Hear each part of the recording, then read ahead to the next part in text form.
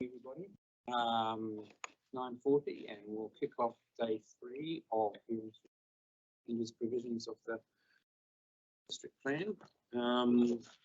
Today we start hearing from submitters, and I would like to welcome Mitch here on behalf of the Wellington Residents Association.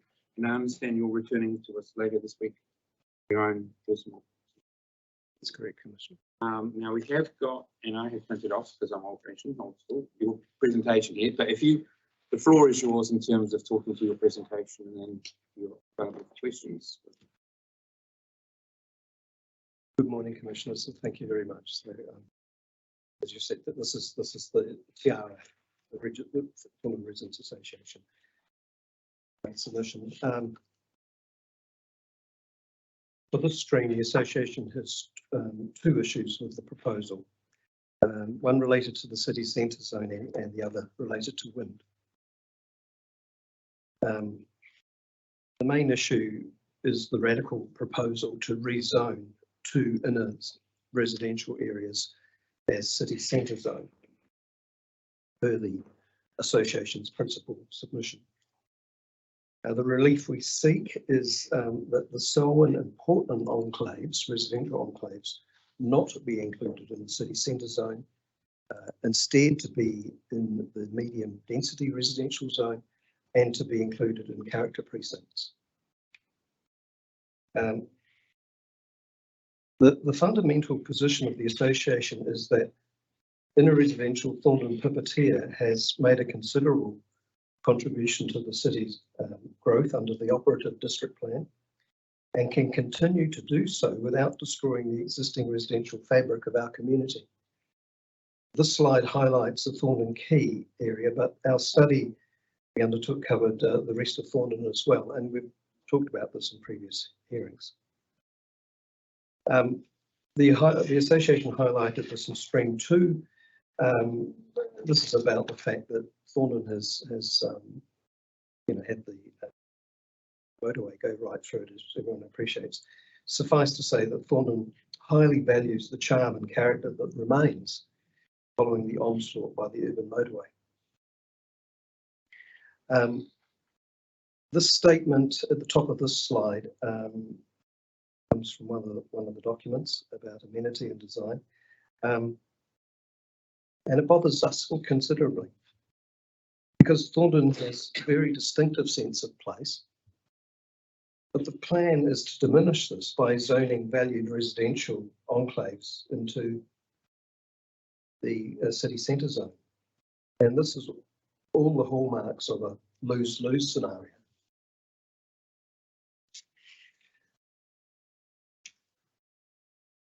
We wish to remind Commissioners of our work in preparation for studying the proposed district plan, and that was presented in streams 2 and 3, and we talked about a catalogue that we've created, and this includes the Selwyn and Portland enclaves, which is highlighted on this slide. We'd like to remind you that the catalogue we created includes photos of every residential property we've submitted on with respect to the proposed district plan. And by the way, in this particular slide, this illustrates historic urban intensification found throughout inner residential Thorndon, valued character and heritage on tiny land parcels.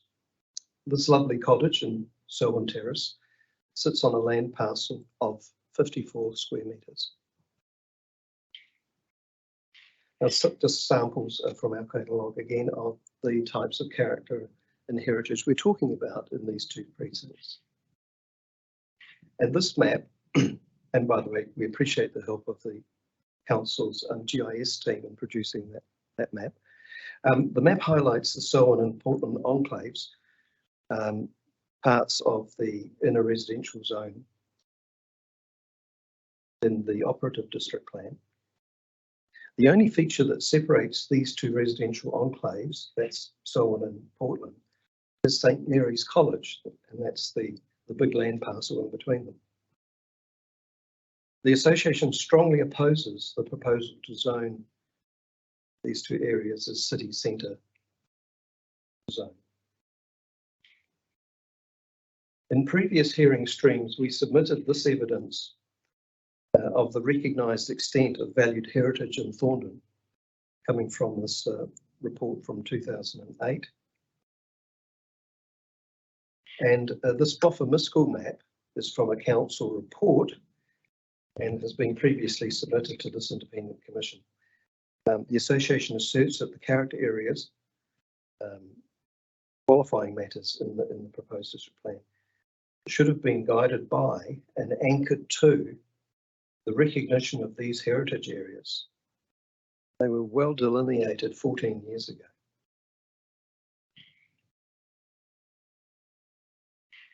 And this is just an extract from the reports at that time describing Portland and Selwyn.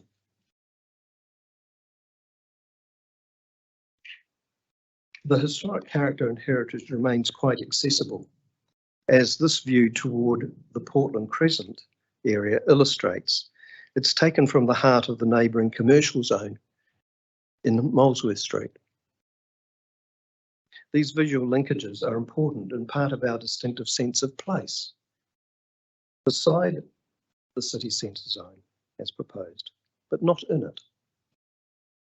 We see some of the villas in the Portland enclave framed by Te Ahi Mairangi Hill in the background.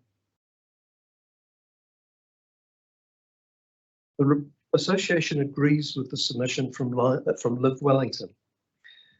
The association seeks a livable city by design, and that includes constraining the sprawl of the city centre. We cannot see any reason to risk what the community values. The planner's goals can be achieved without doing this.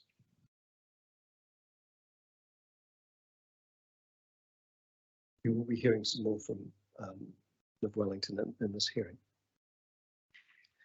And this slide is an extract from the Residents Association submission to hearing stream 1, where we challenged the continual use by Wellington City Council of a projection of 80,000 population required over the next 30 years.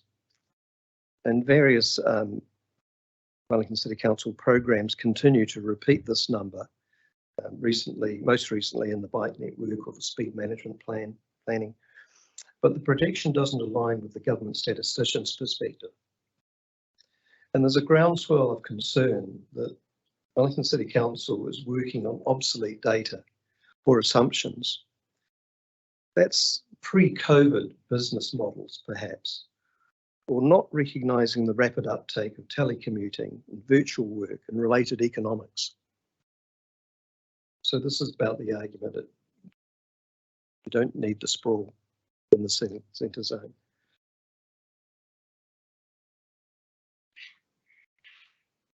The association agrees with evidence other inner residential associations are bringing to this hearing, like Newtown. The city can have its cake and eat it too. We can achieve a win-win. The city centre zone does not need to swallow residential Selwyn and Portland from Thorndon.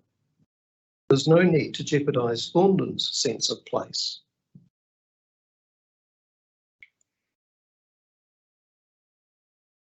The slide highlights an extract for a submission you've yet to hear. The TRA supports the considerable evidence brought to this independent hearing by the Wellington Family Trust.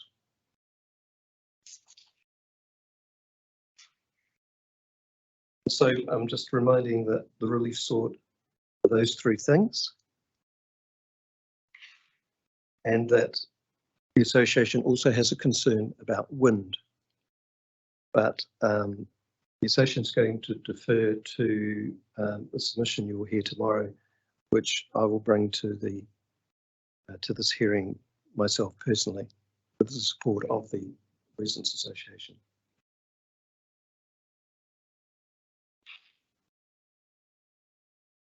That's the our submission this morning, Commissioners. Thank you. We'll just hand over to the panel. See if there are any questions.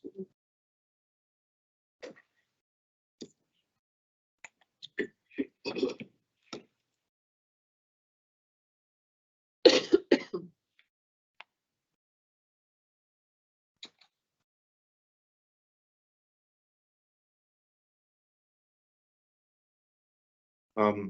you, Mr. Murcott. Your submission is very clear to me anyway, and of course it crosses other hearing streams as well. So in terms of what we're looking at here today, I don't have any particular question to you. It seems to me that there is two choices. One is what you wish, that there be in a residential enclave for Selwyn and Portland Terrace areas, and or else it goes to Central City as was notified. So yeah, I'm reasonably clear on the issues. Thank you.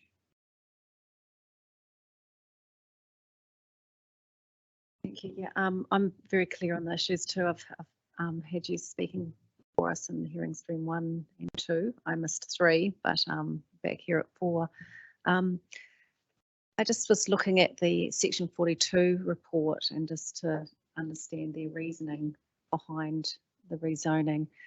And to me, it looks a lot to do with physical boundaries of the highway and what's currently happening in that, not just those two enclaves, but you know, in the wider surrounding adjacent areas. And you know, they highlight that there's a lot of mixed use activities around there. I understand clearly that's not your position, but I just wondered if you had a comment on that, you know, in terms of physical boundaries and what's currently happening there and what may happen in the future. Yes, I think, you know, this is New Zealand's oldest suburb. It's evolved to what it is now. We've experienced firsthand very destructive urban planning through this important part of our country's journey. I mean, lots of all our stories relating to how the city was formed and so on, and anchored around, or lots of them are anchored around the inner suburbs and Thorndon especially. So what we've got now in terms of the representation of our residential character is absolutely cherished. It's yes, it has been fragmented a little bit. Yes, new boundaries have been created because of the need for the city to grow somewhat, and the government precinct and so on. Remember, we're quite unique. There's 5 major schools in the midst of our residential area, as I've highlighted just between those 2 little enclaves. Yes, we've got major infrastructure components. All the lifelines for the city come right through you know, Thorndon Quay and the Pivot area. Then there's the urban motorway and so on. But that is part of the story of the city, and it's very much a part of what visitors see too. Remember, we've got Catherine Mansfield Memorial Park and Home and Garden, and you know, the heritage walking areas right through these places. It's those just drawing lines on a map like we feel the planners are doing is not respecting how not just people of Thorndon feel, but the people who come to Wellington and the other Wellingtonians feel about the place. There's no need for this. There's really good reasons why the city centre zone could take advantage of a tighter zone and a focused zone and focused development. Got lots of areas that are just car parks, as you know, in this zone at the moment. There are other ways to encourage and incentivise the kind of intensification that's sought than doing a land grab on valued heritage and character. Thank you. Morning, Mr. Murcott. Good morning. Since we have been talking to each other for a number of streams now, I think I know very well where you're coming from, and I just would like to have a clarification on one of your slides because it's very hard to see. If you go, I think it's slide 11.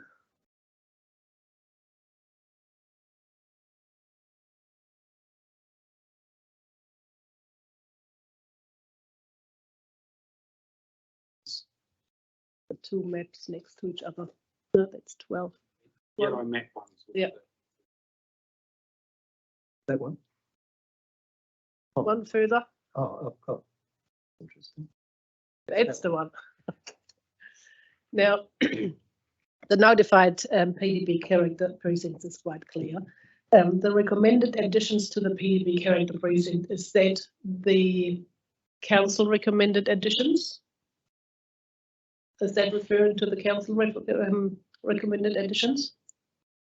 The council recommended addition was over the Hobson area.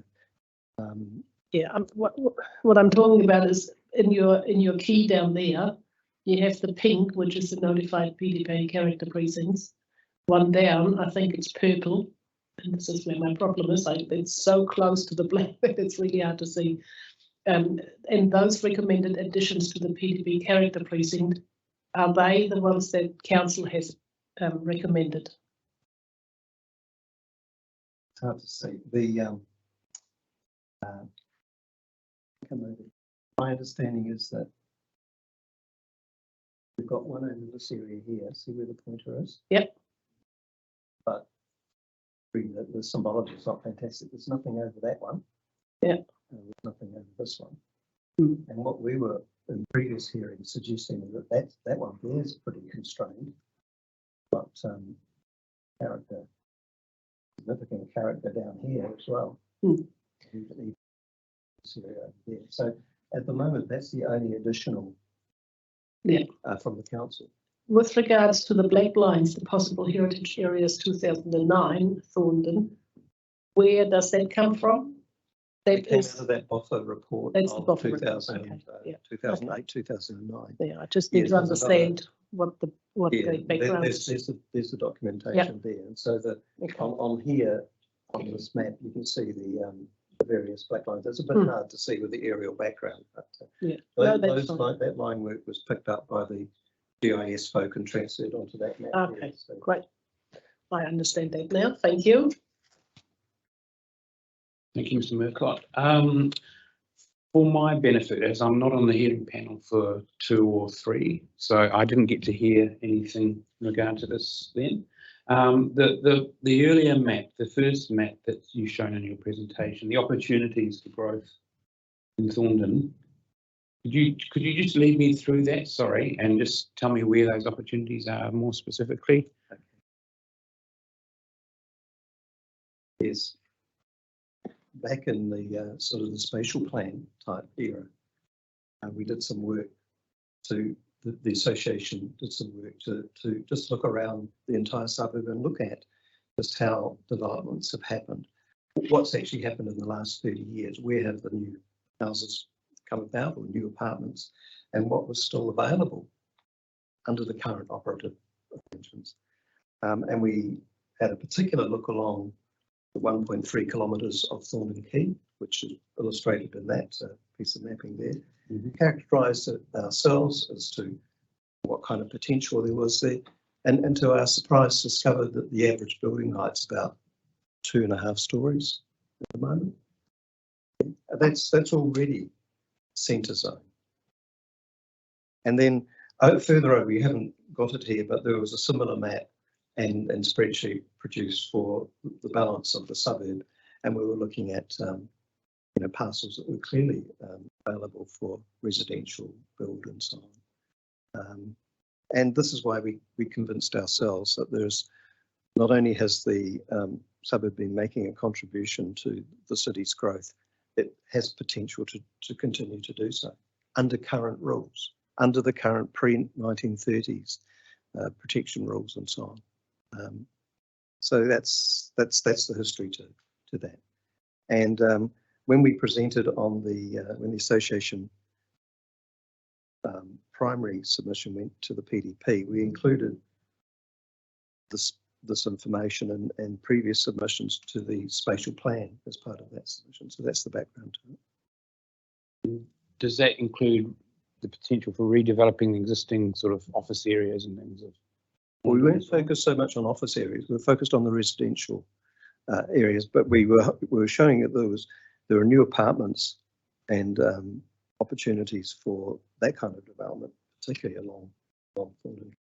And we were coming up with estimates as to reasonable conservative estimates of how many extra apartments could appear just in an area like that over a 30-year period. We were coming up with quite amazing numbers, assuming that people could build buildings up to about 8 stories or maybe 10, I think, because they're, you know, that's kind of height available down there.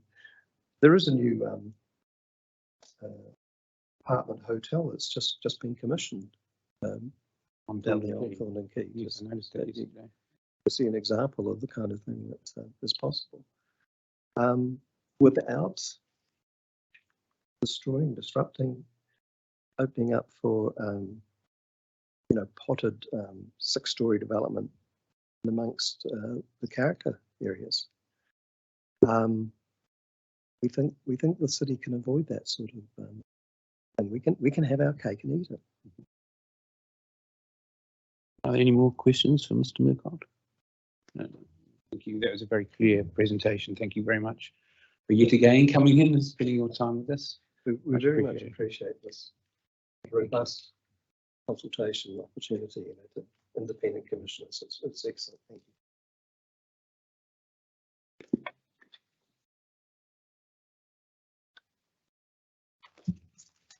you. All right. Next submitted is Willis Bond.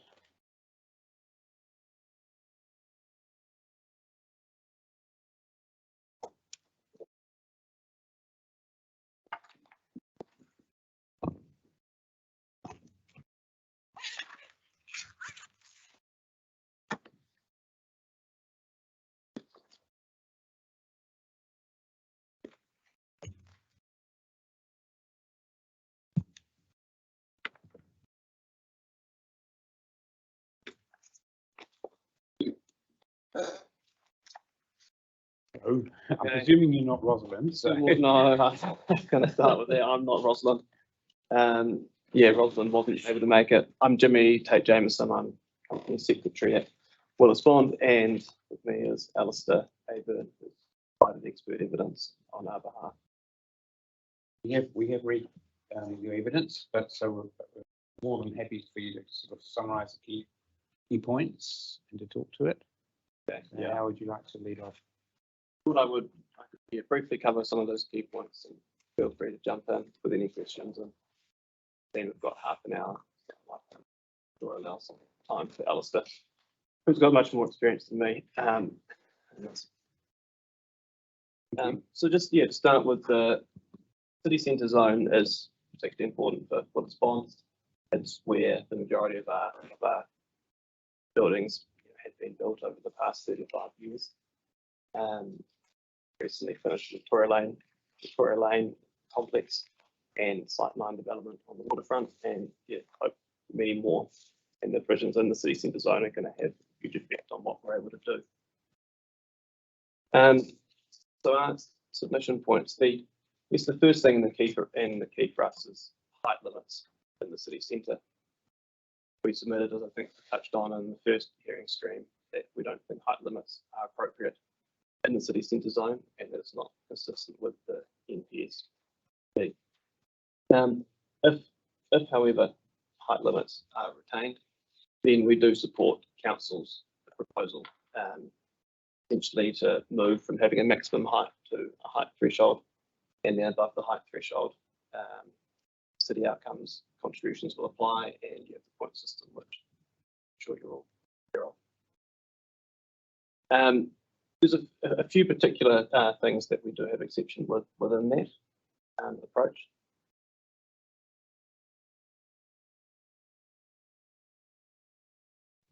For buildings that are over height but do not comply with the city outcomes contributions. This picked up on point by Mitch Grattan Management Limited. The potential for developments to have an alternative consent pathway, as they do now, if they're over height. Now, I believe this has been largely addressed by council and rebuttal evidence, but we're left with the position in CC CCZ 20.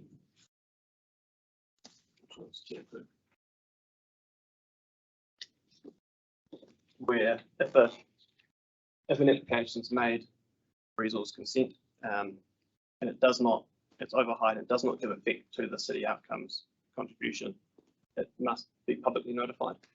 And that's, I guess, an exception from the general approach in the CCZ, which has been to preclude a public notification. Our view is that that may be appropriate. Public notification may be appropriate in some circumstances, and we appreciate you dealing with an exception where you've gone beyond the height and you're not complying with city outcomes contribution. But we don't think that should necessarily always be the case. And we would prefer to see the notification statement removed, and so the silent is notification, which means the Section 95 test now may apply. So moving on from that, another point around height limits is the exceptions built into the height standard in the CCZ S1 around height. There was sort of quite a range of things where you had building appurtenances, solar panels, heating components, etc., satellite dishes, and antenna, and lift overruns. We've submitted to add a couple of other exceptions, which were for sloping roofs and for non-habitable rooms. One of these was actually picked up in the residential hearing stream by council in the HRZ. That was around sloping roofs. What's happened now in CCZS1 is these have been pared back, and so the exceptions for solar panels, heating components, and satellite dishes, etc., are no longer included. There are still exceptions for lift overruns, and then fences, standalone walls have been added in. Those exceptions are quite important, and there often are things that go on top of buildings. And by removing some of those, we've actually effectively brought those height limits down a bit, because suddenly you've got to allow for those in the height limit. So yeah, our submission is those should be reinstated, and the ones that we'd asked for, we believe they should be included.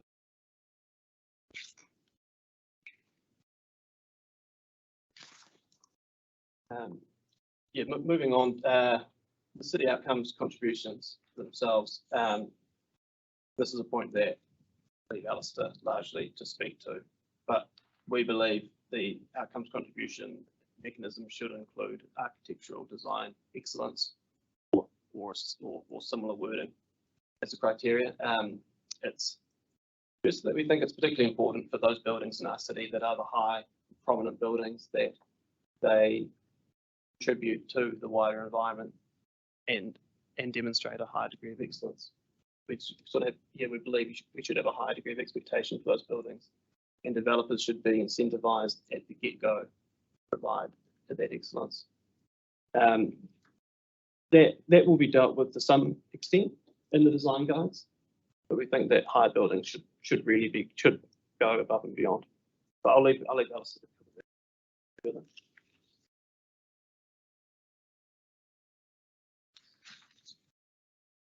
So yeah, in our statement, jumping into sort of section 6 here, this is probably a smaller point, but CCZ P2 talks about potentially incompatible activities in the CCZ. That currently includes car parking at ground level. In our submission, we'd proposed inserting the words where it occurs along building frontages. So we believe that if car parking is at ground level but set back from the street, perhaps on a deep site, then it isn't such a concern.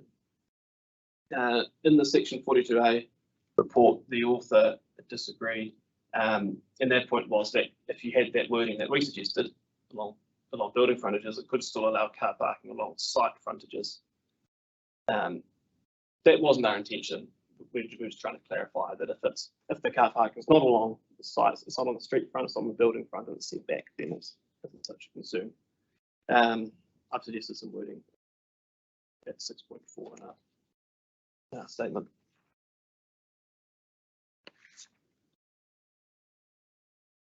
So then we come to Te Ngākau Civic Square Precinct. Willis Bond has a interest in the Michael Fowler car park site, which is within Te Ngākau Civic Square, but I don't think it's sort of commonly understood as being within precinct, as it's not immediately adjacent to the square, but it is part of the precinct. We've gone through the Section 42A report and are in agreement with the majority of the amendments which have been proposed. The key thing for us here is height, as always, and public notification or notification status generally. We believe it should function in the same way effectively as the balance of the CCZ. This has largely been supported by council and rebuttal evidence.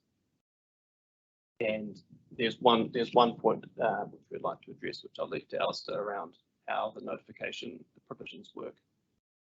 So I'll leave that for now.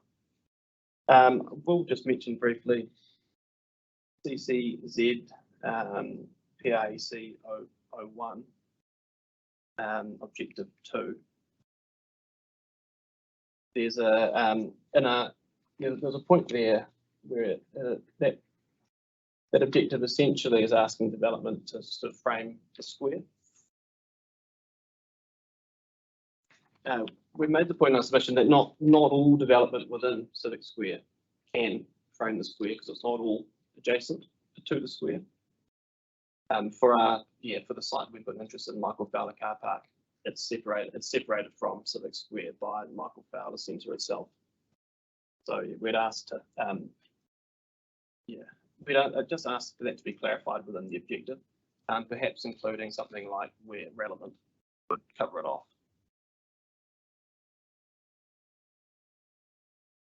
And there's also in the same objective, there's a requirement that development provide for green spaces. Council have added in where possible. I think provides for green spaces came from a submission from the Wellington Civic Trust. So where possible has sort of been added in recognition that it's not always possible to have green spaces there. We think that is a bit confusing and a bit hard to know exactly what that will mean. There isn't, to be honest, there isn't a lot of green space in Civic Square. It's always essentially possible to add in green space. It means taking away development space. And we think leaving that there is just, it's confusing, unclear as to what it means, and it's just not going to be possible on the vast majority of the sites there. It generally wouldn't be possible on our site. In the last section there in the statement, this is number 8, is on the Tasman Street block, which is block where that's a block between the Basin Reserve and Massey University site. So I've got in the statement there's a diagram which shows the height limit in that block. That's the proposed height limit is 28.5 metres there. North and south of that block is 42.5 metres. As mentioned earlier, our primary submission is that height limits would not apply in the CCZ. But if they are retained, then we'd like the panel to have a closer look at the height limit there. It sort of appears to us as an anomaly, and we couldn't identify any reasoning in the Section 42A report or elsewhere as to why it's 28.5 metres. It doesn't seem consistent with the NPSUD, with policy 3A to realise as much development capacity as possible and maximise the benefits of intensification. Put simply, if the height limit were increased, then we could provide much more housing in the north part of that block where Willis Pond is. That's a brief summary of the statement. Would you like to move to questions, or would you like Alistair to? I think we'd appreciate hearing from Alistair now, and then maybe just open up for discussion and questions. All right. Thank you, Chair. Absolutely, that's fine. Look, I have, with your leave, got some speaker notes which I'd like to hand up, if that's acceptable. Good. Thank you.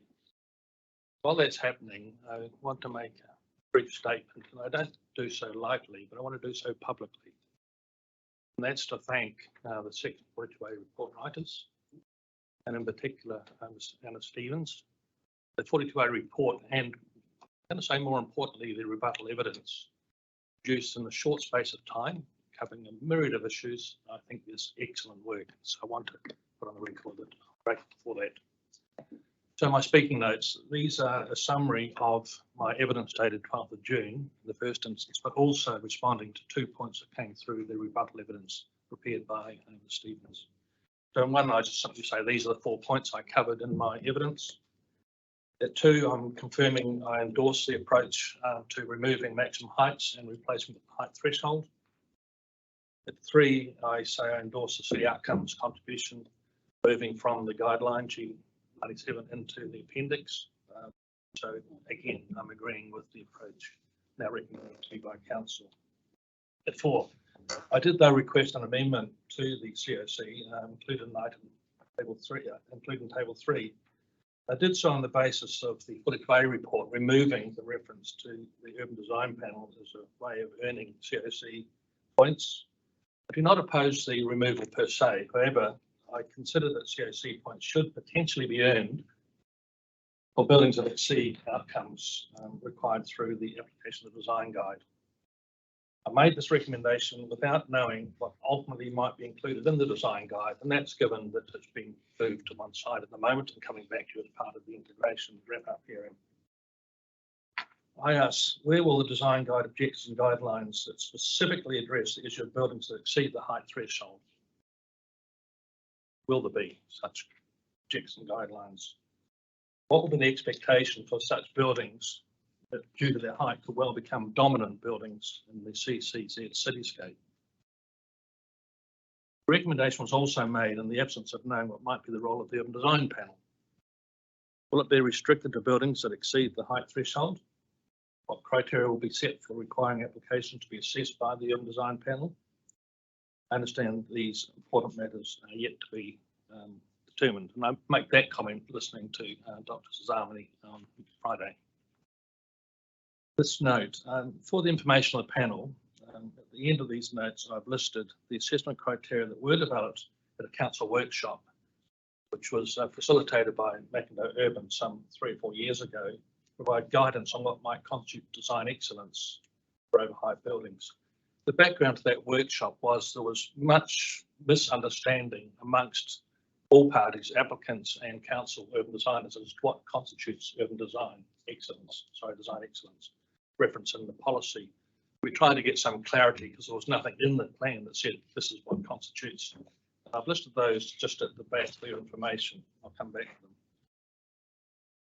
I also can say that to date I've prepared resource consent applications for 3 major central buildings that have been reviewed by an urban design panel. The 4th one to be reviewed by an urban design panel next week. So I draw on that experience. And those are the only 3 and soon 4 major central area developments that have been in front of urban design panels to date.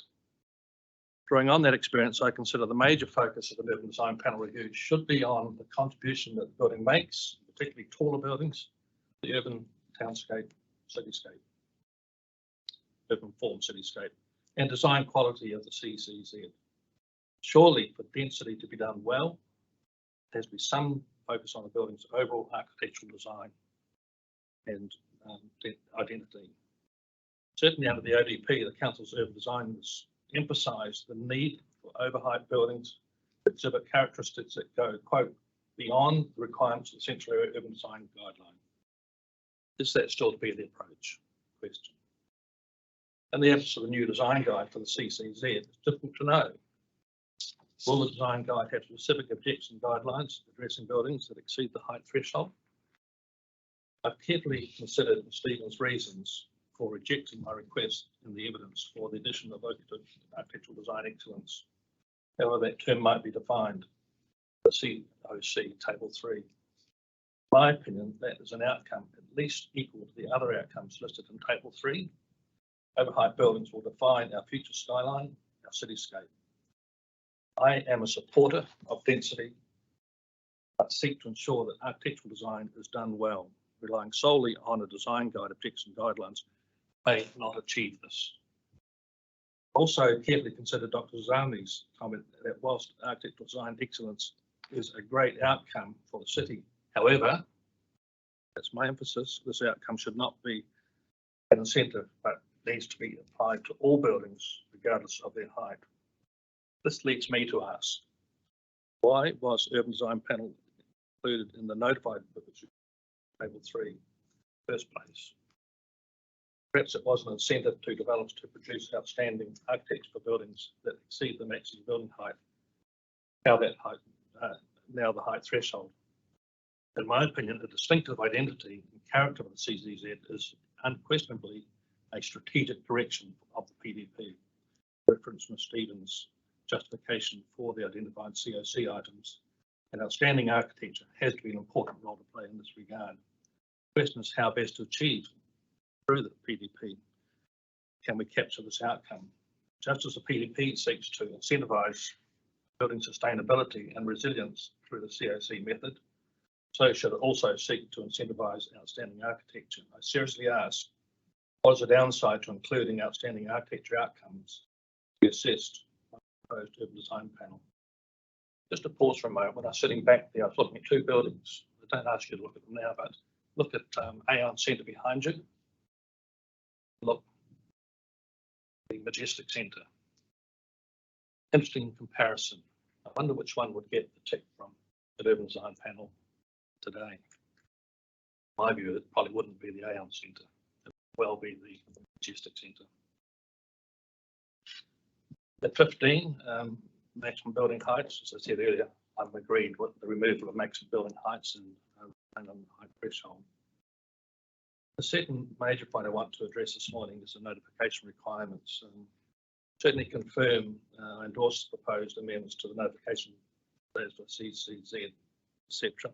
Rule 8.2.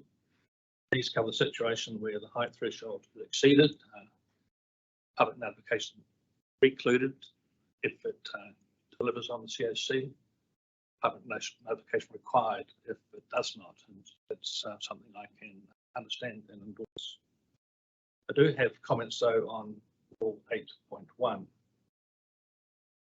Just I won't read the notes here, but the situation is a building below 40 metres in the Tanaka Square, even if it incorporates COC type outcomes, which wouldn't be required because it's below, would nevertheless at the moment have to go through the 695 notification threshold, as I read that.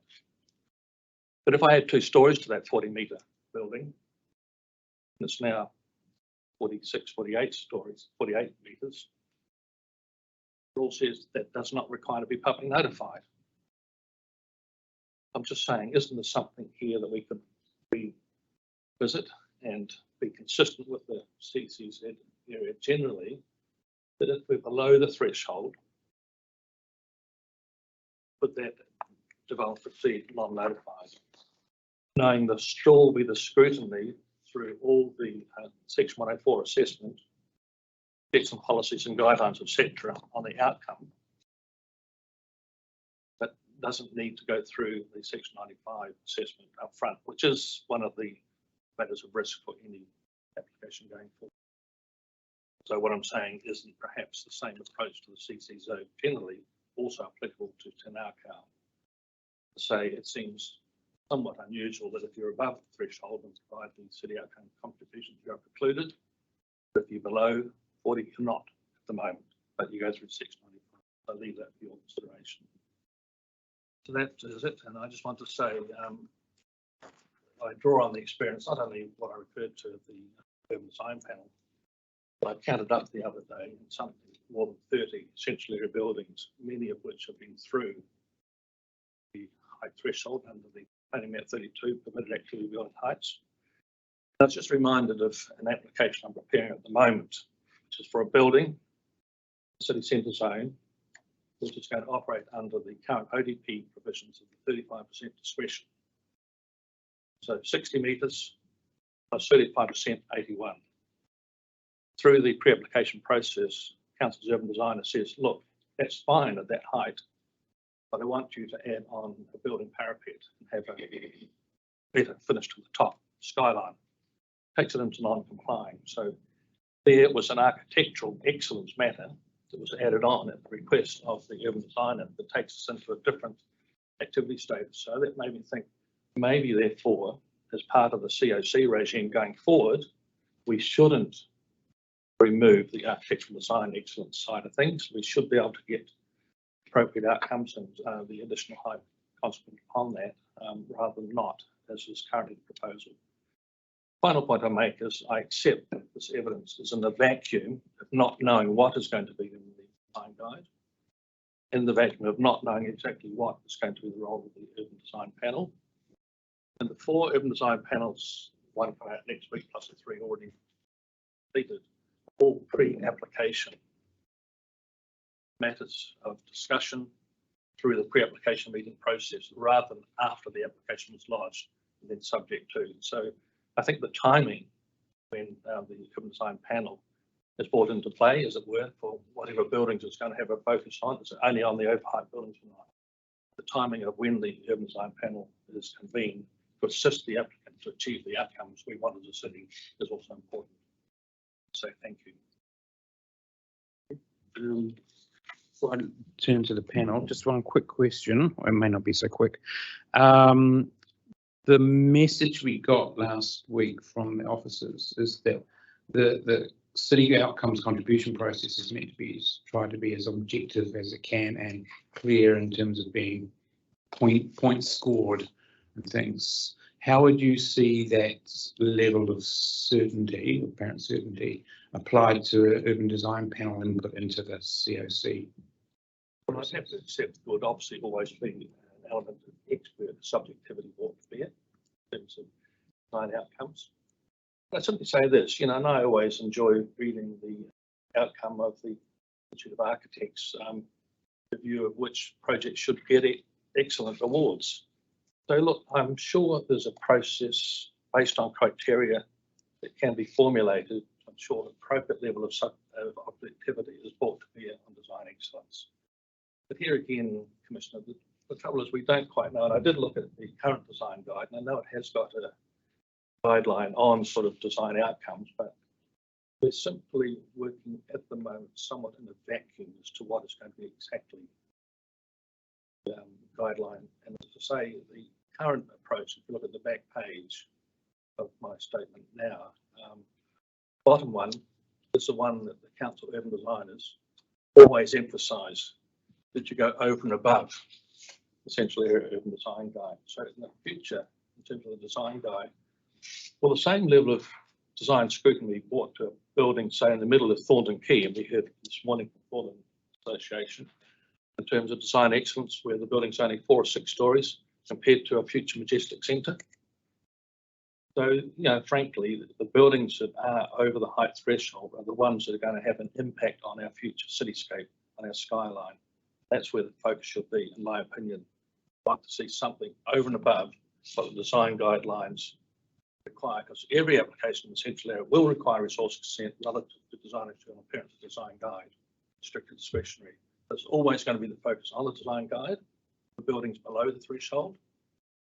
We're talking about exceptional buildings above the height threshold. Shouldn't there be this extra focus? And I think if so, then how do we incentivise this and provide that opportunity? Thank you. Thank you both for your presentations this morning. Mr. Rayburn, you sat through a bit of Friday where we were talking at length with the officers in relation to how the COC, City Outcomes contribution, would actually work in practice. And we've also had the benefit of a significant amount of evidence from other parties, very critical of the concept. Appreciate that. And a lot of that is on the basis that the City Outcomes contribution doesn't actually relate to matters to deal with the height or architectural excellence. They relate to building function, they relate to particular add-ons such as open space or laneways and a points system. And I guess what we were trying to get to the bottom of, and certainly last week, was this apparent disconnect in between the effects of an overhyped building and a city outcomes contribution, which wants various different add-ons which don't actually relate to the architectural design and the architectural quality of the output that there is. I notice your support in principle for the city outcomes contribution, but it's got a caveat on it that it also needs to have a design excellence component within it. Now, I'm familiar with a number of the buildings that you have talked about before, and the problems that I always found as a decision maker when looking at overhyped buildings in the central area, with how do you get some more objectivity around what is design excellence. And I think we possibly recognise that there was some problems with the wording of the policy. It was potentially open-ended. And I noticed your support for design excellence to be a component of that city outcome contribution. How do you think that this whole mechanism would actually work? You're talking about a design panel to provide contribution. Is the design guide good enough? Could the design guide be adapted to provide more guidance? So two different urban designers, when looking at the same project, could possibly come to the same conclusion. Because, you know, I think urban design's an art, not a science. And it does have a large element of subjectivity to it. So for our benefit, where would the improvements be made to the city outcomes contribution and therefore the design guide? Noting we're not dealing with the design guide here today. Well, look, I'm first going to say I agree very largely with what you say. I think, as I said, my words, we're working at the moment somewhat in a vacuum. But we don't have in front of us how a design guide might be sort of addressing buildings that do exceed the threshold. We don't have any understanding exactly how an urban design panel will work. Will it consider all central area buildings, only those that are deemed to be over the threshold, or for some other special circumstance because of where they're located? Question marks at the moment.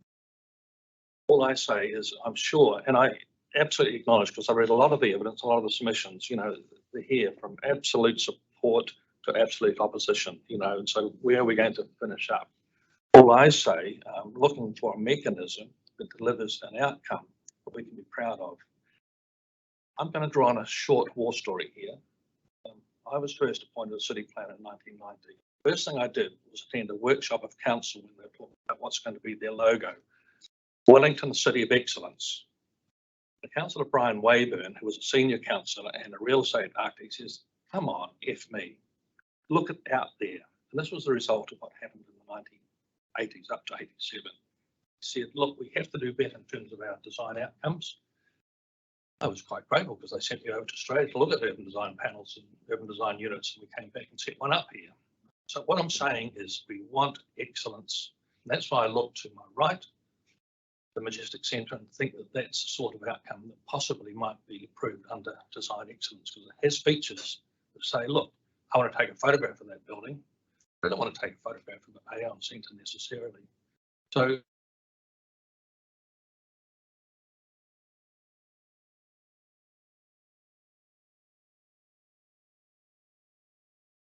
to bring together, try and work through. But my final point is I do believe city outcomes and encouraging and incentivising some of these other outcomes is appropriate. I have no problem saying that. I've endorsed it. I've agreed with the council. But I do want to see this get plugged.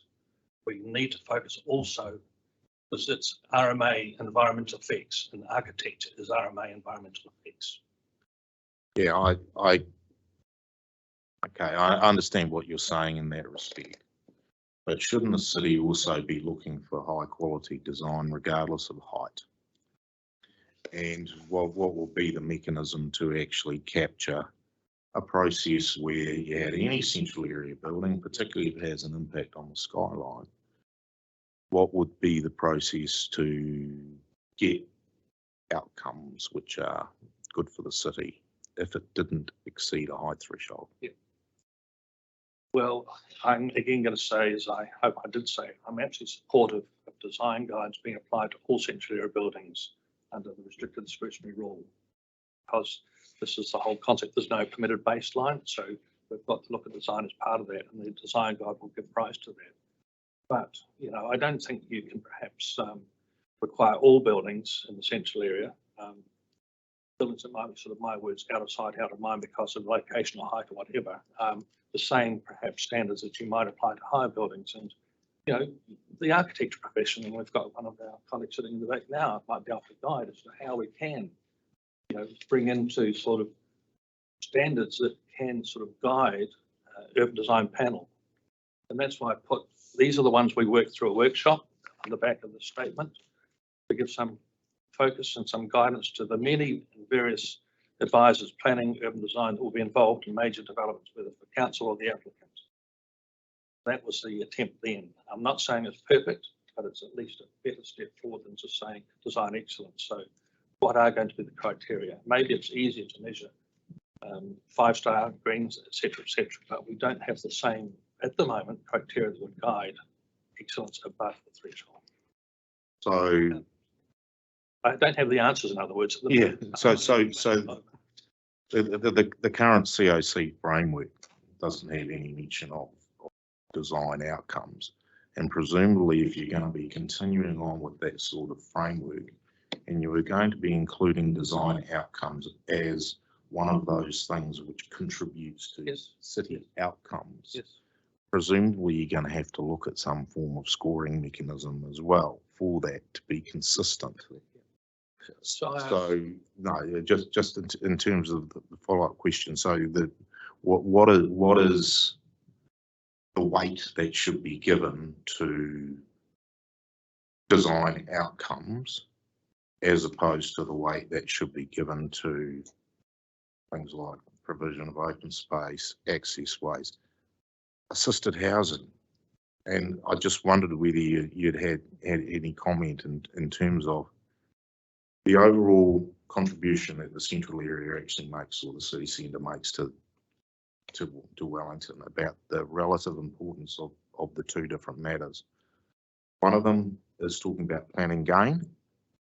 You have a proposal you're looking to, which is over height. You're trying to get something which contributes to other city mechanisms or other city outcomes, such as, you know, assisted housing is a classic one. I'd be interested in your views on that, on these matters. Imagine a scenario where a building significantly above the height threshold earns its points through seismic resilience and affordable assisted housing. What would be the controls on the design of that building in terms of looking at that over height portion? And would the design guide itself address that? Or do you need some incentive? Because therefore could get, my words, quite a plain looking building above the threshold because it's got assisted housing. Dr. Zanani's response to us is that the design will be looked at regardless. Well, I heard Dr. Zami on that and I understand his point, but I want to see the design guideline for a proper review on that, because we don't yet know, are the provisions that specifically look at over height buildings that require, you know, consent because they're over height in terms of design. Okay. As I say, it's a bit of a vacuum at the moment, frankly. I understand how we got to this point, but I do think that needs to be clarified and brought forward, but I do think it can happen. I do believe with the right expertise around the table to get some assessment criteria, and it's probably not creating science, it's probably elsewhere. I know that the officers have looked at best practice elsewhere, so maybe. So I'll ask the question of ourselves as a panel and Dr. Zami, why at the beginning we have urban design panels as a means to achieve COC? Why? Because there was a focus thought to be important in terms of design outcomes, architectural excellence for overheight building. Final one for me. What are the the sites or the projects which have gone through a design panel that you're referring to, including the one you've got next week? Well, 3 of them are clearly in the public. One Tasman, FC, PE, library. 4th one next week, which is pre-application, part of that confidential process, is for a major site at the north end of the central area, with frontage to both Featherston Street and Custom House Quay. A very significant site. I know which one it might be. They've been around a while, so you guys.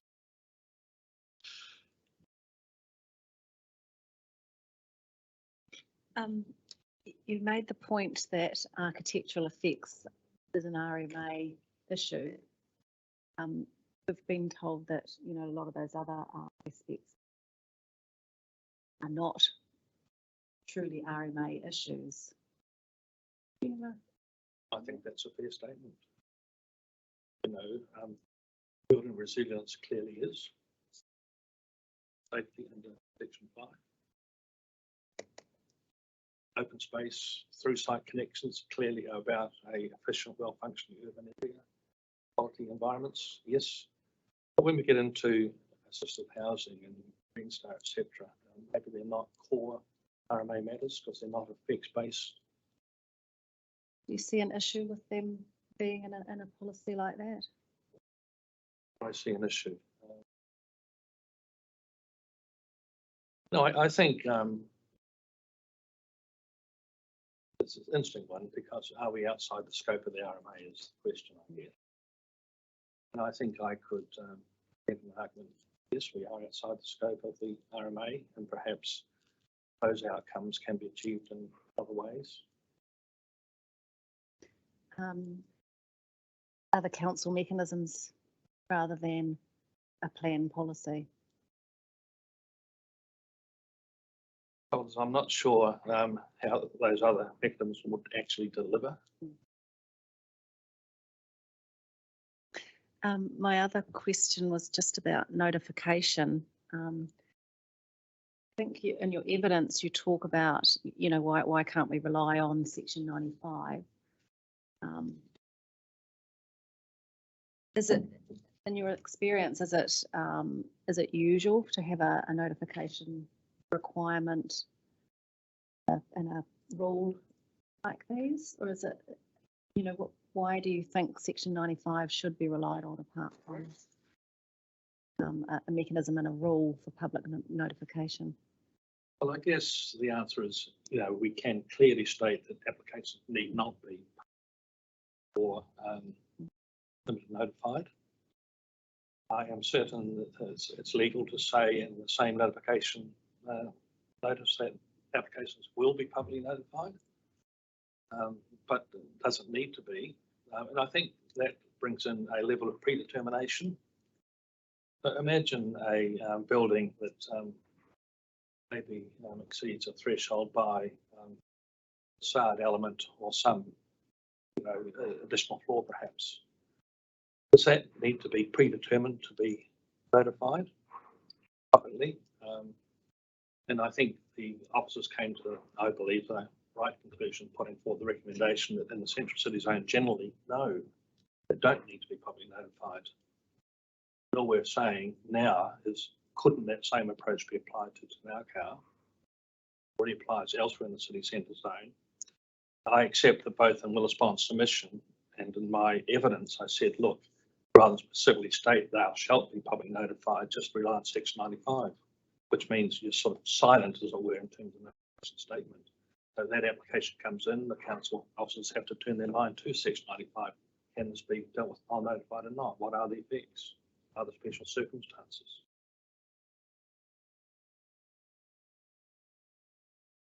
And I just had one other question about you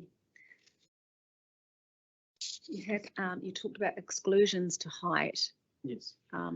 And one of your things, I might have written it down wrong, but was sloping roofs. So an exclusion for sloping roofs. You also said habitable rooms. Did I hear that right? So I just wondered, you know, in an overheight building, how often do you do a sloping roof I don't, just my experience, they're usually flat. I suppose it's not one of our buildings, but the new BNZ building has a sloping roof, and overall the visual impact is going to be reduced than a sort of flat top sort of haircut style roof. So we don't generally do end up with a flat roof, but the view internally was there should be some scope to be able to propose a sloping roof, and chances are it's going to be a more interesting roof than just a flat one. Can I perhaps just add, because I did prepare that application on behalf of Newcastle Group, and the debate at the time was how can we sort of ensure that, you know, the rooftop in terms of plant room, etc., as well camouflage, if I can use the phrase. So they come up with the idea of having the sloping roof, but the roof itself could have triggered notification potentially because it was over the to the discretionary element, 35%. We worked through that as design excellence. Sloping roof was a way of ensuring the building top was, you know, got a feature rather than there's a bit of surfacing Stuff on top. Yeah, thank you. That's helpful.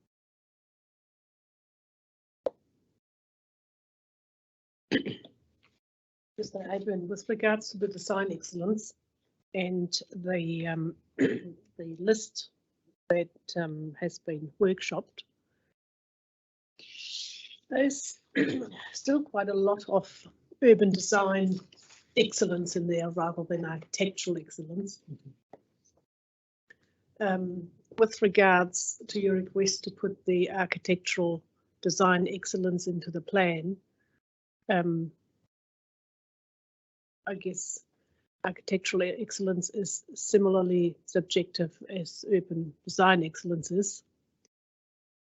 Would you see it pertinent that a extended list would be workshopped or provided somehow to actually include more architectural excellence rather than just focusing predominantly on the urban design excellence? Absolutely, yes. And that's, I guess, coming back to some of the earlier questions. We need to, if we're going to go down this path that I'm recommending, that there's at least a focus when looking at overhyped buildings on the architect. I'm a planner, not an architect, and so I use it in terms of wider design outcomes, whether it be architectural, urban design, or whatever. But yes, we need to be able to be guided by criteria that sort of demonstrate the outcomes we're seeking. That's why this workshop tried to bring to bear, because prior to that, you know, urban designer A says, well, this is design excellence. Urban designer B says, no, you can't consider that as design excellence. We're finding it problematic as to how we would their applications and attest whether they achieve the outcomes council is seeking under that policy design excellence. So I think it's broader than just architecture. It's design in the wider sense. But I didn't want to use design excellence per se, because that's got a pretty traumatic history, to be honest, under that policy. So we're all searching for the right term, but what I'm saying is when I look out at the cityscape in the future, I want to see cityscape. I think, well, that's got some really interesting outcomes there with design excellence, architecture, design, whatever. That's what we want. Now, is that something that you see more fitting under the design guides, or is that something that, because it flows into, or you've linked it to the COC, where do you see that most effective? Well, I think it's got to be in both. Again, go back to one of the earlier questions. I think all buildings in the central area need to be sort of assessed against the design guide. That goes back to the early observation before, when we didn't have design guides. We got architecture and outcomes that we weren't all that proud of. So the design guide, I think, is up the ante. Initially, the architectural profession were quite strongly opposed. I tell you, they were strongly opposed to design guides. But as time has elapsed, they've come around, and yes, we can work with these and the outcomes are better. The design guide, yes, for all buildings. If we're going to incentivise the outstanding tall buildings in some way, should we give some credit when they really go beyond what is required to meet the design guide? That's the last bullet point on the page, because that's what the workshop said. The question now will be, okay, what do you do to go above the design guide? What are the further sort of measures you have to achieve? That's where I think there's still some work to be done. If I can just add something there. Sure. In hearing stream 2, where we talked about the design guides of Willis Bond's proposal, was that the design guides needed to be broken down into sort of clearly measurable requirements, as well as more probably generic guidelines, which applicants were encouraged to follow, and that we thought the way they'd been drafted, it was all a little bit ambiguous and hard to follow. If you took that approach and you had some clear measurable requirements in the design guides which you had to follow, and then you had probably more general statements about design and things you should be aiming to do, that latter set could be used to assess architectural design excellence, and that would probably be a good way of giving them something, so that they're not ignored entirely by developers, which we don't want to happen. But it would mean that when, say, Willis Bond is sitting down and having a look at a development and what can we do from the get-go, you're having a look at the points on offer and you're saying, how can we get these points? You're talking to the architects and you're saying, how many points are we likely to get? You're putting that pressure on. And if you have points available, that's sort of baked in from the beginning. The importance of it.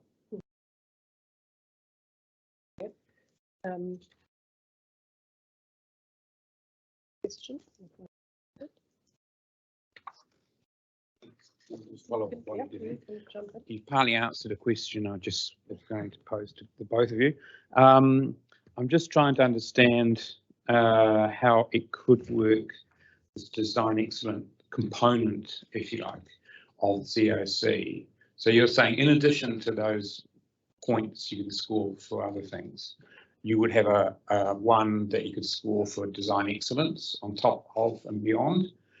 And that would be, and I'm just putting this on the table, I'm trying to clarify what you're saying or suggesting, that could be judged by the urban design panel at some point in this pre-act process, or at the pre-act process, because surely a developer would need some certainty to know whether they've got those points before they proceeded with a proposal. Yeah, I think the point around certainty is an interesting one. I mean, we, in the first hearing stream, stood up and said certainty is really important to us, and it is. And we'd be uncomfortable if we went back to the whole design excellence process in the ODP, where it's very hard to get that certainty.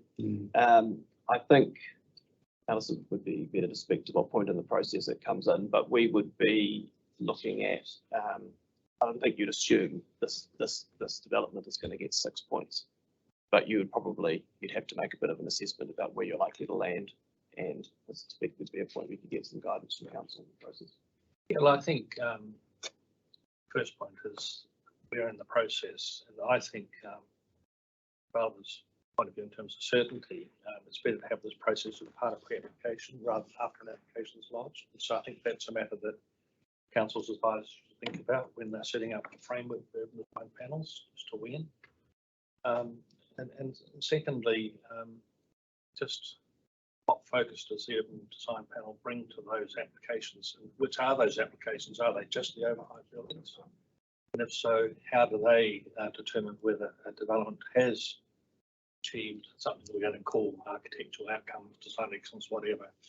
And in my evidence, I did say, look, I think that you remove from the left-hand column in table 3, urban design panel, replace that with something called architectural urban design outcomes in the urban form. And then in the right-hand column, the comment was this could be assessed by an urban design panel. But if the urban design panel is not going to consider all applications, then it comes down to the council urban designer consultant, whether in-house or consultant to it.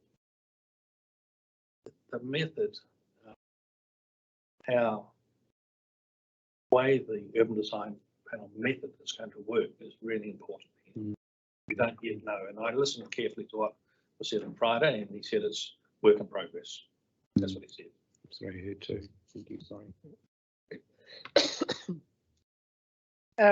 In your evidence under 6.27, CCZ precinct 01, you are asking for an amendment that actually includes for a new building or structure but excluding any additions and alterations to a building or structure must be publicly notified. We've been talking a lot about architectural excellence and design excellence from an urban design perspective. Do you think that additions in particular, not so much the alterations, but the additions in particular can have some significant effects on the appearance and on the, not only the appearance, but also the effects that a building has, and why would they be excluded from public notification where, or if they, let's say under section 95, would be assessed as needing them? Well, the first point here is, because we're now talking about Khandallah, which is within the city centre zone. Within the city zone, all new buildings below the threshold and including additions alterations do not need to be publicly notified. Why can't that also apply to the square precinct question? If it doesn't apply, and it started off, of course, with all buildings, including additions alterations, to be publicly notified.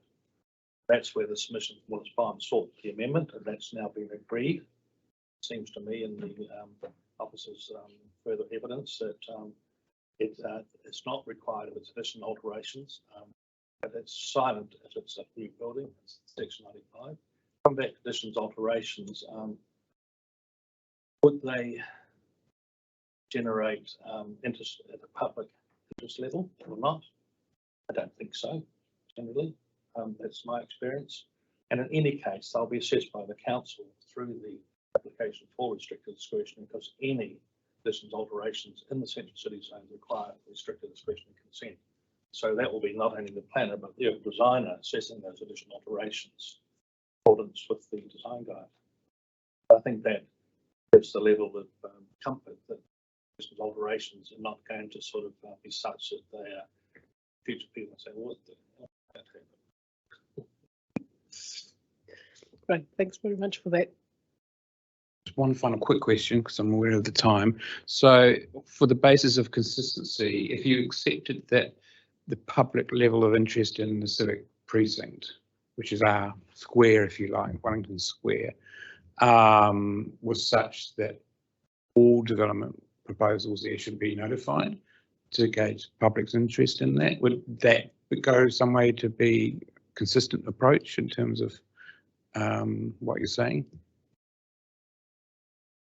I'm not sure I'm exactly understanding your question. What I would say is that we would accept the current proposal in front of you, which is for new buildings in Khandallah, sort of, say at worst, being subject to section 95, or at best, could you adopt the same provision that you have in the city centre zone? Those new buildings below the threshold do not need to be publicly notified. I think what I'm saying is that because it's the civic precinct, I think that was the argument we put in terms of notification, that there's a greater level of public interest and need for public involvement in that process of development. So I accept what you're saying in terms of the consistency issue, but if you're looking at the precinct as why there's a precinct there, then it should go to the notification decision too. Well, that's where I drew the parallel to the decision that's in front of you and the recommendation from heritage advisors, that within heritage areas, you could say that's perhaps somewhat akin to the precinct in Khandallah. You remove the recommendation is remove the requirement for public notification rely on section 95. So, why not that approach? Does Khandallah generate a level of public interest? Possibly it might. Certainly didn't in terms of the MFC car park development. I make that comment on the basis after public notification, there's only a very small number of submissions from immediately adjoining landowners. And that's not, you might say, wider public interest. In terms of public interest, there's also the fact that council has control of that area as a way for the public to have input, and it's up to council, I guess, how they involve the public in those decisions around the buildings. So, to a short extent, the panels have to take that into account, but I would have thought that's a way of public being involved. And there was also a public consultation on the framework NACO, which does recognise that it's an area where That first point is a really important one, consultation under the Local Government Act, because council expenditure, significant expenditure on the development is council-owned land. It would have to go through that LGA process, including public participation. Okay, thank you. I'm just aware of the time, so thank you very much for attending and presenting to us and answering our questions. Much appreciated. Thank you. I'm just looking at the time. It would be good for us to take a 10-minute break at least. Would that be all right with the? Okay, cool. So we'll adjourn the hearing now and we'll resume in 10 minutes time. So just 11:11. Thank you.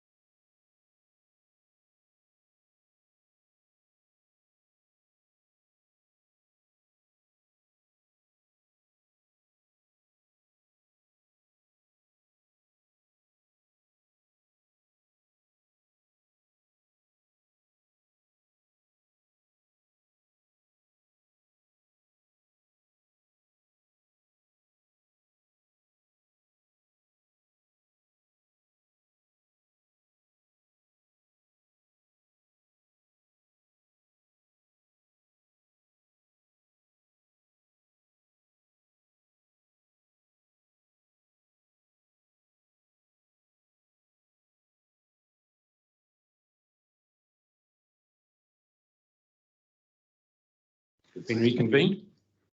And we welcome to the floor Mr. Marriage and Mr. Slessor. Yes. For the New Zealand Institute of Architects. Good morning, Commissioners, and thank you for listening to us. So we've got a few images. I'm not sure if you've had a chance to see through this yet. So that's fine. We'll take you through. So this work is based off some work one of my master's design students has been doing, Hayley Hedges-Fickley. So she's been looking at the density basis for the city centre, especially focusing on Tiaro. And so this is a very small section of her spreadsheet. It's about 20 times bigger than that. So she's actually analysed every block and every building on every block and their current height and things in terms of density in the area. So we've got a reasonable amount of research here, but I can't show you any detail on that, obviously, because it's just too dense. But so we'll just talk about some of the outcomes. So one of the key things that we suspected and that we found from this is that the premises for population growth and capacity in Tiaro are basically wrong. So the City Council's aim of 50 to 80,000 extra people over the city overall, and how much room they're giving to the Tiaro area, they're aiming for about, I think it's 8,000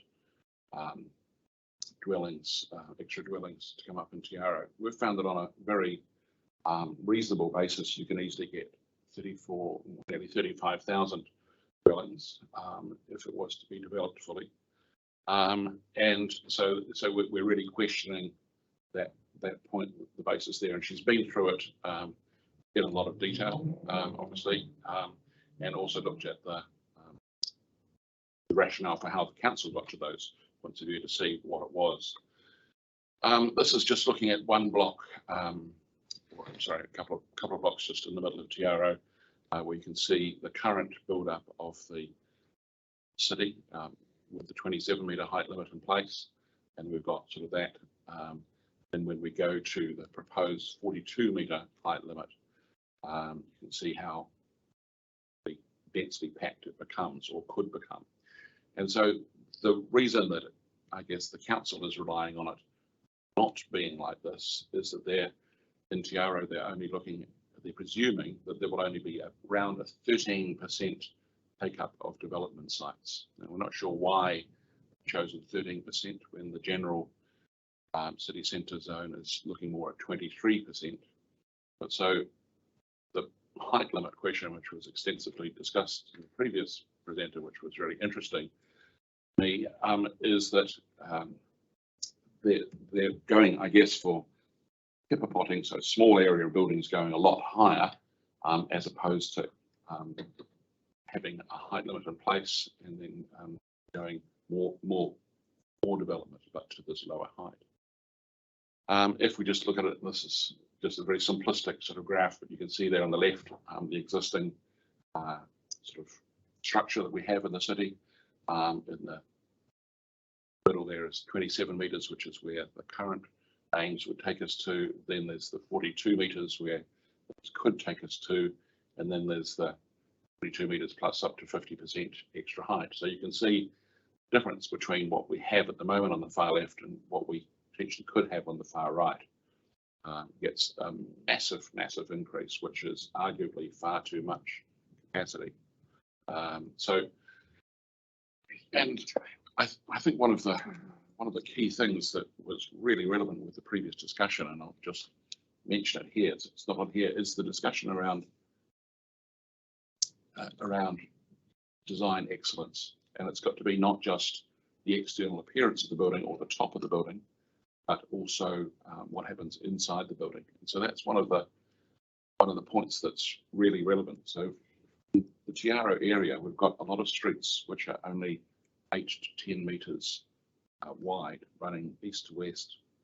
We've got very few streets that are significantly larger, but running north-south, so Taranaki Street, Victoria Street, Kent and Cambridge Terrace, and to a smaller extent, Tory, which is actually still quite narrow.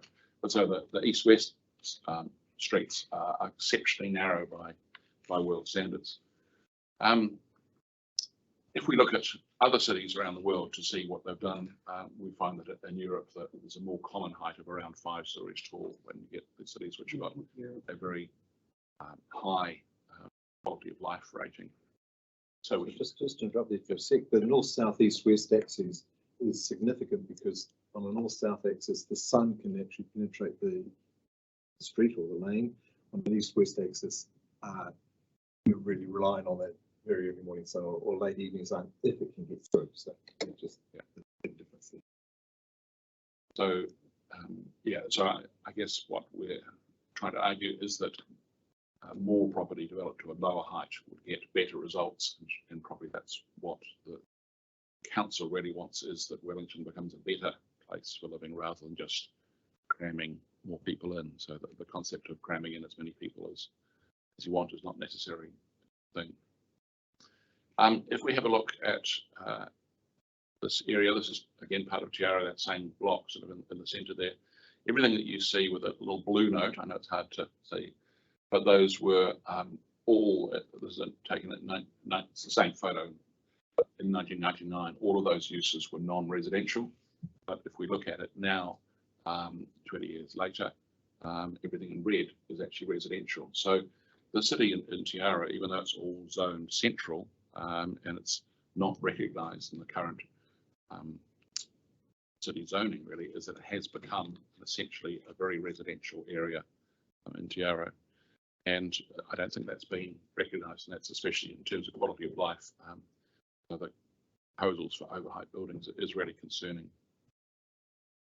And this is that simple aspect in terms of trying to get sunlight and daylight into buildings. So you can see here the sun angle at midday.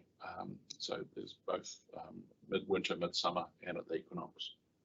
We're currently just past actually at the midwinter thing, so it's sun angle is very low. So that doesn't mean that you have to have a really, really low height limit, but it does mean that that's something that needs to be considered because it has a huge effect on quality of life of dwellings, the amount of sun that can get in. So one of the ways, and we've been part of that work that Hayley's been doing, looking at other cities around the world, so Toronto, New York, Chicago, Sydney, Auckland, or Wellington, just as a basis, and all of the other cities have got some aspect in terms of setbacks and height limits. So none of them, I don't think there are any of them that New York and Chicago don't have a maximum height limit, but other cities do have a maximum height limit. Sydney has a height limit of 55 metres. Toronto, 90 metres in the central city, where it's not anticipated people will be living, but 30 to 37 metres on the outskirts of the city where people are living. And so this is taken from that model. So this, I know it looks just computer generated, but it is actually computer generated, but it's a depiction of what one of these narrow streets would be like if they actually built to 42 metres. So you can see there's very little light gets into the street. It's a real canyon-like street. And this was something that was identified as a problem many years ago by other cities. If we want Wellington to continue to be a sort of sunny, desirable place to live, so you can see here 3 apartment buildings that have really considered the aspect and the lookout and things like that, and they're drenched in sunshine. If we want to continue that, then we need to think about sunshine and daylight in the buildings. So in Sydney, they have setbacks like this. This is from the Sydney district plan, and so that setback is it's only 6 metres wide, where it's between non-habitable rooms, but it goes up to 9 metres wide to a certain height. If it's between habitable rooms, minimum of 12 metres wide. So it steps back depending on what the use of the buildings is, but really looks at maximising some daylight and sunlight into the streets. And as a result, Sydney always scores extremely highly on the world's most desirable cities to live, which is obviously a number of factors, but that's in Toronto. they have the building height is related to the width of the street. So you can see there a 20-metre right away buildings in Toronto. And so they've said that there's effectively that 20-metre height maximum angles coming in there. And where the street is wider, so 36 metres, then that's a similar sort of height. So they're saying the height of buildings really needs to be dependent on the width of the street. So that's part of the sort of urban design makeup of any city.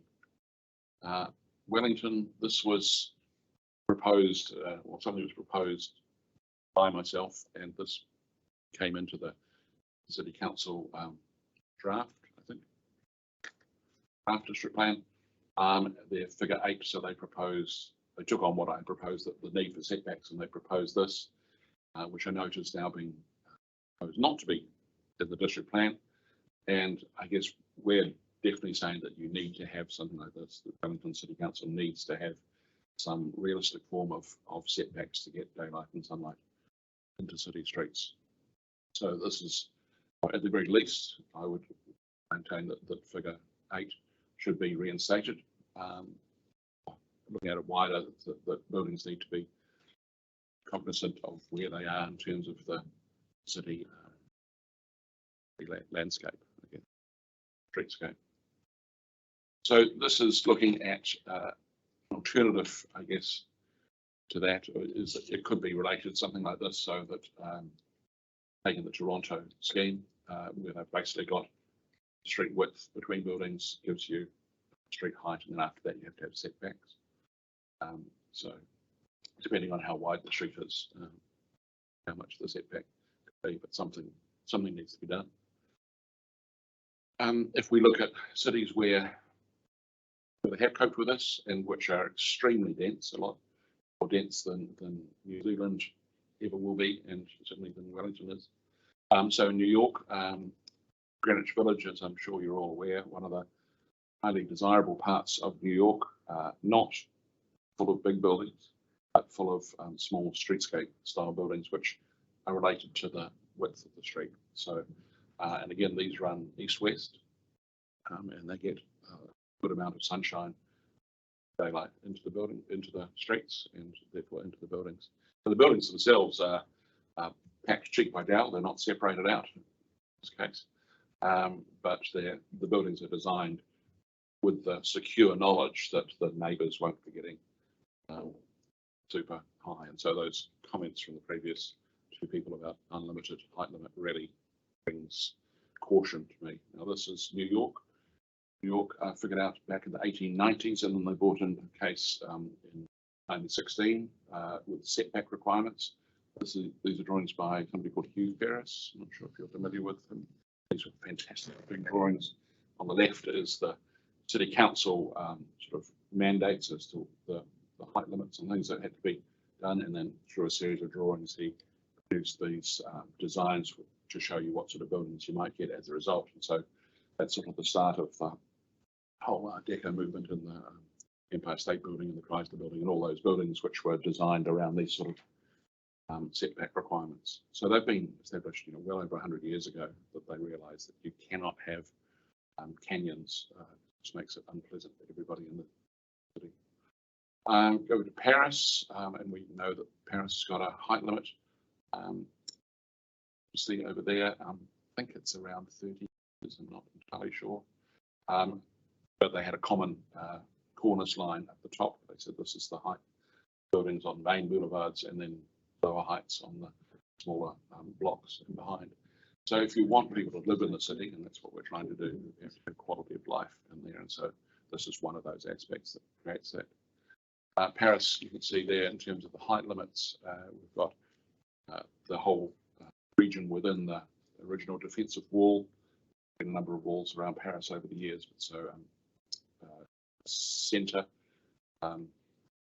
originally was 5 to 7 stories. It's now, I think, 12 stories, maximum 37 metres to that cornice line. And you've got 2.1 million people living within that zone. So we can definitely get our 8,000 to 9,000 dwellings without having to go to unlimited height limit. Hong Kong, obviously extremely dense urban fabric in Hong Kong. And this is many pictures from Hong Kong. This is just one from Kowloon that I found, just in terms of the absolute density and urban mass. But even there, you'll notice that the street is a lot wider than an 8-wide street, and even there, the buildings are still limited in height. Another example here from Belgrade. A lot of people talk about Soviet era apartments, perhaps not knowing what they are. These are Soviet era apartments, and they're about 20 stories tall. This is similar to what is being built and proposed in places in Wellington. And again, I would argue not a great example to follow. This is one downtown Wellington, 17 stories, and yeah, not a great model to follow. But this doesn't even reach the height limits. I don't think. I'm not sure. It's around 40 metres.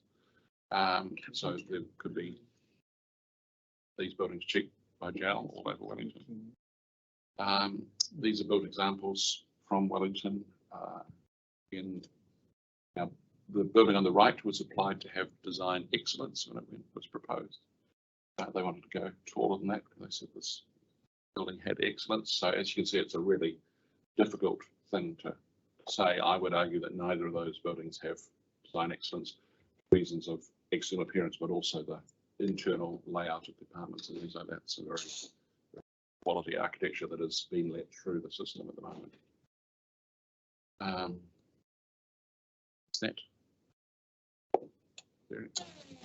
That might be the end. Oh, no, sorry. But also, and you're all familiar with this, the Paddington development, which was tragically underdeveloped. So 2-story high developments, not a good result to follow.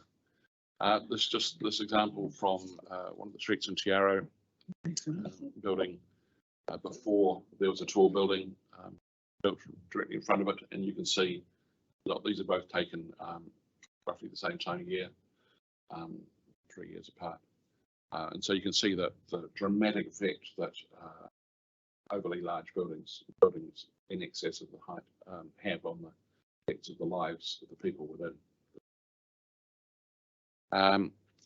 Also, the problem in terms of who are what we're building for. So these are social housing developments from New York. The building on the left has already become a slum. The building on the right is an indication of the sort of thing that we're seeing and eventually going to see in Wellington if we allow this to happen. The building on the right has been, the drawing on the right has been physically altered. I actually added in that middle tower because the buildings were actually too far apart. So the middle tower shows us more like what we're going to have. So the conditions we're allowing at the moment allows us to have potentially slum conditions worse than any slum that we can see in other cities if excess height buildings are allowed. So it's a real concern.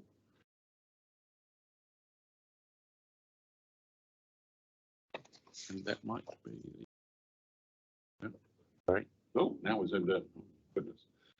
This is Barcelona, where there's millions of people and living very happily. You can see there's all a very strict height limit in place and a very strict urban design pattern.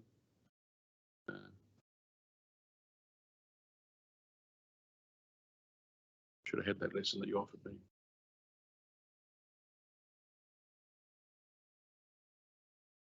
In Berlin, new mid-rise residential, so the whole city of Berlin, very obviously popular city to live in, and a lot of rebuilding obviously from the war, but the amount of building height is strictly limited.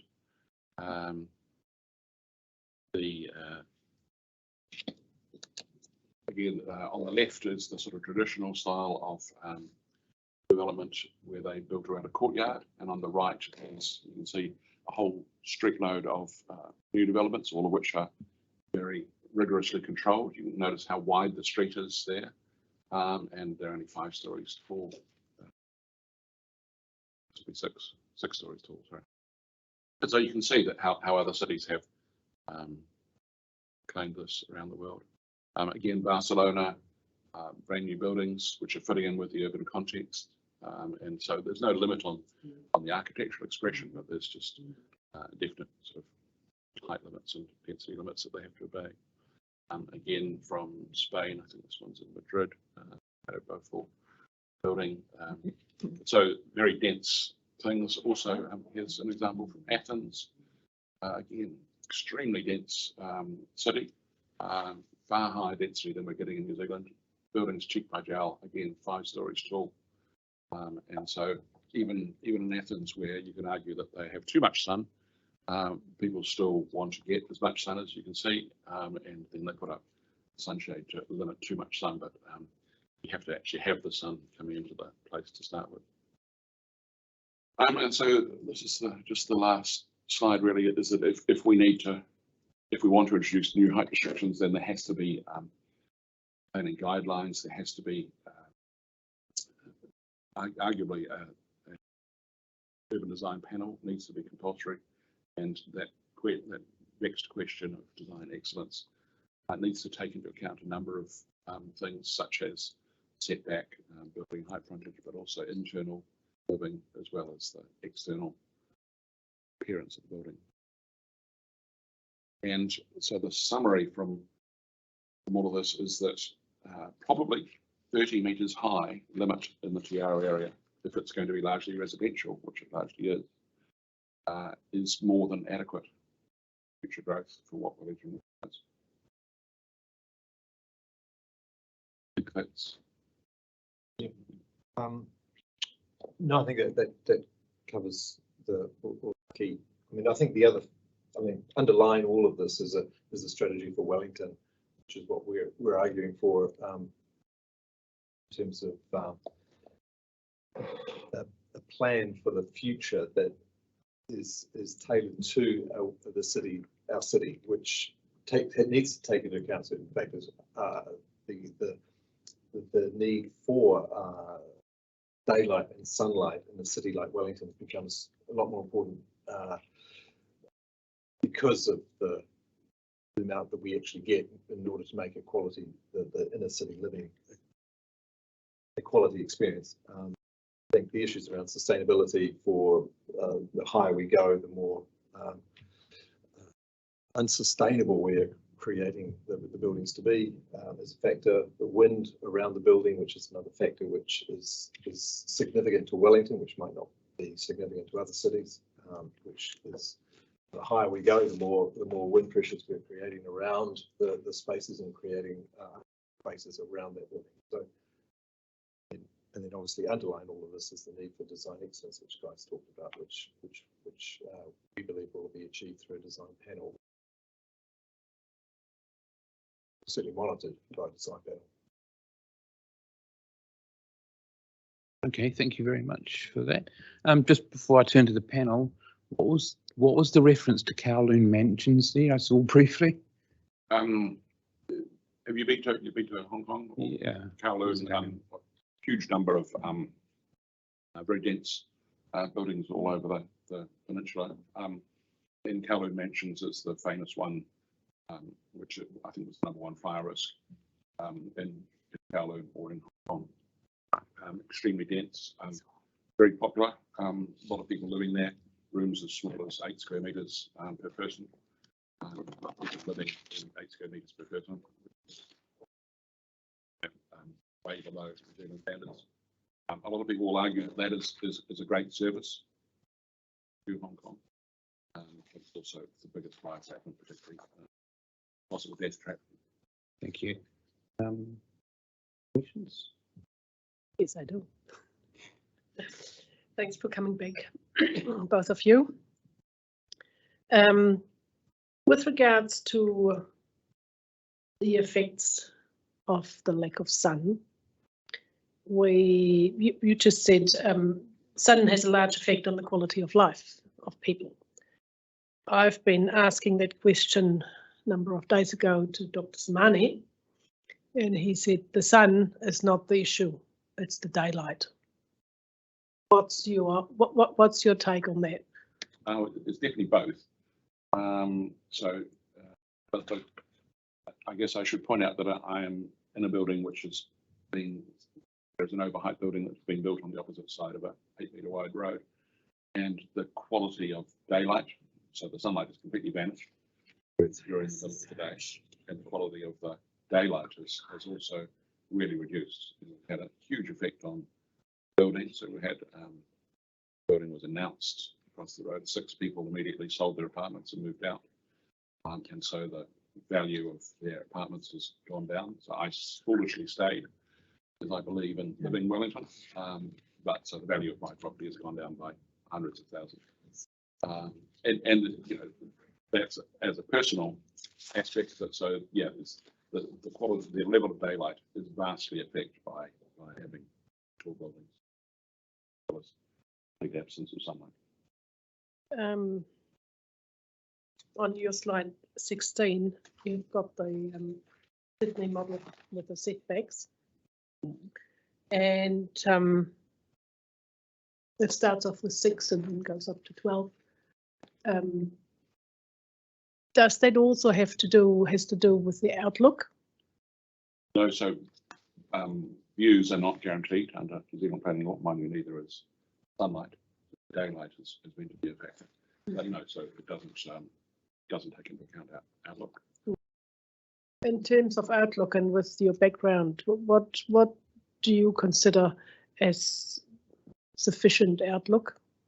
Because we've in the plan we have at the moment a metre for all rooms except of living rooms, and then we have 8 metres for living rooms. Would you consider that sufficient? Not really. Certainly the 1 metre I find quite abhorrent that people would say that is sufficient.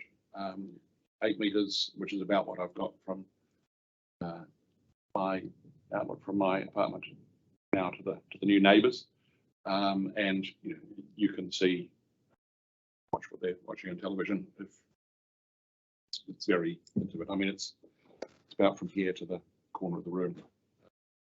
And it's a very intimate distance. You have to get to know your neighbours.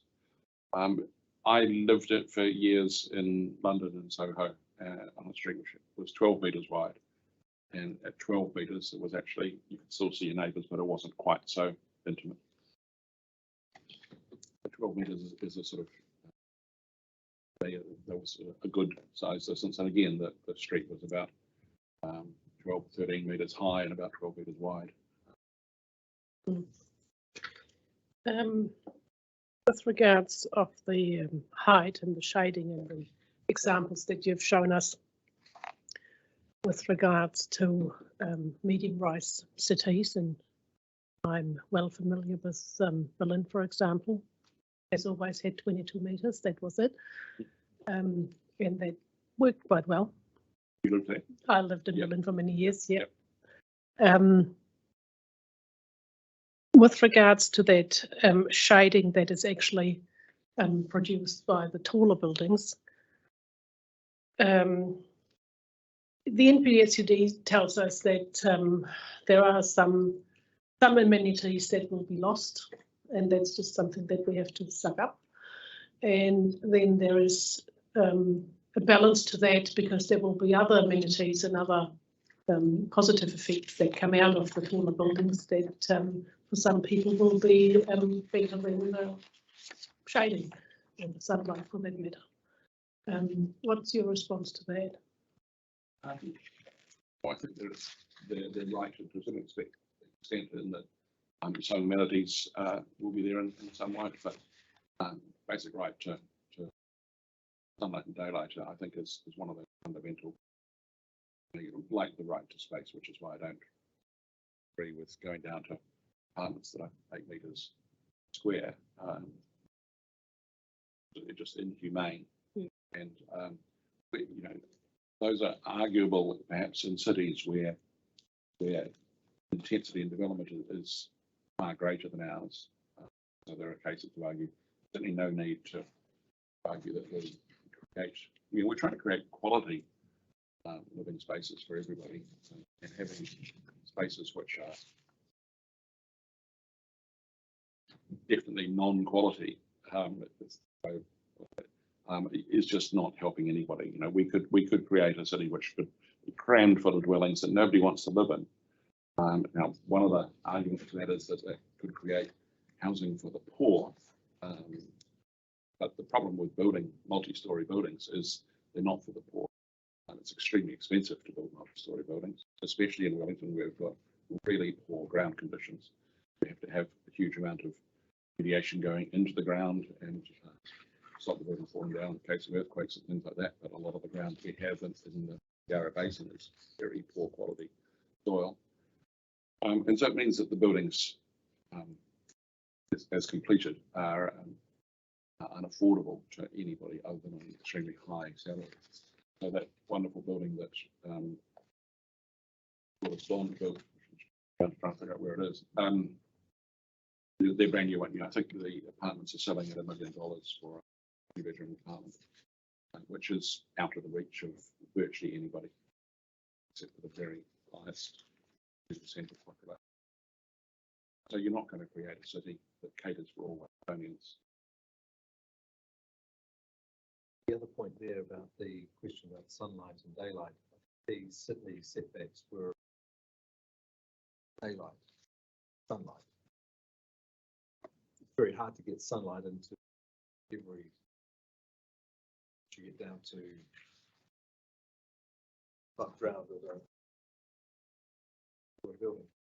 But daylight is important, very important, and it's question about what's given up is quite right, but there is a compromise around sunlight, but daylight I think is another matter altogether, and I think that setbacks were really about daylight, not sunlight. Just to Thank you very much, both of you. Just really want to focus on the relief, what you're seeking the district plan to do. So I've got Tiara flat, 30-metre height limit. What happens above that? It has to be subject to a consent process. Where is that what you're saying? Absolutely, no problem with getting consent for publicly notified consent. I don't have a problem with going through a consent process with buildings. So we're with discretion, right, also relating to the amount of sunlight and daylight that the lower level, if you like, the below 30-metre areas actually receive. Is that one of the things? Yeah, well, I think you've got to, any development has to take into account of where it is. Yeah. So if it's right on the edge of Taranaki Street, as the Paddington apartments are, then you can have a much higher building there. That's no problem. But down one of the narrow streets, Street and Main Street and places like that, it's just ridiculous to allow the concept of high buildings. Right. You also want setbacks relating to street width as well. Yeah. Okay. So if you've got a 20-metre wide street, you can build 20 metres up high, as in your Sydney example, Vancouver example as well. You also want presumably some sort of better outlook provisions than in the proposed plan in response to the questions of Mr. Lutz. Yeah, I think that the whole, instead of buildings just being looked at as a building, not with much context, that you need to look at the whole, so whoever applies for the building consent or the resource consent needs to look at the building in its context of where it is. So I used to be an urban design consultant to the council, and it was one of the things that I would often go back to them and say, you can't just provide me with a plan of the building, you need to show what the context is, both in plan and in section, because that tells the full story. Okay, well, in terms of the notified plan, were there any other development controls that you consider need adjustment, or apart from height, apart from setbacks, and apart from outlook? Well, I think the big question that was being discussed previously about the design excellence, which I know hasn't been a success so far, but I think that if it was to be implemented, that's one of the things that would need to be to look at, not just the external appearance of the building, so how it functions internally. Thank you. My questions have been answered. Thank you. That was very clear. Similarly here, thank you very much for that presentation. Much appreciated. Thank you. Okay, so you-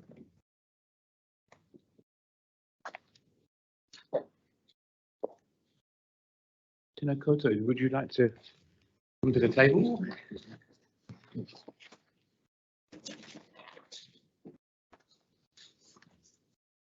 Kia ora.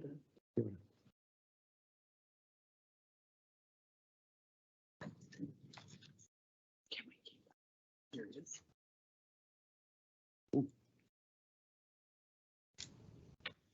So we're in your hands as you see fit to present to us, and hopefully we'll be able to ask some questions too. Kia ora, could I just introduce Anaru Smiler, who's the chairman of Wellington Tenths Trust.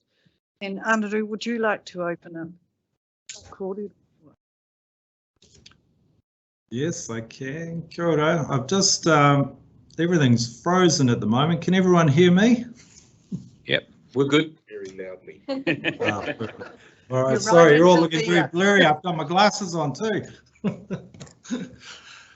Oh, kia ora no tātou, ko Anaru Smiler ho. I'm the chairman of the Wellington Tenths Trust, and so on behalf of me and our trust and the team, so sitting there with you today is Lizzie Mellish, who chairs our sister trust, the Palmerston North Reserve, as well as sitting with me as co-chair and manager of some of our combined interests that we have in and around Wellington City.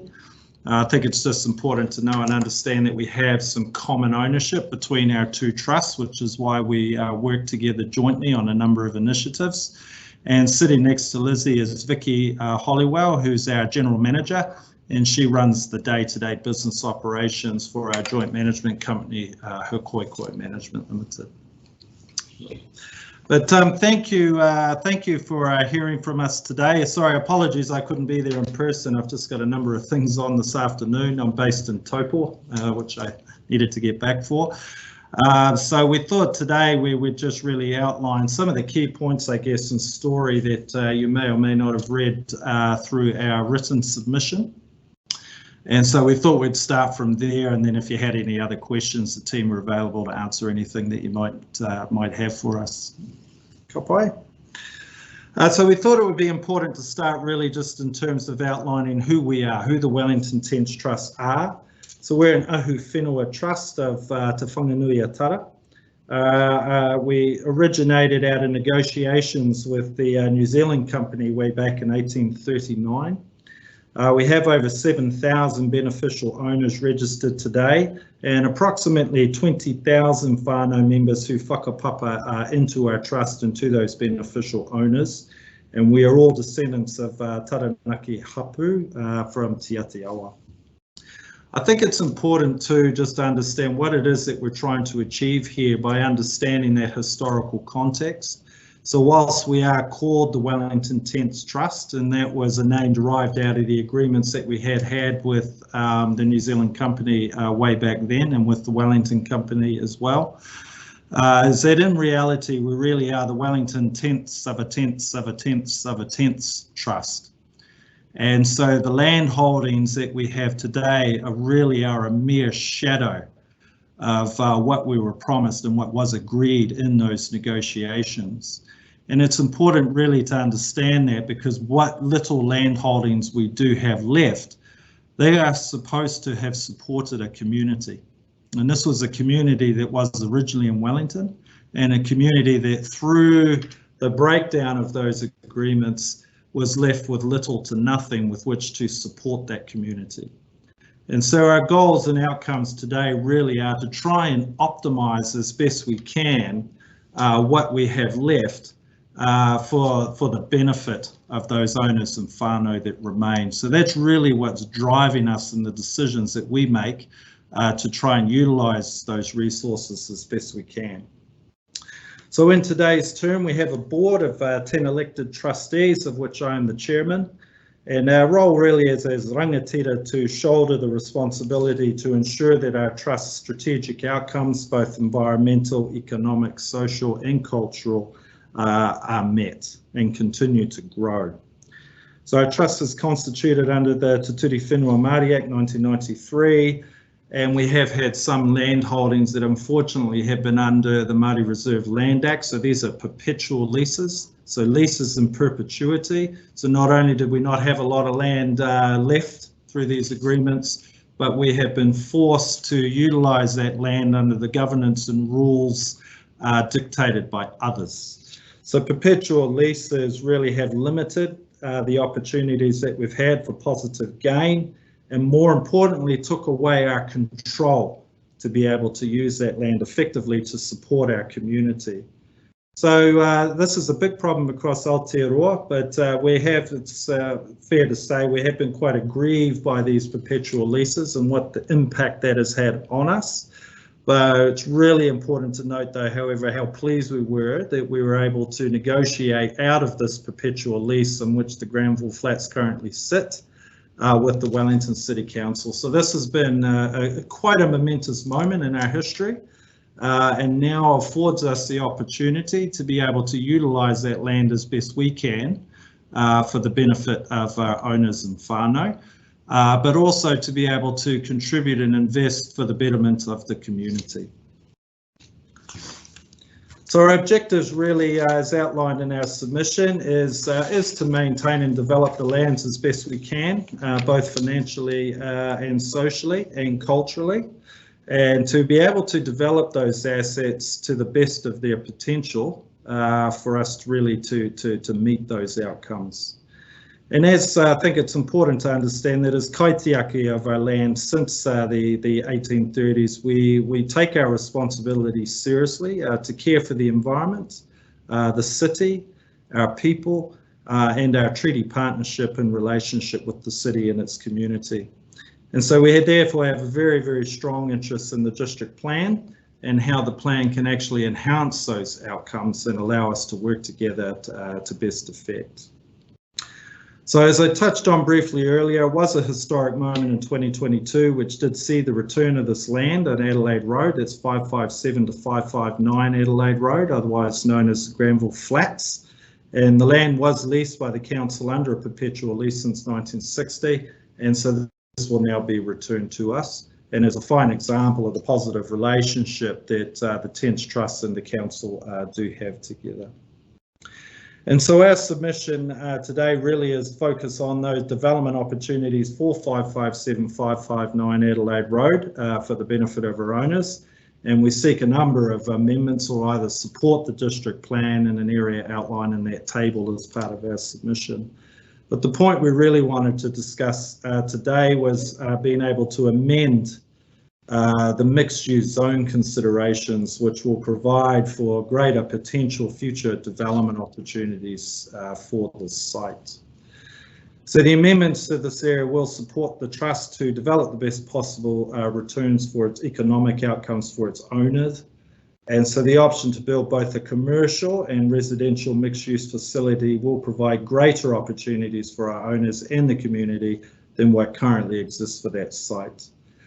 We also note too that we're aware that the route past this property is a key part of the Let's Get Wellington Moving initiative. It's a very significant site along that route. And so we're saying let's be able to work together to optimise this opportunity, both for our owners, our whānau, and the wider community.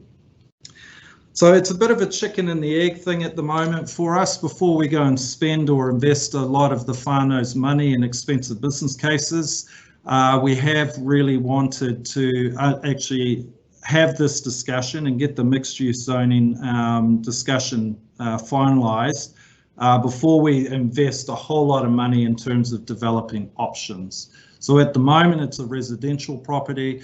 We're saying we would like it to be a mixed use property, and then we can start to develop our business cases in a bit more earnest to understand what the best opportunity for that site actually looks like. And so some of the things that we have been considering is around health services. So the location of the site is in close proximity to one of our major health provider and services, the Wellington Hospital. And it's also very close to another site in which we have developed a retirement village. So we think there are opportunities in aged care and healthcare that this site could be useful for.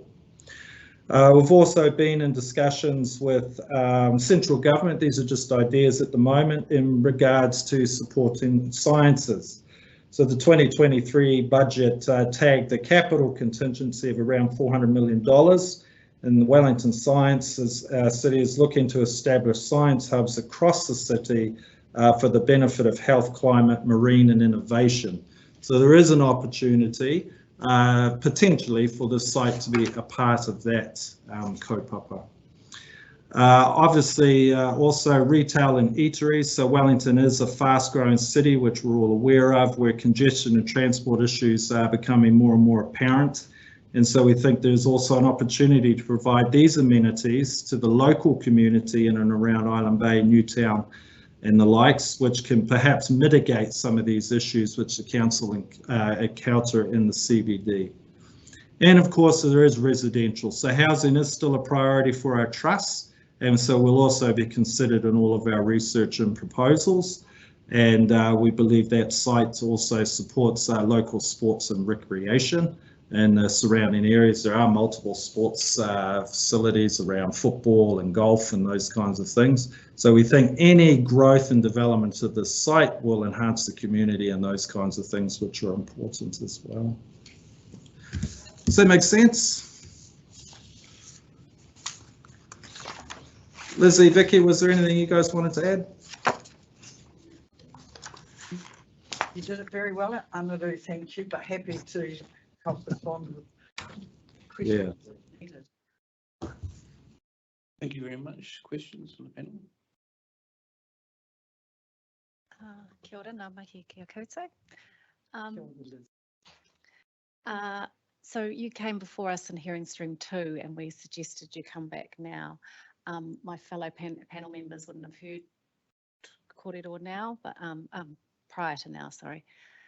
I guess there's still the outstanding issues that the council have presented is that they have concerns about a spot, what they call a spot zoning, to rezone a spot when there isn't an area that's you know, similar or the same.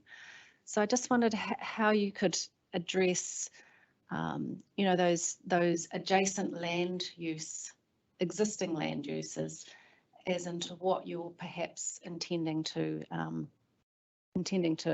do or create on your piece of land. Yeah, so that's a good question, and so we believe that a mixed use of this site fits in very well with the community. So it's just a little bit down from a lot of retail areas that small retail areas, cafes and restaurants, which are around that corner at that intersection. And the name of the street has just slipped my mind, sorry. But as you're coming across from Rintle and Adelaide Road to head down into Island Bay, there is some activity there already, which you could call a hub for that region.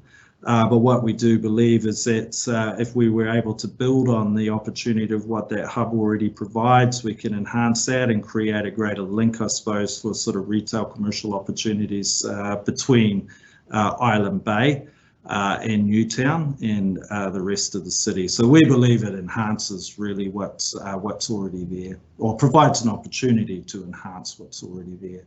As I said too, though, with the potential of that site, we're not saying that we would want to knock down residential opportunities in space. We're simply looking for a mixed-use opportunity to develop both those kinds of things. Kia ora, can I just further add to that, Anaru? And in reality, if we are going to do some residential development, we actually want to develop a place for a community. And just doing residential without the opportunity for cafes and some opportunity for other things to occur, we believe is not good, particularly for Māori. We're communities that work together, and so it needs to be a bit more imaginative than let's just build very tall, lots of residential, cheap residential stuff. That's not where we're at. That's where Granville was. It's an appalling set of buildings at the moment that council have been diligently working on to move tenants and get them better housing. But, you know, let's allow for us who have been denied the opportunity by perpetual leases to actually do something meaningful for our people. Thank you, Liz. And it's also important to remember too that this particular site is going to be along the route of Let's Get Wellington Moving. And so there'll be a lot of opportunity to optimise, I guess, what that link can do by providing this kind of hub along the way. I'm not 100% familiar with the site myself, but I've just, I mean, I know where it is and I've heard of Grenville Flats plenty of times, so I've put it on my site visit list to have a proper look. I don't think I have any more questions at the moment, thanks. I'll hand it over to my panel members. Kia ora. I am very familiar with the site. I notice in the proposed district plan is notified the zoning is residential with a height limit of 14 metres. Your proposal is for a mixed use development, which basically means it doesn't matter around land use. You can ideally put any particular activity, apart from highly noxious industrial processes, on that site. But you know, it's an open book. Have you, in terms of progressing the development options and considering Granville Flats and the history of Granville Flats and if you like the state and they are and the reasons why they need to be moved on, for us to be able to look at a rezoning proposal, it probably needs a little bit more flesh around what the overall intention is for the site, including whether or not the 14 metre height limit is appropriate. I don't know what the height limit of the existing buildings are of the Granville Flats, but they're what, 4 or 5 stories high.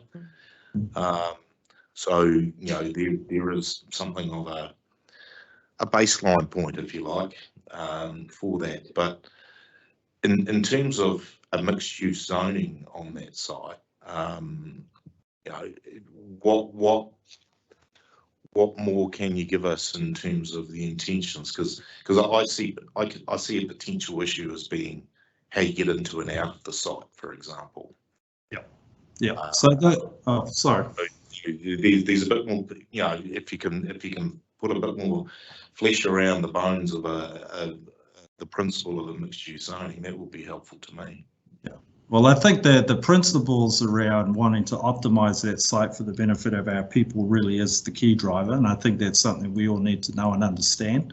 And I think that's why we spent a bit of time really providing the outline in terms of how we ended up where we ended up and wanting to be able to optimise the opportunity for the benefit of our people, which is something we just have not had the opportunity to do for multiple generations. So we're saying here's a site, it's a fraction of a shadow of what we were originally agreed and promised. And so we want to be able to make the best use that we can to enhance the outcomes for our people and of course the contribution that makes to the community. So that's our key driver, and I think it's really important that everybody understands that. That's what's driving us. To answer your question around the access right and the details and that's quite right. That is stuff we're actually currently working through with the City Council directly at the moment as they are looking for, because they need to clear the site. And so as that process of around how they need to clear the site and leave that site fit for us to be able to develop, the questions around how we best access that site using the sort of geographical limit, the limitations that it might hold at the moment are exactly the kinds of things that are being worked through as part of that demolition consent. So how we access into that particular site is a key part really in terms of how that site will need to be left when we take the land over, once those things have been worked through, if that makes sense. In terms, though, of how we're wanting to, so remember too, I've said we've got 7,000 owners and 20,000 beneficiaries. We have to be very careful about how we invest money and time into the kinds of things that we need to do to act on their behalf. And so it's a little bit tricky for us to come up with comprehensive design options, if you like, and spending hundreds of thousands of dollars trying to work through those details before we even know what kind of box we may potentially be able to build in. It's just from our perspective, and I understand your perspective, but from our perspective, to spend hundreds of thousands of dollars trying to work out minutiae and detail before we looks like it's actually irresponsible.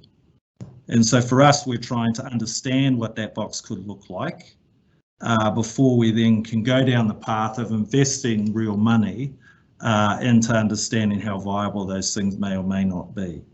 But really what we're looking to do, as Lizzie outlined a little bit earlier, is to provide a mixed use hub to help grow that part of the community.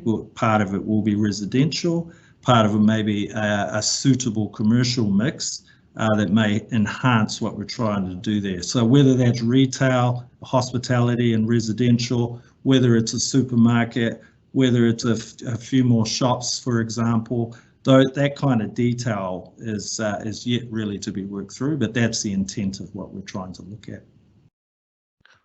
Okay, I understand all of that. Do you have a view on whether the 14-metre height limit for that site is appropriate?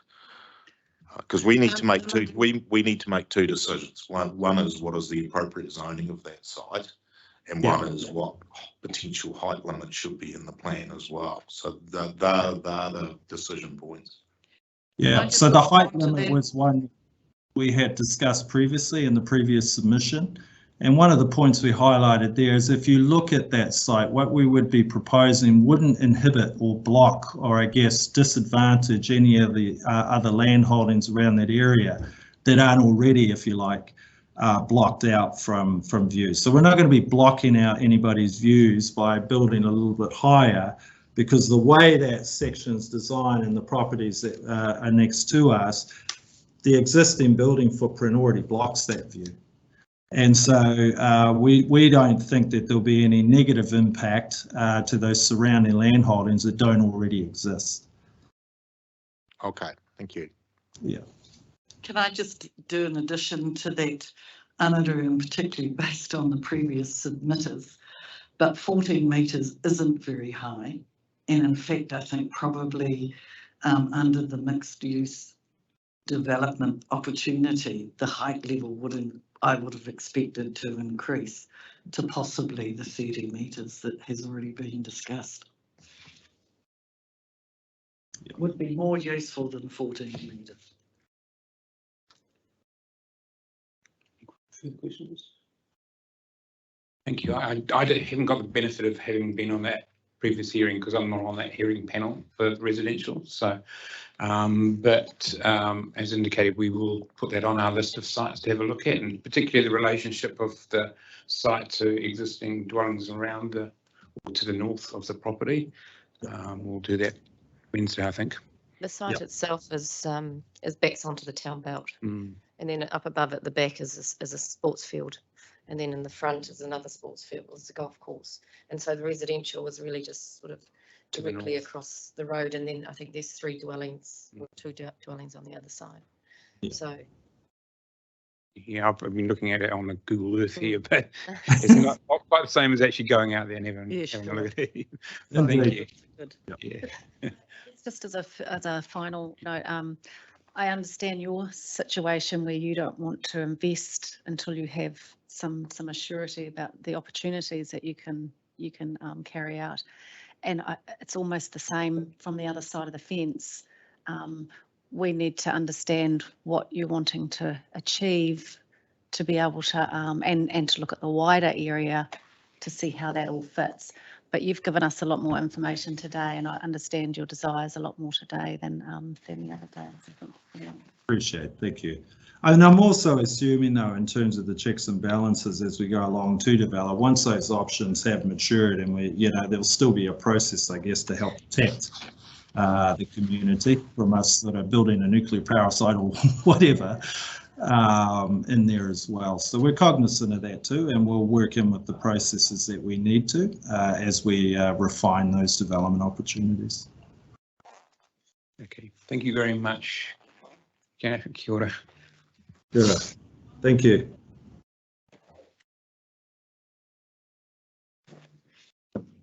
Thank you.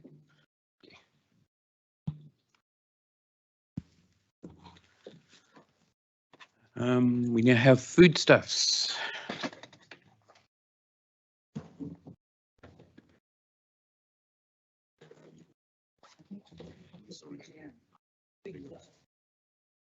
Commissioners, I was going to say good morning, but we've just taken over into the afternoon. So I'm Stephen Quinn from DLA Piper, so legal counsel for Foodstuffs North Island.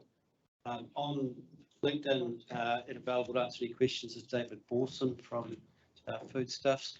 And obviously, and tomorrow I have Davita Key, expert planner on behalf of Foodstuffs. So I'm conscious that you have given us a little bit of extra time, but hopefully we won't necessarily need that.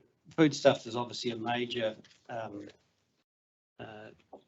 retail provider that it has interest in 12 stores currently in Wellington City, and there's potential there for growth. So we're looking at the issues as they arise across a multiple range of sites.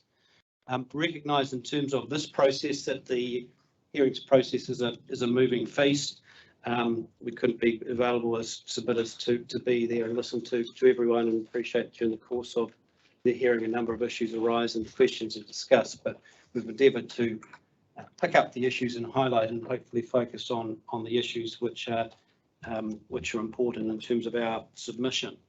And in the course of doing that, we're looking at the Council's 42A report and the rebuttal evidence, acknowledging that they're not a decision, it's just a recommendation, it doesn't bind you, but the analysis that's been provided shows some development and advancement on some of the issues that are of relevance to Foodstuffs. So what we've endeavoured to do is just really focus on what we see are the outstanding issues arising from our submission.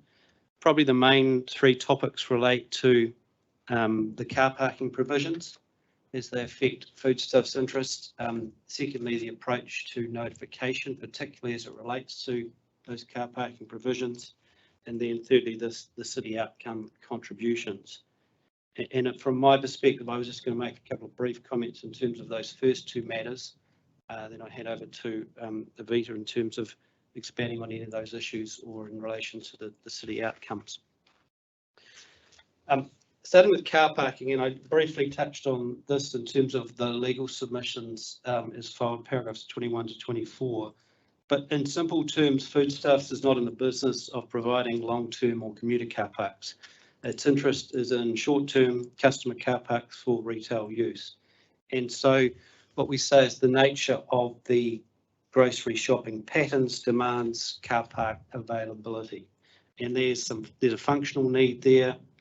There's high demand for parking that's, again, fundamental to that retail and grocery use.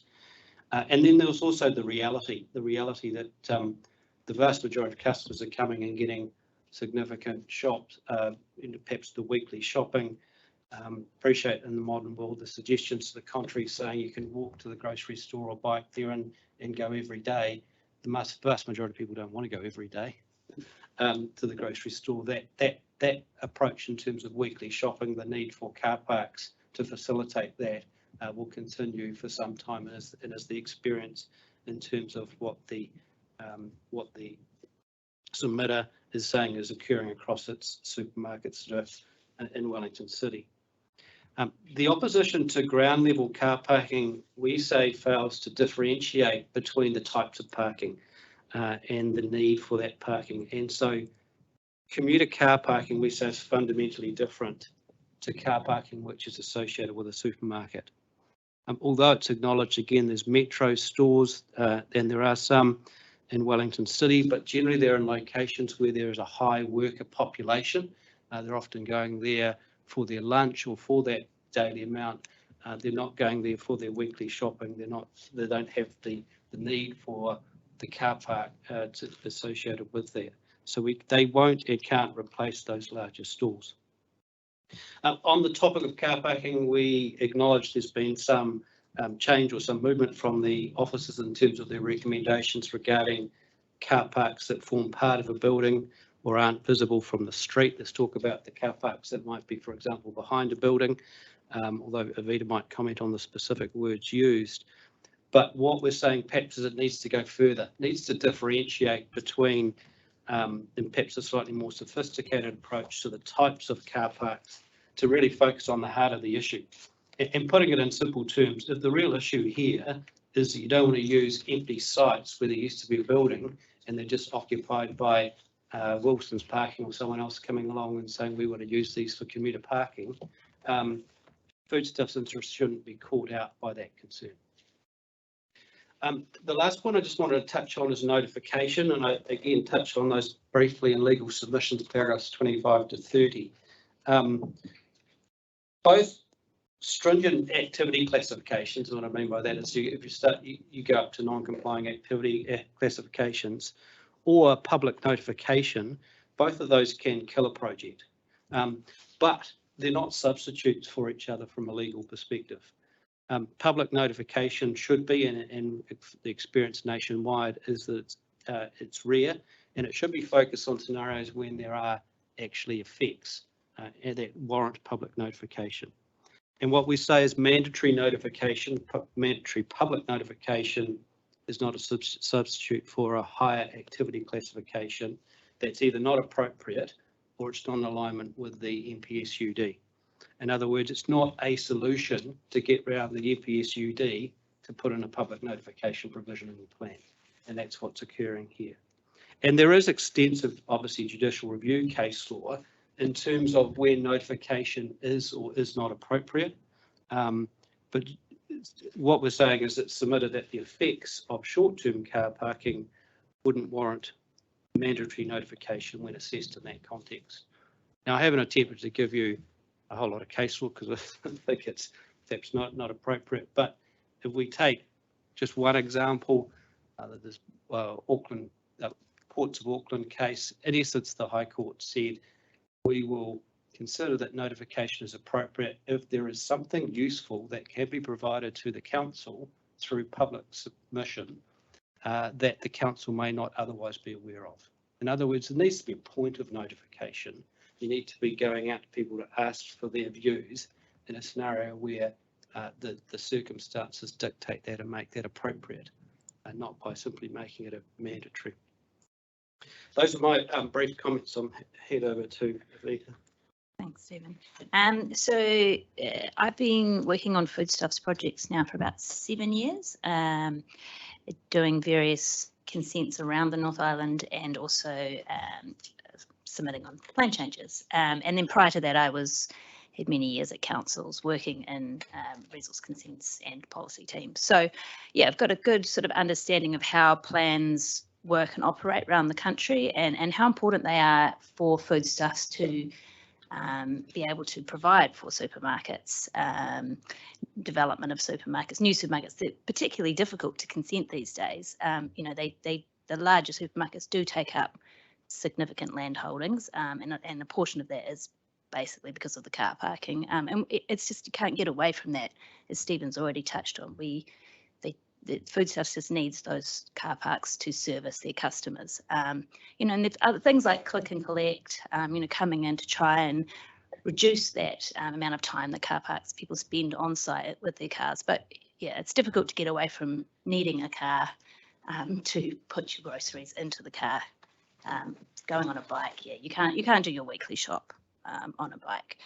So it's really important that plans recognise the importance of supermarkets in the centres. Obviously, they're big attractors. They bring in people into the centre, and then they will go and do multi-trip uses. So they'll come in to a centre, do their shop, and hopefully shop at the other shops. You know, generally, business communities love having a supermarket in the centre because they know it will attract them to their businesses as well.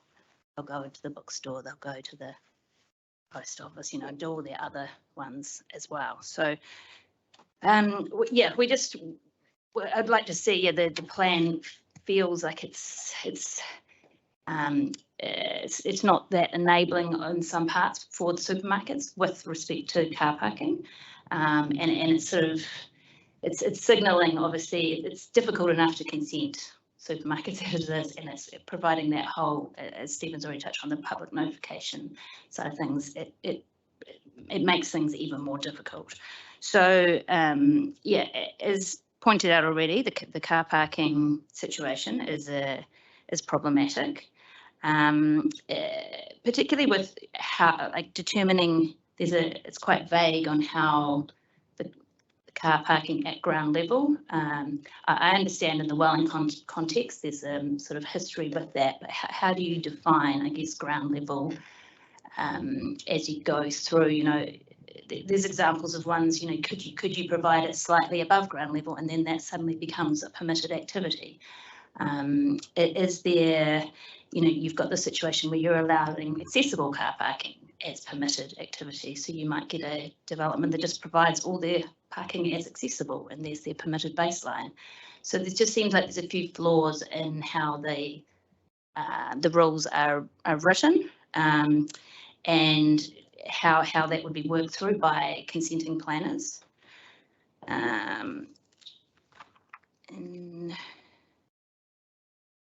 And also noting, it was in Dr. Lee's evidence actually on the about the Commerce Commission, saying how there is limited sites for supermarkets. So there is a difficulty in finding sites for supermarkets, new supermarket developments. So we just want to make sure that plan is enabling enough to get those developments in where they're needed. Populations are expected to keep growing. Foodstuffs is always needing to provide more supermarkets to service those growing populations, because they have a certain catchment, and once the populations grow, they need to either expand the supermarket or provide new supermarkets to cater for those growing populations. And then with respect to the public notification of the car parking, and there's situations, there are other plans and situations that have mandatory public notification, and unfortunately you often find these sort of unintended consequences for that.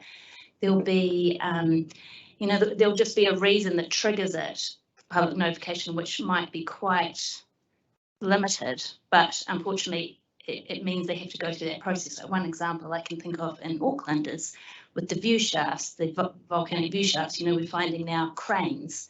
If you put a crane up into the view shaft, that's a publicly notified situation. So I can just see with this car parking one, you could have something probably quite simple. You know, once, say, Foodstuffs wants to put in some car parking for electric cars, that would need public notification, whereas that would be, you know, I would have thought quite an important thing to recognise sustainability, providing for those spaces. But it just means they won't be able to provide those unless they're in a building, which they're not going to build a building specifically for electric cars or those types of things. Then moving on to the policies on there was the submission focused on having functional and operational requirements. And I acknowledge that those are in the assessment criteria, which is great. But we tend to find, particularly when I'm consenting supermarkets, it's really helpful to have those matters in the policies. There's just situations all the time where you find you might need to justify for the layout of a supermarket. You know, there's the refrigeration units, for instance, have to go in a particular space with the sun, depending on the sun, you can't have windows on some things like that. It's an operational requirement and it's needed, but if the plan can't recognise it at the policy level, it's difficult to kind of make those arguments when you are consenting, and for the council planners also to be able to consider it. So that's why we think it's important to have a much sort of higher level up in the policies would be really useful. And this works quite well in Auckland. We have policies on them. I think had a recent hearing for Porirua, and they've got them in their plan. So it's not uncommon for plans to have those in their policies.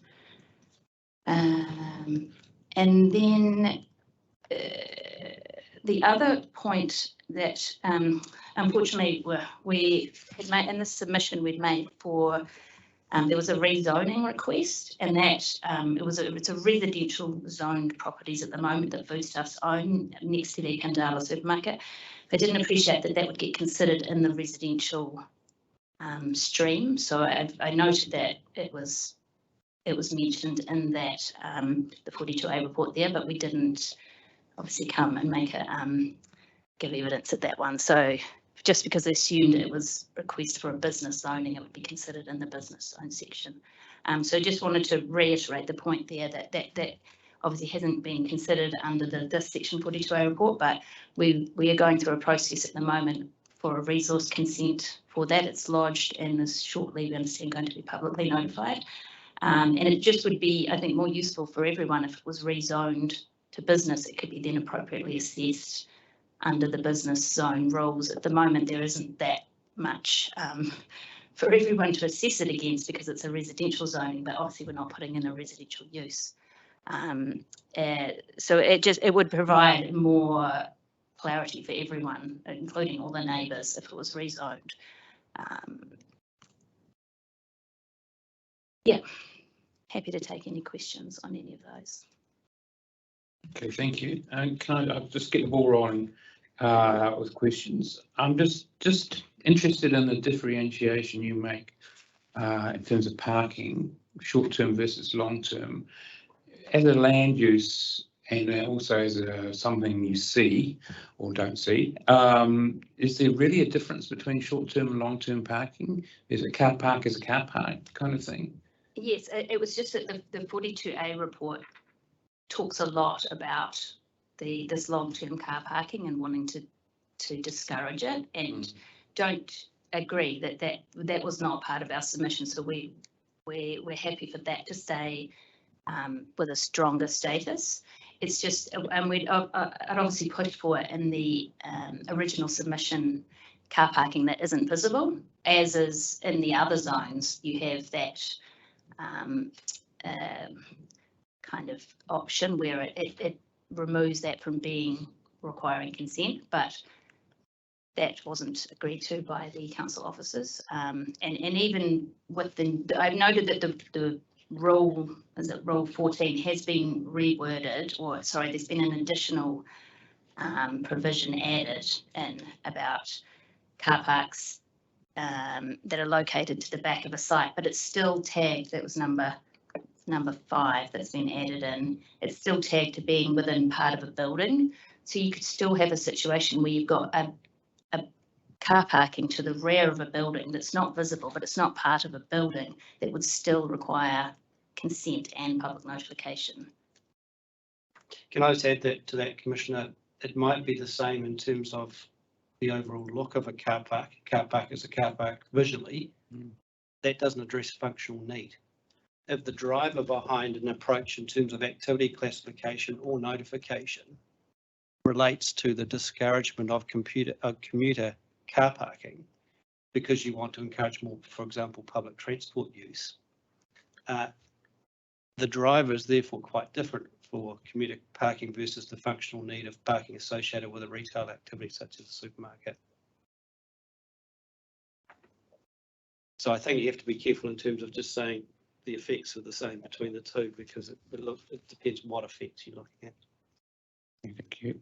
And do you agree that there should be some differentiation between, in a policy sense, looking at parking in the central city versus the other centre zones? I can understand why the drive of why council has gone with this approach just for the city centre, but I can't really understand why there's two different approaches for. So why there is the pushback of not having the rule allow parking where it's screened, which is common in most other plans around the country. Right, thank you. Any questions from the panel? Just further to that, you know, would you agree that supermarkets are getting quite innovative with their parking? You know, like, whereas they, you know, they might be underground or on top of the building, or That's generally the case. Well, so with the smaller supermarkets, Foodstuffs will put in, will often take a lease on a property. But when they build their new supermarkets, they occasionally put them in buildings, but it's generally not their preference. I mean, we've got the Foodstuffs guys here. They have to, you know, everything has to go through board approval to get approved. The margins are quite tight. We had a project recently that got all the way through consenting, but because there was so much extra stuff that they were required to do, it hasn't actually made it off the ground. So that they are quite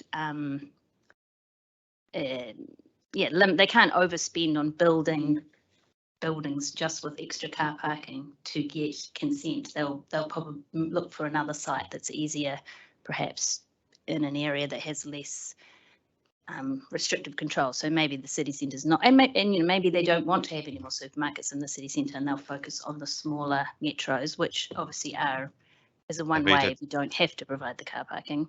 Would you like me to jump in there? Yeah, great. Good afternoon, everybody. David Borson here, Senior Development Manager for Foodstuffs.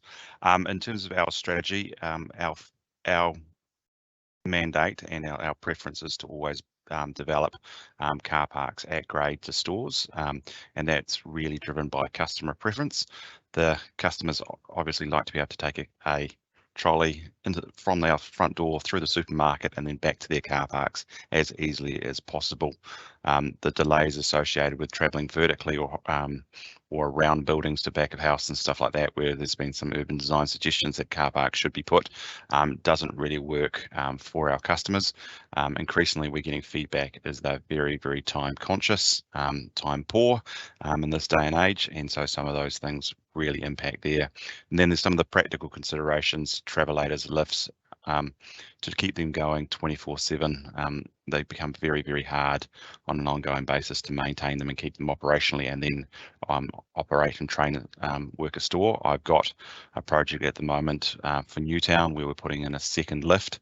The problem there is that we can't service the first lift until the new lift is put in, and it regularly breaks down. And the problem there is shutting that store we would literally be required to do that because getting groceries up and down the stairs as the only other alternative is not really an option for a large majority of our customers.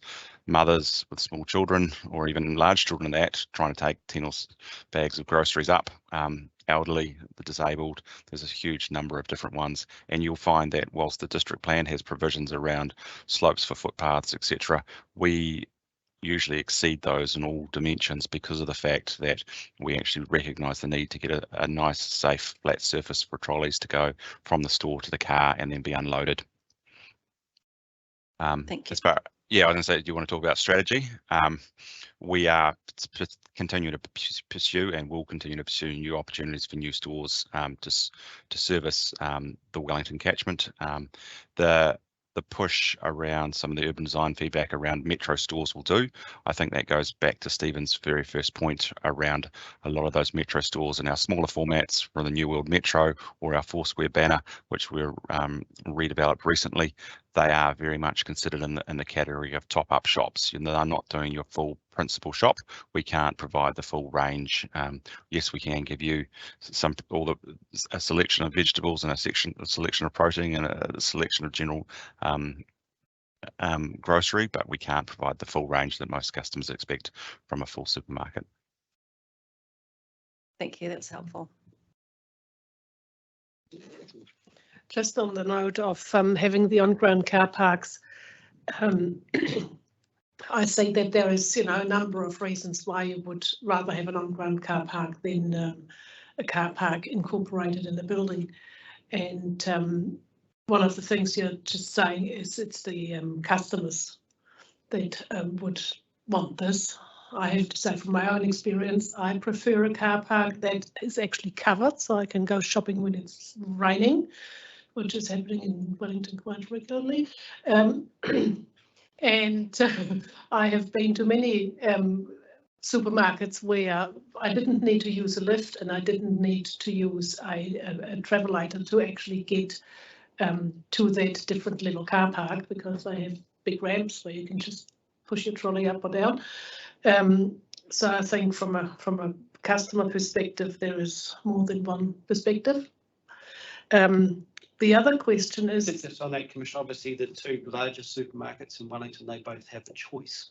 So they both have underground car parks and at-grade car parks, you know, so in terms of Wakefield and in terms of Thorndon. Hmm. So in that respect, it can accommodate both of those preferences as you outlined. yeah, and I would assume that if you have both, then the on-grade car parks need to be much smaller than if they would only have on-grade car parking. And I think that is correct. And I say, using New World Thorndon perhaps as an example, yes, we do have a ramp, but that ramp is 153 metres long by the time the actual journey is mapped out, and by the time you allow for the safe gradients that you need to achieve building code and the mandatory platforms for stopping and starting again, in terms of working through that. So when council's pursuing a spatially efficient, they're very inefficient from our perspective in terms of some of those. With regards to the car parks, Ms. Key just told us that the supermarkets have very limited choice when it comes to sites, because of course the sites need to be huge to accommodate not only the supermarket but also the car parking. Now, in my mind, it would be much easier to find sites if you would incorporate the car parking in the building. You only need half of it or even less. The other point is that particularly in the city centre, the land costs are quite considerable. To have less land taken up and use car parking within the building would be a cost benefit, I would assume. Have you ever done any cost benefit analysis around that? Because I think there is, you know, there's always things to be balanced and yeah. Yeah, yes, we do, and we do that on a regular basis. They are spatially inefficient ramps in terms of getting people up and down, and the tracking curves that you need to allow for it. And then we, on a very regular basis, still look at the cost benefit of analysis around those trade-offs between land and construction costs, and we'll regularly look at that to see if there is any benefit of going that way, and then overlaying that again with what our customer preferences are. It's ultimately all sees us preferring to do land car parks at grade in front of the stores. Okay. Let's just see. There's something else.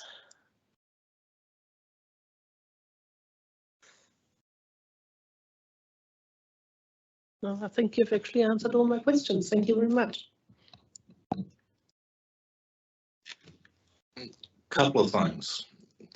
Do you feel that in 2023, the previous supermarket model of a big building, and in your case it might be a big yellow building or another coloured building surrounded by surface level car parking, is a model which a big urban council should be looking to accept? In 2023, would Chaffers New World be built exactly the same way as it is now? The Kilburnie Pack and Say, would that be built exactly the same as it is now? Or do you feel that is it appropriate that a more urban design and contextual situation to the provision of a supermarket should be undertaken? There's certainly, in recent years, the supermarket developments I've been involved with, they have been much more design focused. So with focusing on the architecture, but as I said, it sometimes comes down to the cost of construction prices going up. So Foodstuffs is continually evaluating that. I can't speak to their model. Like they went through a whole approach where they were redesigning their stores based on what the current thinking of what customers are wanting. Yes, well, and so we take a very customer-focused approach to the design of our stores. In terms of working through that, our customers are very concerned about the cost of groceries in particular at the moment, but then there's also all the other overlays around. When you talk about a yellow box, that goes to the heart of our pack and save model, is about bulk and volume.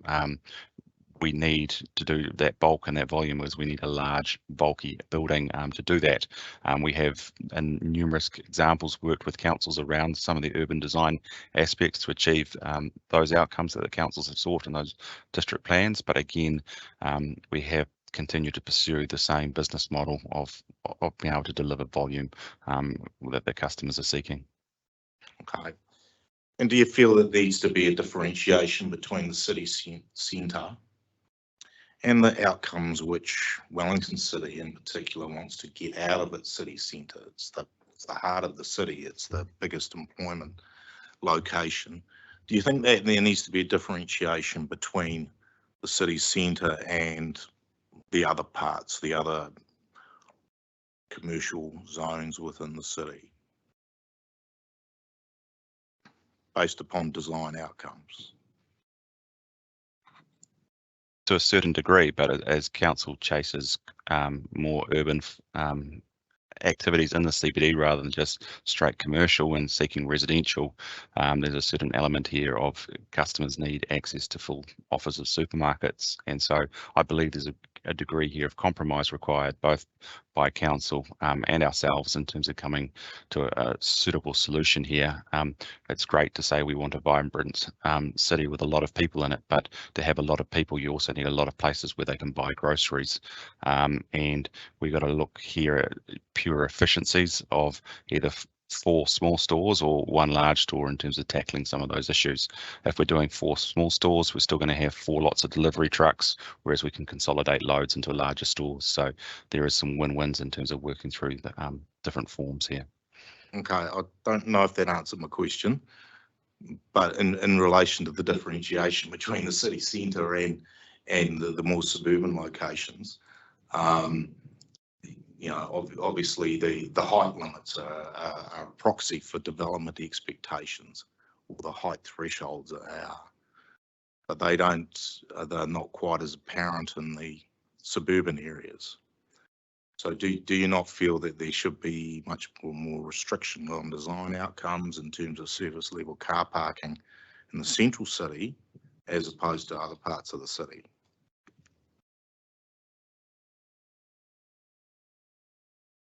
Sorry, was that directed at me?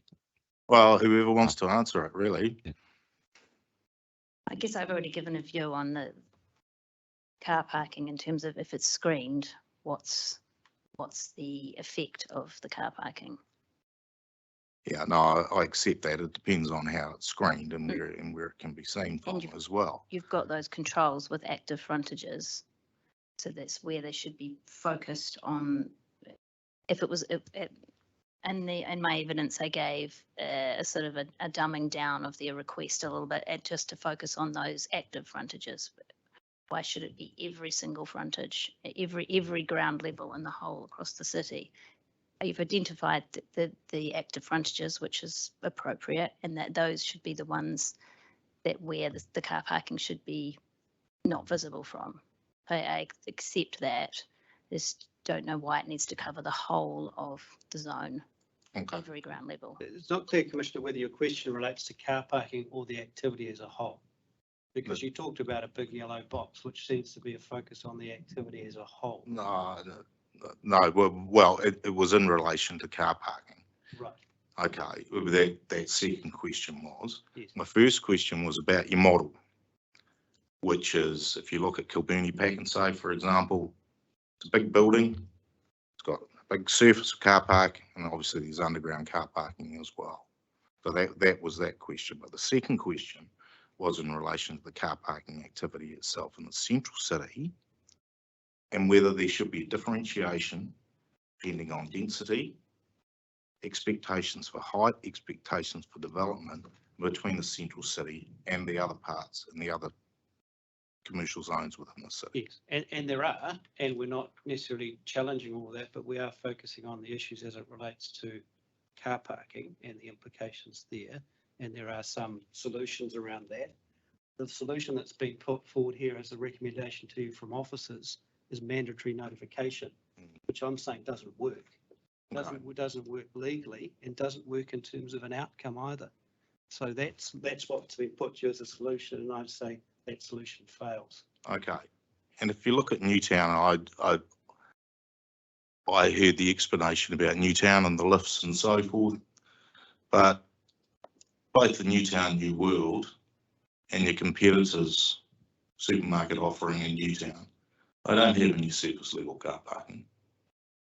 The Newtown New World itself had, you know, since I've been in and around this place, it's never had any surface level car parking. And the Countdown in Newtown, which is a relatively new supermarket offering compared to the other locations that there are, doesn't have any surface level parking as well. So obviously your competitors in that situation have decided that was an optimum site for them for whatever reason, and they've chosen not to put any, or chosen not to pursue putting any surface level car parking on it. So wouldn't that rationale also apply to the city centre when you look at provision of car parking for supermarkets?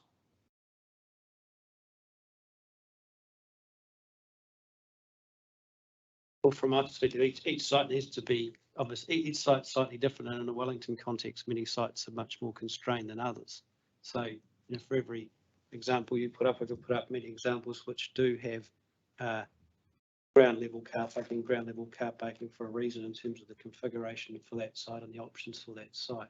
Recently consented or existing operations which already exist. That's right. That's the differentiation. And when we're looking about 2023, NPSUD, well-functioning urban environments and all those good things, but doesn't that also necessitate an approach to look more carefully at the provision of surface level car parking? Right, but you can't perhaps also reach an assumption that all new development will be new sites. Many of them, in terms of the existing 18 odd supermarkets, will be redevelopment of existing sites. Yep. And so that you know, you have to take what's there and say how can we enhance and improve that both for the customers and the need and the demand. And you make your case. And new sites become more and more difficult for the reasons that we've already heard. Okay. All right. I have no further questions. Thank you. Just had one more about notification, Mr. Quinn. You just said that it legally doesn't work to have. Could you just expand on that? Yes. It goes back to my earlier comment about what is the purpose of notification and the direction we have from the High Court and the Court of Appeal about it, which is really, will the process be assisted or enhanced by the council receiving information that it otherwise doesn't have? And in the Ports of Auckland case that I cited, it was in relation to the dredging of the port and the implications of that in terms of all the users of that, including, for example, the maritime community. And the court decided that it was appropriate because there was a certain amount of information that could be provided, expert information that could be provided through submissions that the council may not be aware of. The issue that arises, I suppose, in terms of a car park is, does that fall in the same category? And I've seen no justification from that or analysis of that type of issue from officers to justify notification as a solution to what is essentially an issue as to what is the correct activity classification. So just to go slightly off your topic, yes. But we've had submissions this morning that thought that compulsory public notification was not appropriate in terms of height of a building in Central City. Would that be the same? You create the same argument in terms of it? You know, what would the council gain from notifying an overheight building? Would that be the same sort of scenario, or do you think that's a different scenario? Obviously, it's a different scenario in the sense you're looking at a different topic. Yeah. But the rationale from a legal perspective is similar, because if ultimately what you're trying to achieve is to make it harder for an activity to go through, and generally if you have mandatory notification, it does make it harder, because it acts as a significant discouragement for certain types of activities. It raises the bar, the time and the cost so much for an applicant, it's a discouragement. If ultimately what you're trying to do, at the real heart of what you're trying to achieve is to say this needs to be looked at as a non-complying or even as an extreme or prohibited activity, then you're up front. You deal with it that way. You deal with it on its merits. It gets assessed on the merits. And if anyone disagrees, they can appeal to the Environment Court and it gets assessed by the Environment Court on its merits. You don't try and achieve that through the back door by saying mandatory public notification, because it's trying to achieve for a different motivation or a different reason, it's using the wrong tool. As I say, notification is not a tool for assessing or managing effects of a development. Thank you, that was helpful. Just to follow up on that, would you go so far as Mr. Quinn saying that the approach proposed by council in terms of notification and parking is ultra vires? The mandatory notification. Ultra vires is a difficult subject because ultra vires says that that you will be overturned as a matter of law because you're acting beyond your powers, is what ultra vires means. The reality is that the Act does give you the ability to address notification in your plan. The question comes back to what is the reason or justification for that, and how does that relate to the particular activity. What I would say is I'd be confident that that proposal in terms of compulsory or mandatory notification, there would be a reasonable prospect that that would be overturned on appeal in the Environment Court. Because I don't think the rationale has been put forward to justify that outcome from a planning policy perspective and then taking on board the case law guidance.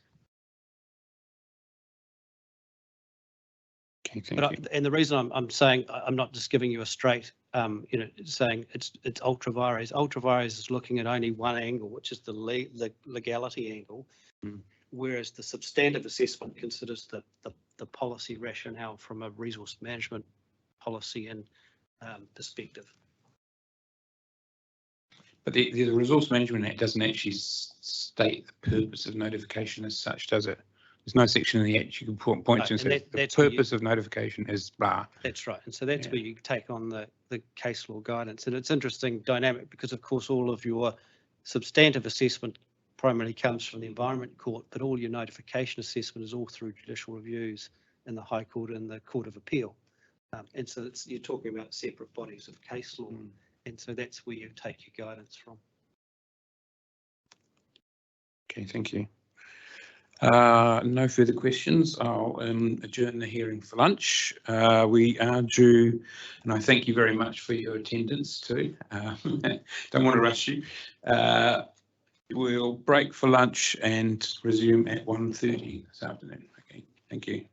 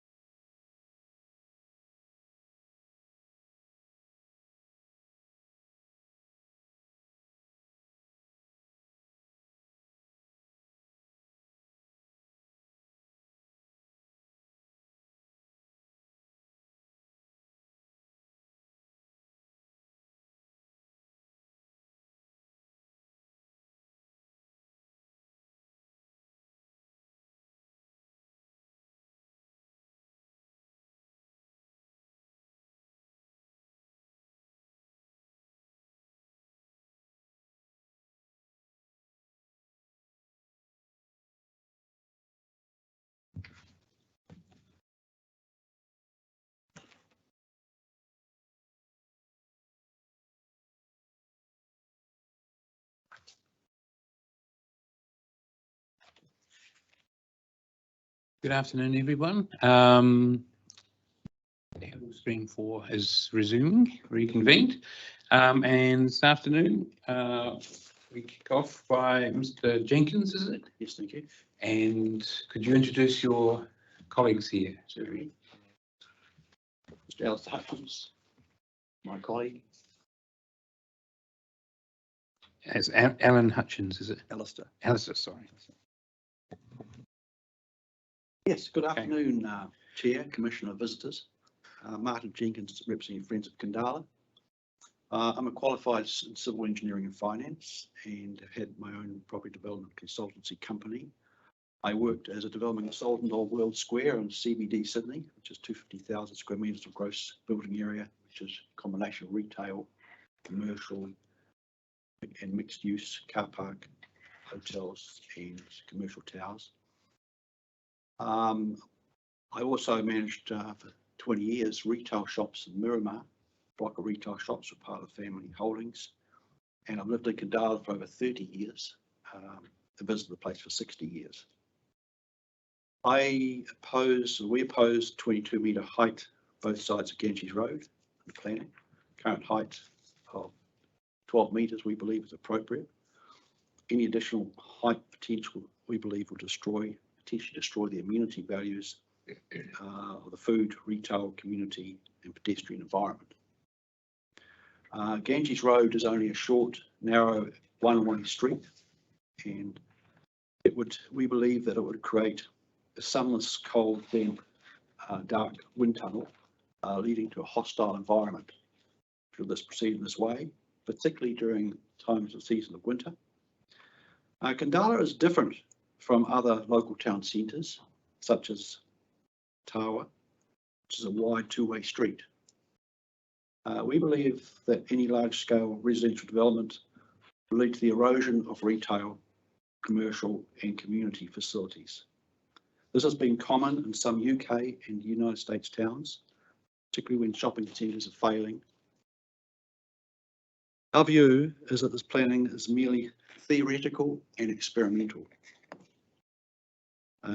Taken from larger cities, one size does not fit all. Superimposing this model onto a precinct that is narrow, short, one-way street will not work in our view. This is not attractive to an end user, end taker, property developer or project financier. After all, why would anyone pay another 15 to 20% to go up high when there's no benefit, greater views? Besides, it's fire issues going below 4 stories. It is our view that council must protect the commercial, retail, food, community areas at all costs. It's very easy for areas to disappear, but near impossible to bring them back. For example, take the scenario where hypothetically we own a block of 5 retail shops in the area. Now, let's say, assume those retail shops are worth 3 million for the example, and it's rezoned to 22 metres. That has the potential impact to increase the value. As the gross building area increases, obviously the residual land value increases. And so that could potentially double or even treble in value. Now, as an owner of the retail shops, I'd have no motivation whatsoever in holding on to them. I'd be inclined to sell them straight away. So this is the danger, one of the dangers creating this planning. These areas need to support, and furthermore, these areas I'm referring to need to support resilience and emergency planning now and in the future. Residents need to be close to food, medicines, pharmaceuticals, medical centres at these times. What REMO have told us, that's Wellington Regional Emergency Management Organisation, told us that in the event of a major earthquake, Wellington will be separated into 7 distinct islands, and that we'd have to look after ourselves for up to 4 months. They said that they'd be so busy looking after the 80,000 inner city residents to deal with the suburbs. So it's critical that local centre zone is maintained for the 8,000 residents, 8,532 residents and surrounding suburbs.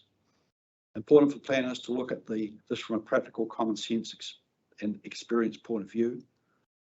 The residents' current and future needs must be taken into account as a prime focus. With the population growth projections, these areas become even more important.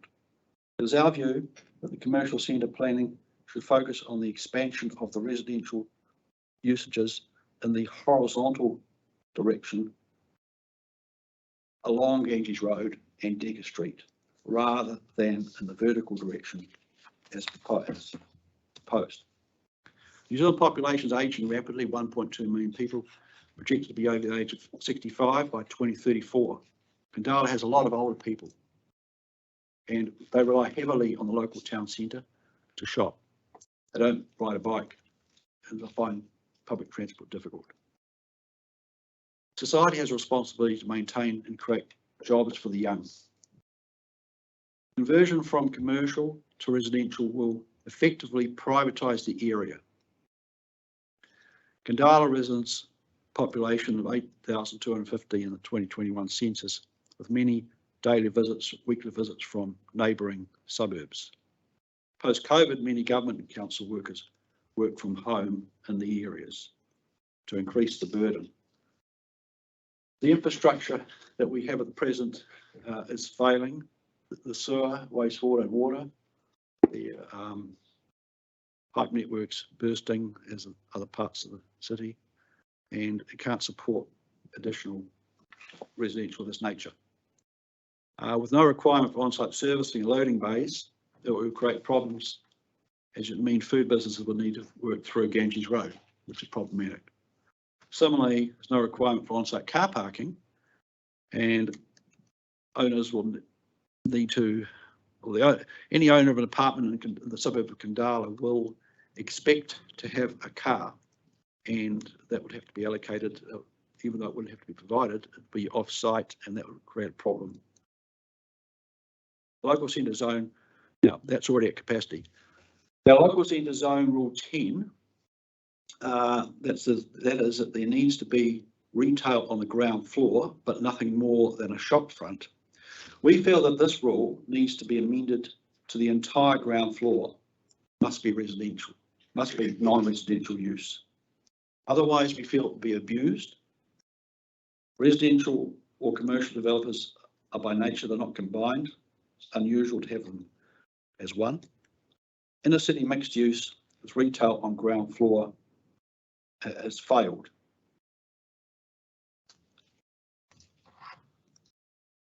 Retail outside residential development is outside the residential development comfort zone for residential developers.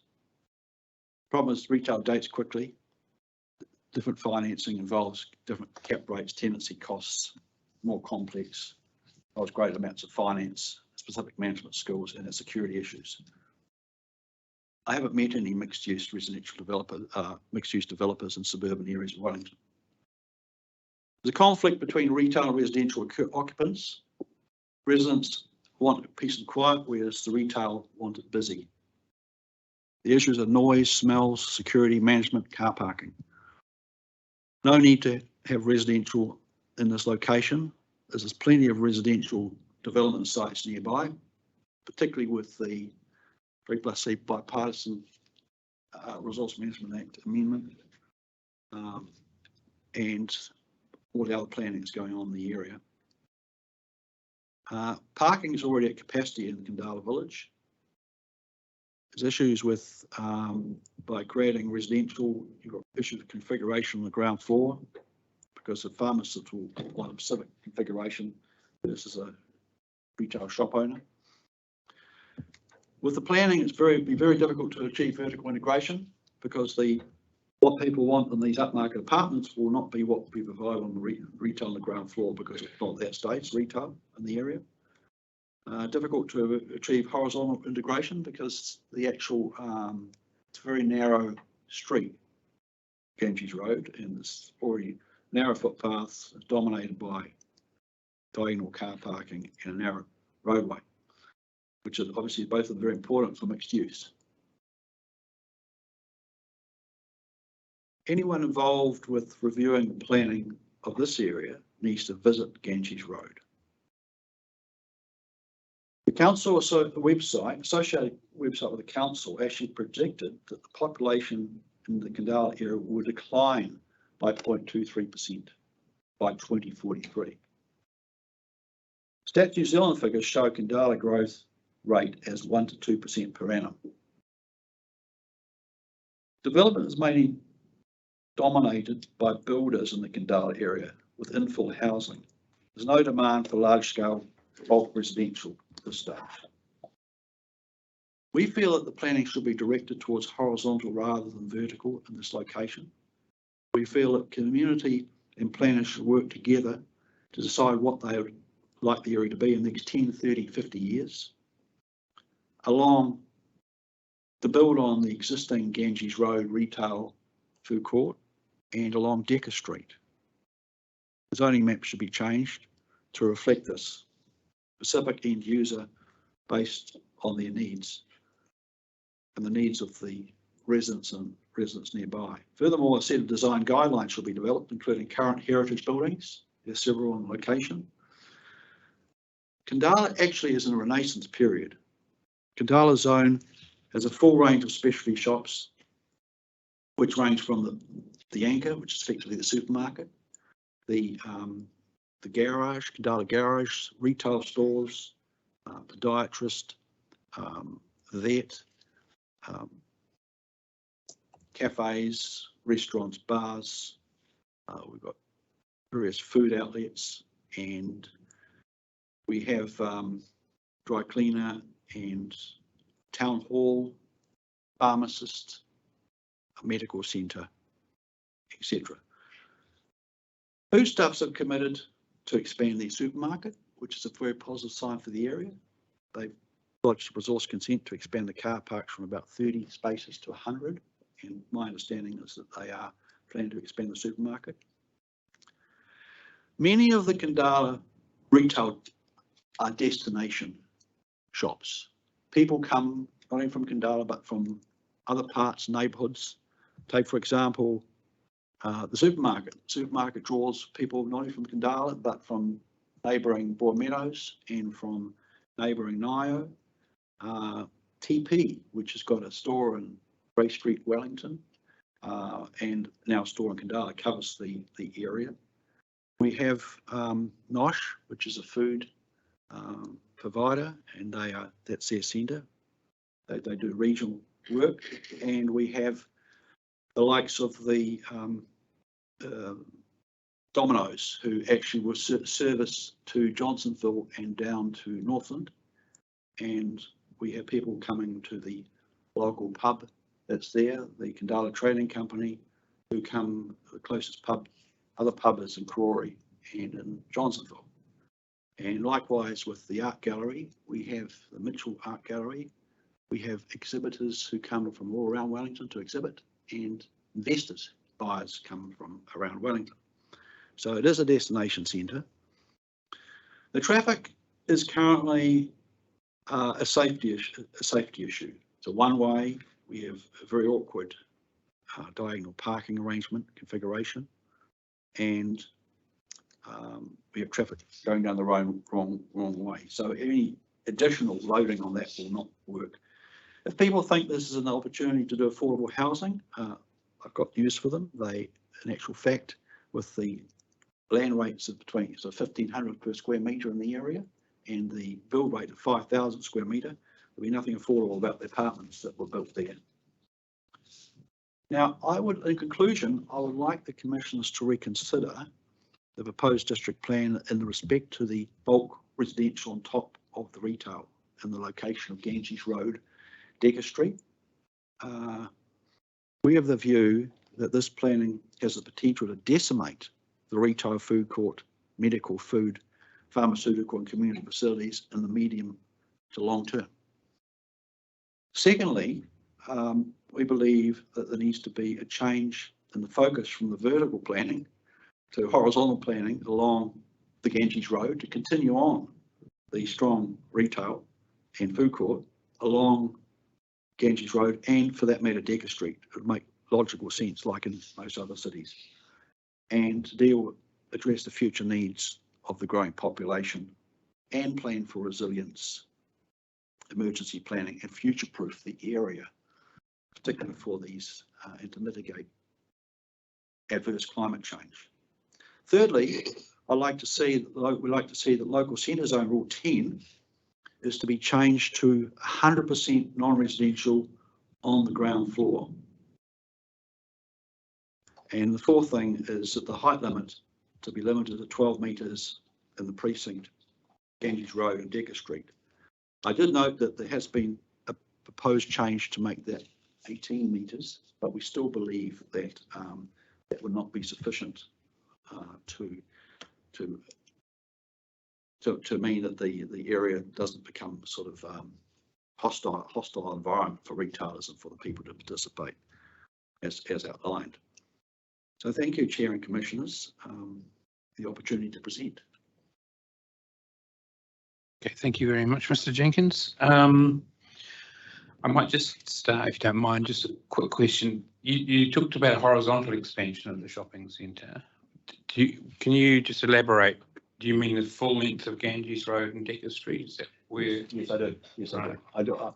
The basic, the idea is to expand along Ganges Road, depending on what the community and the planners think. But I think that is a logical progression, so that we can accommodate, expand or develop the current retail, food court, medical, and other community facilities. And similarly along Decker Street, there is at this stage is the medical centre there and the garage, but absolutely those two.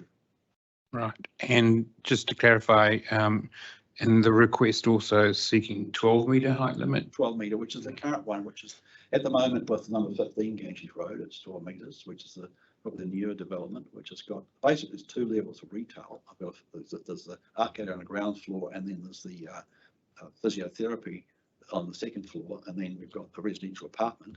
That's just above the town hall height, current existing Heritage 1, Category 1 town hall. And I think that envelope makes good sense. It's not dissimilar to the height of the new sort of Darlington looking apartments down at the end of Ganges Road.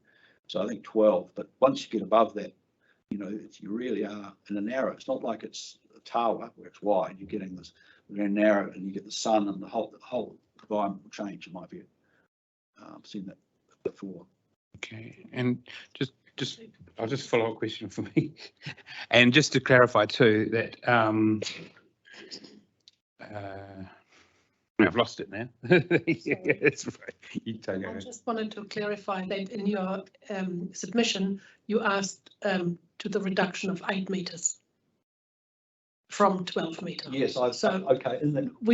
You've changed your mind in the meantime. Look, it's 12 at the moment, and what people are telling me, I'm observing, is that even though the rules in the area have been 8 metres for a while, that the council has allowed 12-metre developments in the Khandallah area. Builders and others have told me that. So I guess with the fact that we're already at 12 metres in terms of like the height of that established, that look, I'm a realist, 12 metres. Yeah, okay, thank you. I remember the other question too. Would not permitting residential on the ground floor have the effect that you were concerned about in terms of the loss of retail from the centre? It could be that it could be totally redeveloped or lots to residential only. That's a big concern. I mean, from a developer point of view, developer design point of view, the thing is that, and knowing that developers, they have a stripe on their back. They're either commercial or residential in the main. Definitely in Wellington, that's the case. So a residential developer will turn up, he won't feel comfortable with developing commercial, and he will basically, to do that project, he'll put literally a shop front. That's all under Rule 10. He only has to put a shop front there, token. So the whole lot will effectively be residential. That's what we have to avoid at all costs, because that means that you're eroding the retail, food court, exactly what we need for resilience and for all these other reasons, that I outlined. Because once that goes, then we've got a massive problem for the population of the area. So yes, insisting we're having it so that the whole ground floor has to be non-residential, which could be community, it could be medical, non-residential.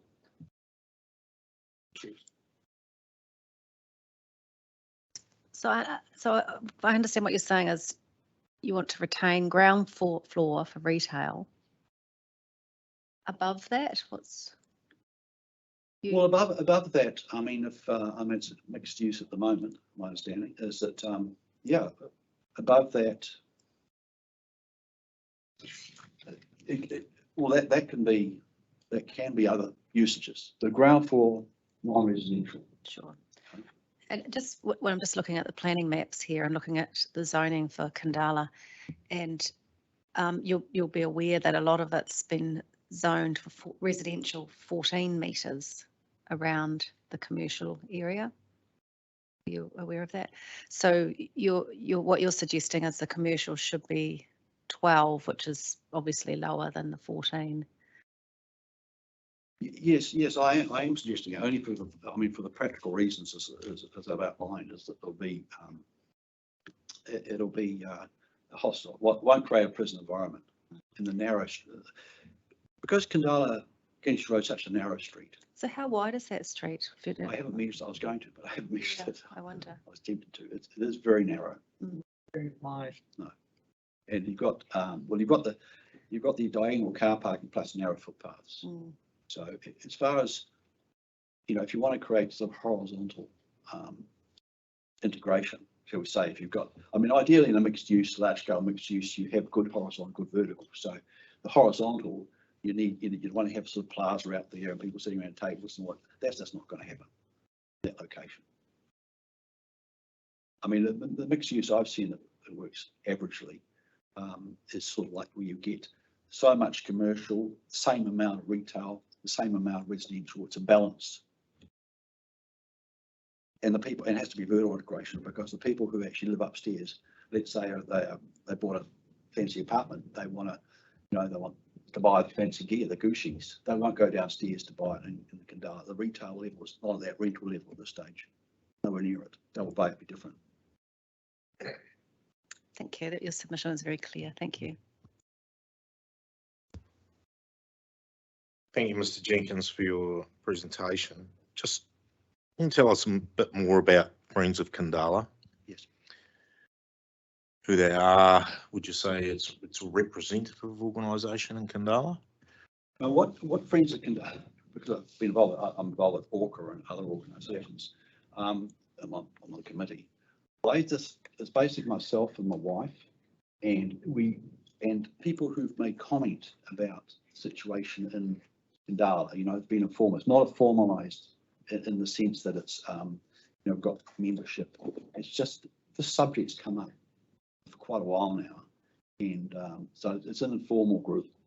Okay, and do you know how widespread support from people of Khandallah in terms of your comment about a horizontal expansion of Khandallah than going up? No, that the horizontal, that has not been canvassed amongst the public. In fact, I've discussed with the President Walker about having an event whereby people came to the town hall and gave us their ideas about what they thought Khandallah should be in the next 10, 30 years. And that then we talk to council, then we start talking on its lines. What amazed me, having lived in Sydney for 12 years, is that hasn't been done at any time.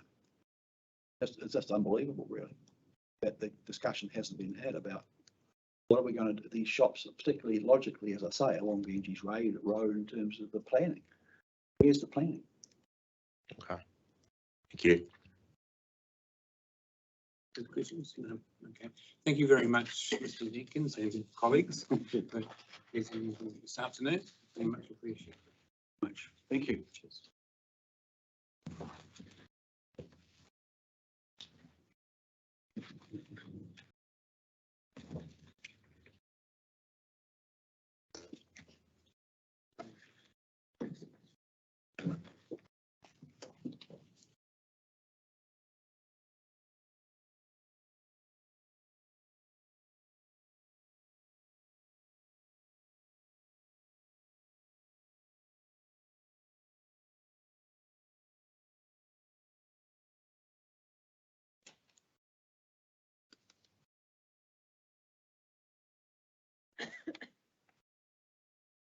Now, I believe we're going online now for EnviroNZ submission. This is Karen Rosser. Good afternoon. Oh, can't hear you yet.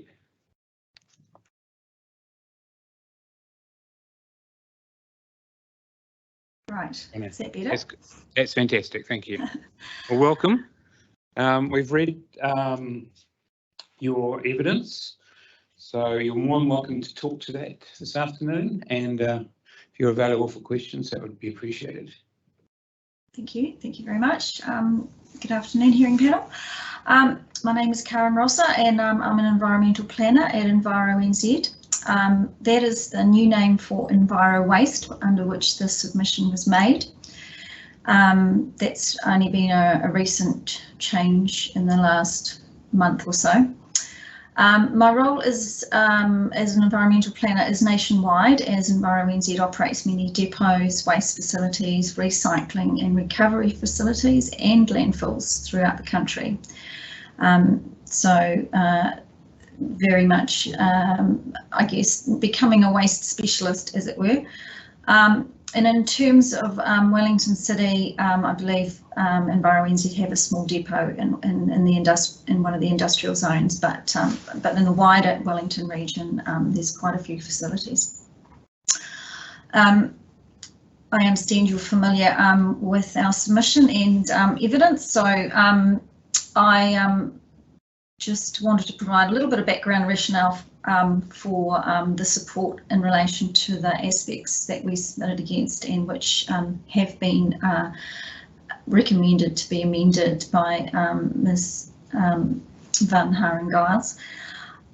So the government acknowledges that the way waste is generated and disposed of in New Zealand needs to be addressed in terms of greenhouse gas emissions and also to be more sustainable in terms of reducing disposal volumes and also designing out waste. So the New Zealand waste strategy was updated in March this year to help sort of inform how that's to happen in the future. And the main strategy, I suppose, is adopting circular economy principles through a waste hierarchy, where the least favoured option is to dispose of waste. I guess a comment in that space is that there'll always be some need to dispose of waste, unfortunately. So I think zero waste, at least for the foreseeable future, is a little bit difficult to achieve. But nevertheless, I think it's certainly needed in terms of the proposed hierarchy. The New Zealand new waste legislation will soon replace the Waste Minimisation Act and the Litter Act, and we've seen some changes to policy whereby waste levies for landfills are steadily being increased, and also many use single plastics have recently been banned, and this will soon include plastic straws, cutlery and other takeaway items, I believe, next month. So that, I guess, background is in relation to the fact that New Zealand is now obviously shifting to a circular economy, but therefore waste recovery and recycling and obviously some disposal facilities will still be required. And I think the district plan has a key part in enabling and maintaining these facilities so that circularity can be enabled. As stated in the submission, waste facilities can take significant resources to design, consent and construct to ensure that the harmful effects of odour, dust, contamination and noise do not affect surrounding sites or freshwater resources. And this often takes specialist equipment and considerable infrastructure. Things we're talking about, biofilters for odour particularly, they can be very expensive. and also a lot of stormwater quality devices, whether these are soft or hard types of devices.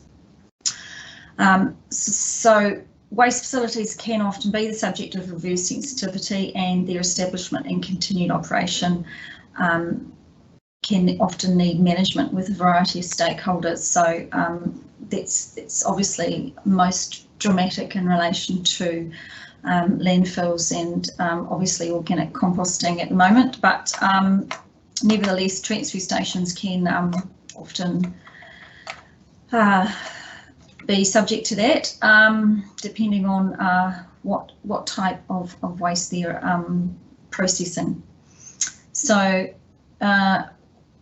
one of the only suitable locations for waste is an industrial zone, even though they are discretionary activity given their definition is heavy industry. But it is the only zone where lower levels of amenity are accepted, and therefore the general industrial zone is important to provide for these activities in a built-up environment, and obviously these facilities are needed to be able to serve the local community. So on that note, I think that just is trying to emphasise that protection from reverse sensitivity is really a core feature of an industrial zone. And therefore, I believe the amendments that have been recommended to a couple of, Objective 2 and Policy 3, I support those. So the new Objective 02 emphasises the protection of the general industrial zone from incompatible activities and reverse sensitivity effects. I think it does that better than it previously did, in detailing the typical nuisance effects of many industrial activities will allow a processing planner to focus on whether a proposed sensitive or commercial activity is appropriate in terms of those effects that can occasionally occur in relation to industrial activities. So I think it will it will help in that processing. And in relation to Policy 3, the nuisance effects of odour and dust, I support that those are now detailed in addition to noise effects. All those effects are usually specific to industrial activities over most other activities that you'll find occur in a city. However, while sensitive activities may be able to be insulated from noise, they cannot always be sufficiently insulated from odour. I would sort of almost put dust in that same situation occasionally too. But odour is particularly a tricky beast, and some people are more sensitive to it than others, and its characteristics mean that it can often only occur under certain weather conditions. So so making a site or a building insulated from odour effects is not always achievable in relation to the way that policy was worded. So I think adding the word "to be distanced" is a better way of managing odour, and that's backed up by the Good Practice Guide for Assessing and Managing Odour by the Ministry of Environment, which I appended to the evidence. So in terms of that policy, the proposed recommended words are sufficiently insulated or distanced from nuisance effects, including odour, dust and noise effects of existing activities or other activities permitted in the zone. So I support Ms Van Harengiles' amendment in relation to that, and in relation to the rest of evidence, I also, there's something not what we submitted against, but I do also support the non-compliant activity status for commercial activities, as I think in the same vein that will reduce reverse sensitivity effects for industrial activities. Thank you for that. Just probably for your purpose, I don't know if you were able to listen in to the hearing on Friday at all. No, I'm afraid I did not. Okay, we had a bit of discussion around Ms. Haran Giles's recommendations in regard to bringing together Objective 2 and Objective 3 together, because as we saw the way that it had been conflated, if you like, together, it wasn't so much around sensitive activities and things, it was more the direction that was contained in 03 as notified around the management of commercial activities in the general industrial zone. It kind of changed that quite significantly, and I do believe she's going away to think about that. But for your submission, I don't think there was any change in direction around sensitive activities. So I just wanted to highlight that. Any questions for Ms. Rossa?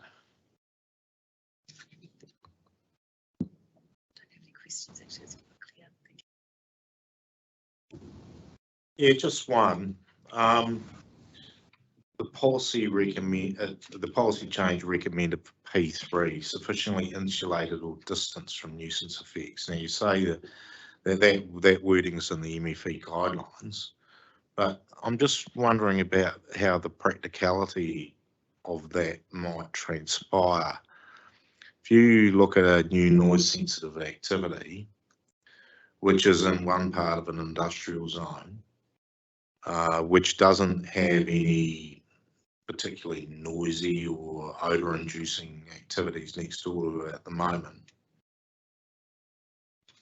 So therefore it could be compliant with that policy, but it's otherwise permitted activities in that zone. So you get a new noise or a sensitive activity established, but they don't have a particularly noxious, if you like, activity next door to them. So they tick the box that it's sufficiently distanced from nuisance effects. But then the next day is something could go in as a permitted activity and produce a level of noise or odour or dust or so forth, which is otherwise permitted. So I'm just trying to struggle I'm struggling a little bit with the nuances with that particular policy. Can you see what I mean? Well, I mean, it does say or, so I think or obviously helps in that circumstance, but I also consider, I mean, like you say, if the industrial activity is permitted, that is something that has to be looked, you know, it'll happen regardless of what the policy says. And if the sensitive activity was established, obviously it'll hold existing use rights, and I guess then I guess it'll have to be managed from there on in. Okay, thank you. Okay, I don't have any questions for you. Thank you, Ms. Rossa. Thank you for attending. With that, I'll just turn to see if we have Mr. Sapsford available.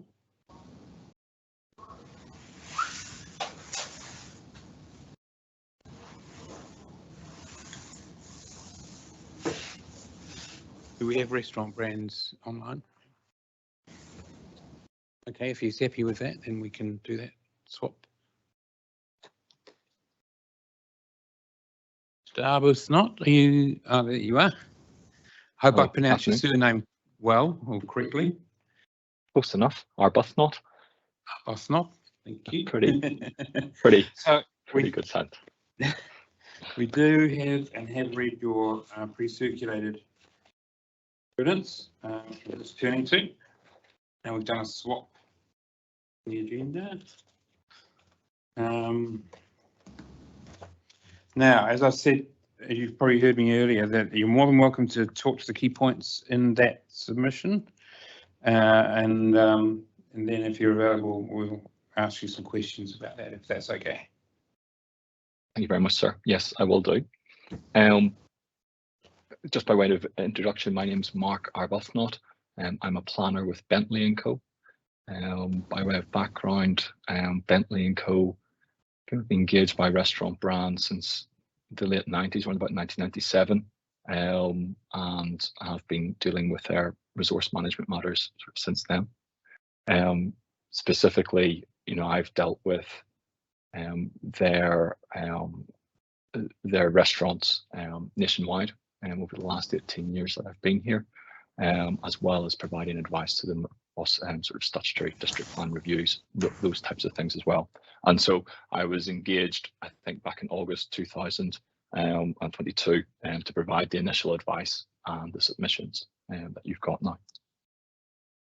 And so what my evidence does at section 2, in terms of its scope, there's effectively 4 key things. The first one that restaurant brands has been seeking in their submission, and the first one being, this is at section 2.2, the deletion of the minimum height standard, minimum building height standard.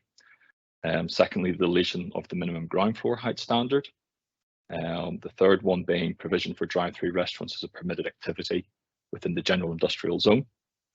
And then the fourth one being the deletion of the cross references to the centres and mixed use design guide. And that's just generally throughout the policies, as well as through the rules and assessment criteria as well.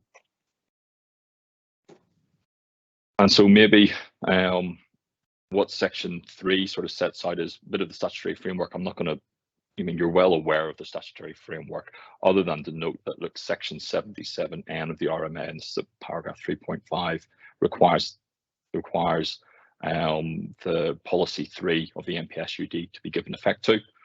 And noting at 3.6 that policy 3 can be modified under section 770 and to be less enabling of development. And so just by way of background at section 4, who restaurant brands are, you're well aware of them: KFC, Pizza Hut, Carl's Jr. They've got about 240 odd sites across the country. They're quite a significant employer, 3,700 people, I think, they employ generally across the board in their business. And specific to Wellington, they've got 7 outlets. So they've got 4 KFCs, 2 Pizza Huts, 1 Taco Bell, and maybe a Partridge and a Pear Tree as well. And in terms of minimum building heights, then in section 5, what we've got in terms of the submission point, obviously seeking its deletion. It's recommended by the council to be rejected, that submission, and the key points that they're citing is that this minimum building height control, so it's minimum building height, which is 22 meters, I think, in the city centre, and 7 meters in the metropolitan centre zone and the local centre zone.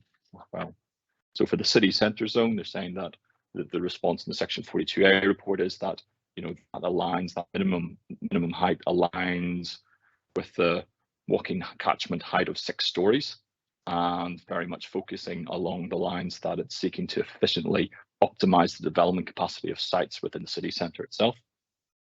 And the concern that this section 42A report and this section 32 analysis points out in the city centre is that there are sites that council consider have not been officially utilised.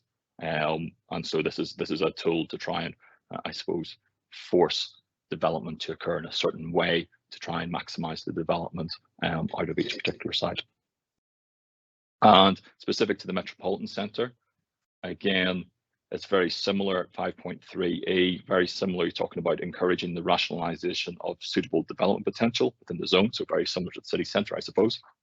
And then again, in the local centre zone, again, being consistent with the intent of the NPSUD about achieving, development capacity and high quality design outcomes. And so, look, my evidence obviously sets out the reasons why I disagree with that. And what I do point out at sections 5.4, 5.5, 5.6, and it's quite important, I think, in terms of how the plan's been prepared and the provisions that have been put in front of you, is that the only section 32 analysis that I can find in respect of this standard relates to the city centre zone. Now, I haven't found anything else that would provide any sort of analysis for the metropolitan zone or the local centre zone. And I think that's quite important because obviously we are subject to section 32 of the RMA, and my opinion on that is that any rules need to be accompanied with that analysis for them to be able to be incorporated into the plan. So automatically we're in a position here where we have rules for the metropolitan centre and the local centre zone without any, that I can see, any foundational 32 analysis to support them. But specific to the city centre zone, and I've looked back again, when you look back at the section 32 analysis that has been prepared by council, there's the justification for it, and this is at section 5.7 of my evidence, is twofold. The first one is that the Dunedin district plan contains similar standards. And look, I'll come to that, I suppose, in a minute, but that particular rule that they're referring to, or those rules they're referring to, requires 1- and 2-story developments to be developed within certain areas of the city centre. And so it's very much centred, and you'll be familiar, I'm sure, with Dunedin city centre in terms of the scale of development that exists there. But that's to encourage a specific design outcome in terms of the 2-story vernacular, that scale of development that exists already in the main shopping streets of the city centre, as well as 1-story development, rather than being focused on requiring development capacity to be achieved, which is something that obviously this rule is aimed at. So they're doing two very different things. So I don't see there being a particularly link between the fact that Dunedin have a requirement for 1- and 2-story development within their city centre to linking with 22 metres in the city centre zone and 7 metres in the metropolitan local centre zone. But specifically, what it does seem to respond to, though, is, again, availability of development capacity and addressing the perceived of inefficient or non-strategic use of key development sites within the city centre. And in that regard, what the section 32 analysis goes on to say is that that minimum height standard for the city centre, and this is at 5.8 of my evidence, is mandated by the need for council to meet its statutory obligations on the MPS. Okay, so mandate, to my mind, means that it's required and the council can't derogate from that position. But in my opinion, and we'll get through it as well, is that the MPSUD, or the requirements of that, don't require minimum heights to be achieved. They are enabling of the opportunity for additional height. And I think those are two very different propositions in terms of how you might interpret that provision, or the requirements of policy 3 of the MPSUD. And so what I do at section 5.10 of my evidence onwards, specific to the city centre zone at least, is that, look, I set out there that the efficient use of land relates to more than just requiring a certain business height, a building height, sorry. It includes enabling a wide variety of activities, and it needs to be done in a manner that is flexible and responsive to market demands. And my concern is with the minimum building heights is that it lacks flexibility, and it has the potential to prevent or discourage activities from establishing within the city. And what my evidence does at 5.11 onwards, she identifies the retail and market assessment that was prepared for Wellington City Council. I think it was by Colliers and Sense Partners, that forms part of the section 32 analysis.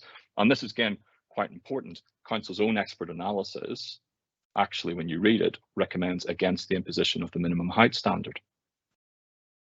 And I can't see anywhere there that that's been rebutted in evidence in terms of those conclusions. And so what I do, I highlight out the key points there. You can see at 5.11 in the quote there in bold. I've identified that since these rules could have the unintended consequence of reducing development in certain environments, we do not recommend imposing minimum height restrictions.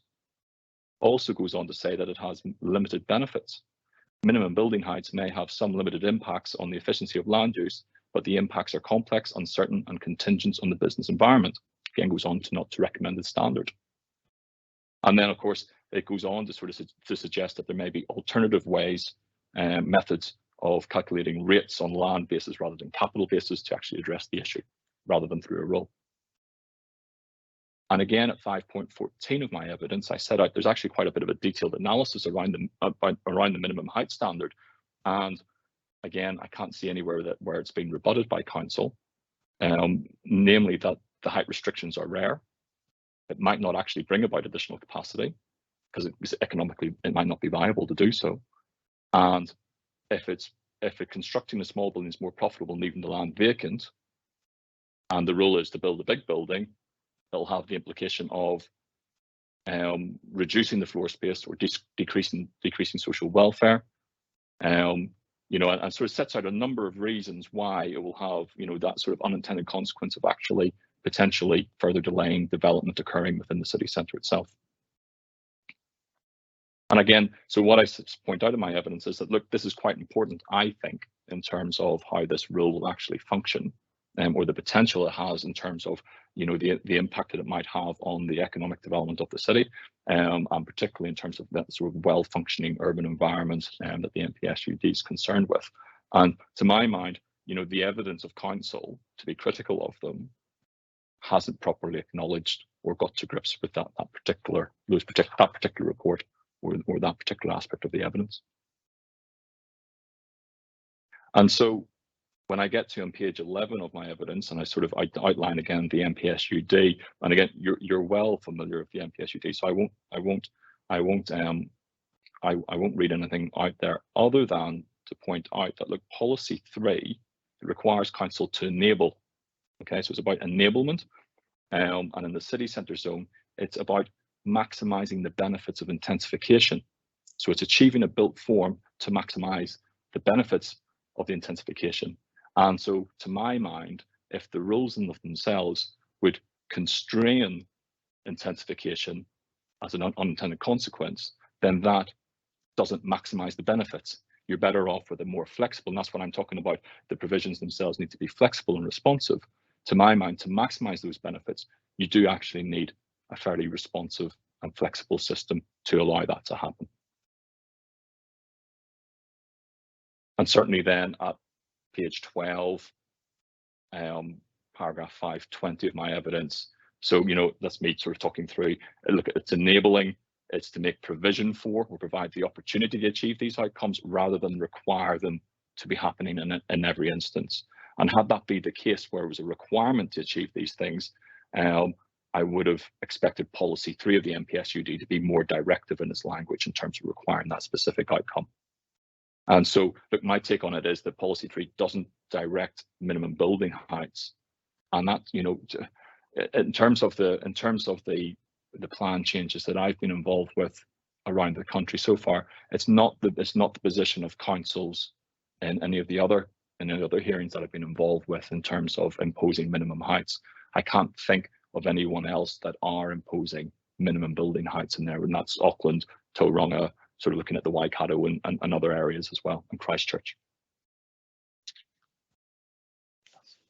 And so when you look through then in terms of how that sits then with the proposed district plan, there is the potential there, and this is at 5.24, that this rule has the potential to undermine the objectives of the district plan, given that it could actually reduce development capacity, and that would be to the detriment of the social and economic well-being of the community.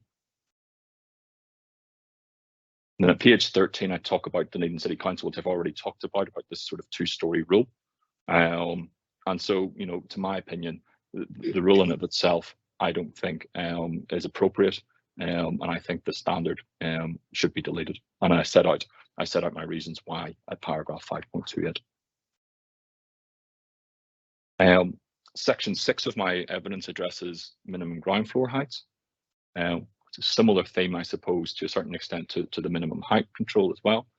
The crux of the matter with the submission point is that there are buildings and there are activities that require specific types of buildings that aren't intended to be adaptable to a range of uses over time.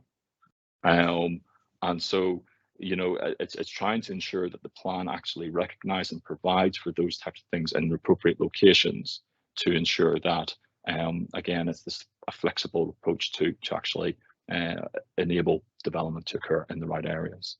And again, the submission itself is recommended to be rejected, talking about, you know, the standard being necessary for a flexibility variety of uses, being adaptable to a variety of uses, in the mixed use zone, being facilitating high quality design outcomes as well as being adaptable, In the neighbourhood centre zone, actually on page 15 at item D, it actually talks about being necessary, the minimum building heights being necessary to achieve the development potential of sites in the neighbourhood centre zone. Not too sure how that works, but that's what it stated is.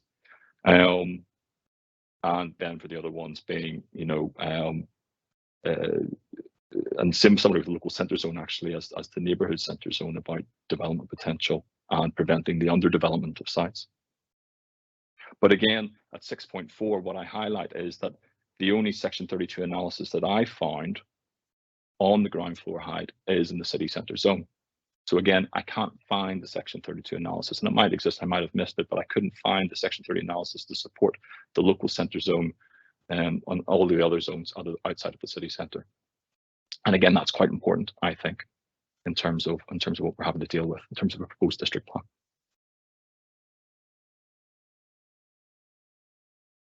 And so, turning to page 16 of my evidence, when I'm looking at, you know, sort of looking at the rule itself, what I set out, my opinion, which is that it's not appropriate to require every building within the commercial mixed-use zones to be adaptable to a wide variety of uses over time, because those types of standards don't provide for activities that require a specific built form. And drive-through restaurants might be one. There's certainly others as well. There may be supermarkets, there may be a whole range of other activities that have very specific requirements. And the concern that I have is that by requiring that minimum floor height, it has the potential to increase construction costs. It has the potential to result in more inefficient building designs because they've got space that they just basically don't need. And it can sometimes result in activities or businesses seeking to go to the neighbouring district because the rules are a bit more amenable to their type of activity. And that has the potential to occur.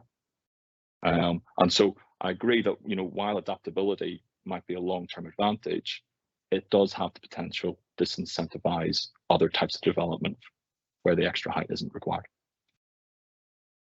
And so what I say at 6.9, 6.10, I think that the standard should be more appropriately focused on the need to provide adaptable buildings in those parts of the district where it's likely to have a higher turnover activities within the ground floor of buildings.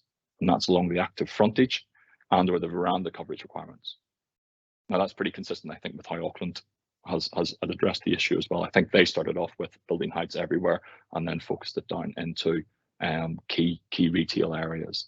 And I think that's more appropriate because then you're looking at these key areas. Those areas absolutely agree that they should be flexible, they should be adaptable, they should have the minimum floor heights. But I do also think then that there needs to be other areas outside of those areas where developers who know that they're not that, you know, they can't accommodate those minimum requirements, that they know that they've got certainty that they can go to other parts of the zones where the plan is more accommodating of their activities or their requirements for their activities without having to trigger additional reasons for consent and having to assess them and having to justify them.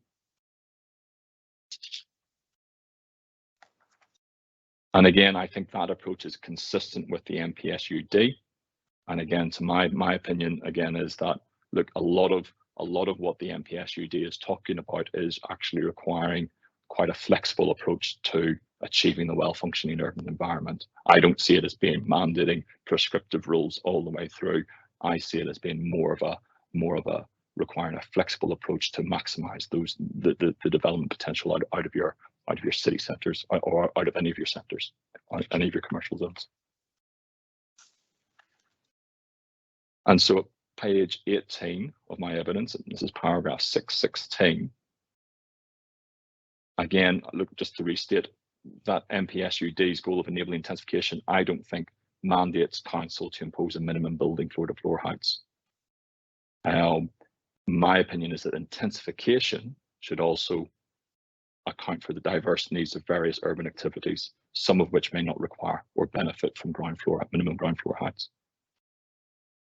And again, so yes, I agree it's an important issue, but it shouldn't come at the expense of other equally important considerations such as economic viability, sustainable growth, and responsiveness to urban activities, the full range of urban activities that, you know, these centres are supposed to accommodate. And so my concern is that does lack flexibility. It does have the potential to reduce economic growth. And similarly, when you look at it through that lens, then there is an issue in terms of whether or not this is actually the most efficient and effective method to implement the policies of the plan that talk about economic growth and employment opportunities, those types of things. Then at section 7, very briefly, is talking about the activity status of drive-through restaurants in the general industrial zone. Just to say that, look, I agree with the section 42 analysis. These things are permitted and no further changes are required. That's good, I agree with that. And then at section 8, which is the cross references to the Centres and Mixed Use Design Guide. Again, seeking the deletion of those cross references, and that's recommended to be rejected.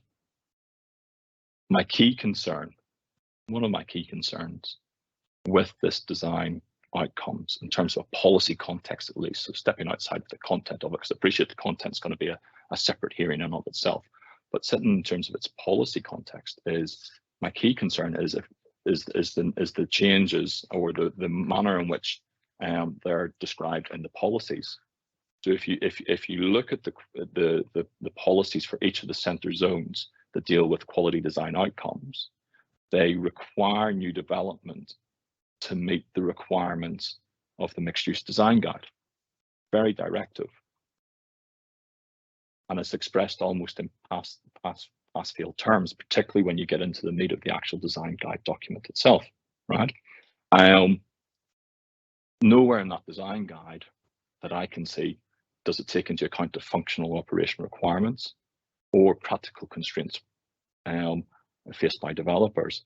Instead, it seems to me to be more prescriptive and flexible. This is a paragraph 8.5, and they're laid out as directives to be followed rather than flexible considerations to be taken into account. And I think that's quite important, because I think actually when you read the policy in terms of this, what this design guide hangs off, and then you read what the design guide actually says, it reads more as a set of design requirements rather than design guidance. It's very directive, very specific in terms of what it wants to achieve. And I don't think that there's sufficient flexibility, or it's got the right tone to it, or it's got the right considerations underpinning it to actually be beneficial. A lot of them read like rules, and I think I set out in evidence at paragraph 8.6, you know, sort of a number of the issues. You know, you got you know, height limits. You've got a whole range of point limits that you have to, specific point requirements that you have to meet, and they read like rules rather than guidance, to my mind, that whole section. And again, you know, it has the potential to end up in quite a stringent resource consent process. And similarly, those thresholds, again, to my mind, when you read it, expressed in pass-fail terms, or at least in that sort of characteristic. And again, I'm very concerned with that and what that means for individual applicants when it comes to the resource consent stage. There's other things in there that has, you know, a significant emphasis on sustainability. So, you know, there's criteria around there about reducing travel, shipping distances, installing insulation over and above minimum requirements. And what I said, paragraph 8.8, is that, look, those are traditionally and probably more appropriately managed at the national level rather than at this district level. And similarly, you know, at 8.9, similar issues arrive there.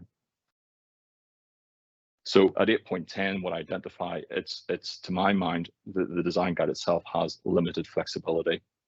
And I think it's going to inhibit a bit of freedom in terms of what applicants can do to respond to the site specifics. And I think what the end result's going to be is something quite onerous in terms of the consent process that you have to go through, because to get a consent, you're required to meet the requirements of the design guide. And that's very directive and overly so.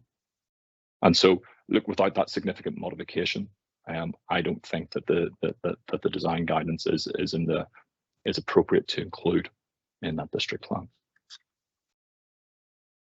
And so that's really all I've got to say on those specific points from Restaurant Brands. You'll see at attachment 1 as well, I have provided some further changes to it, my suggested changes or my recommended changes to those policies and rules that you have, and they're all identified in the green strike through and green underline as well. So they're just set out for you in terms of the detail of what I've said in evidence. So look, I'm happy to take any questions that you might have. Okay, thank you very much. I'll turn to the panel to see if there's any questions for you.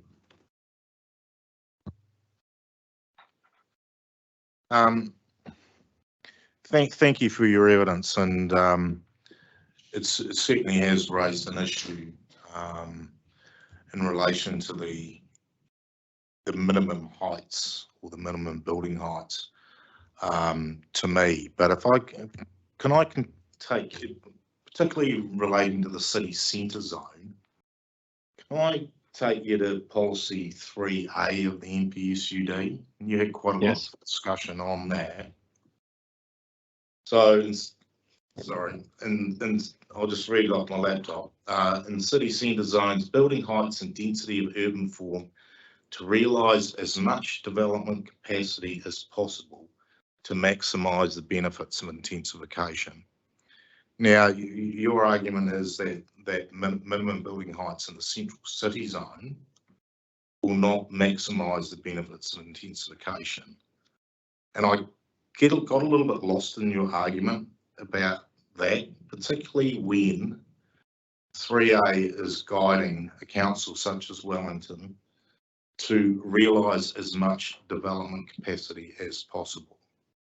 So I'm just a little bit confused about having a minimum building requirement. So you've got a piece of land in the central city where you want to build significantly lower than the height thresholds.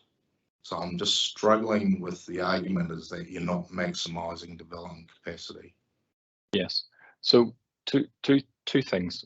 So in the first instance, policy 3 is about having district plans that enable. Okay. And that's a density of urban form, building heights and density of urban form to realise as much development capacity as possible. And that's to maximise the benefits of intensification. So the rules that enable, and the purpose of those enabling rules are to maximise the benefits of intensification.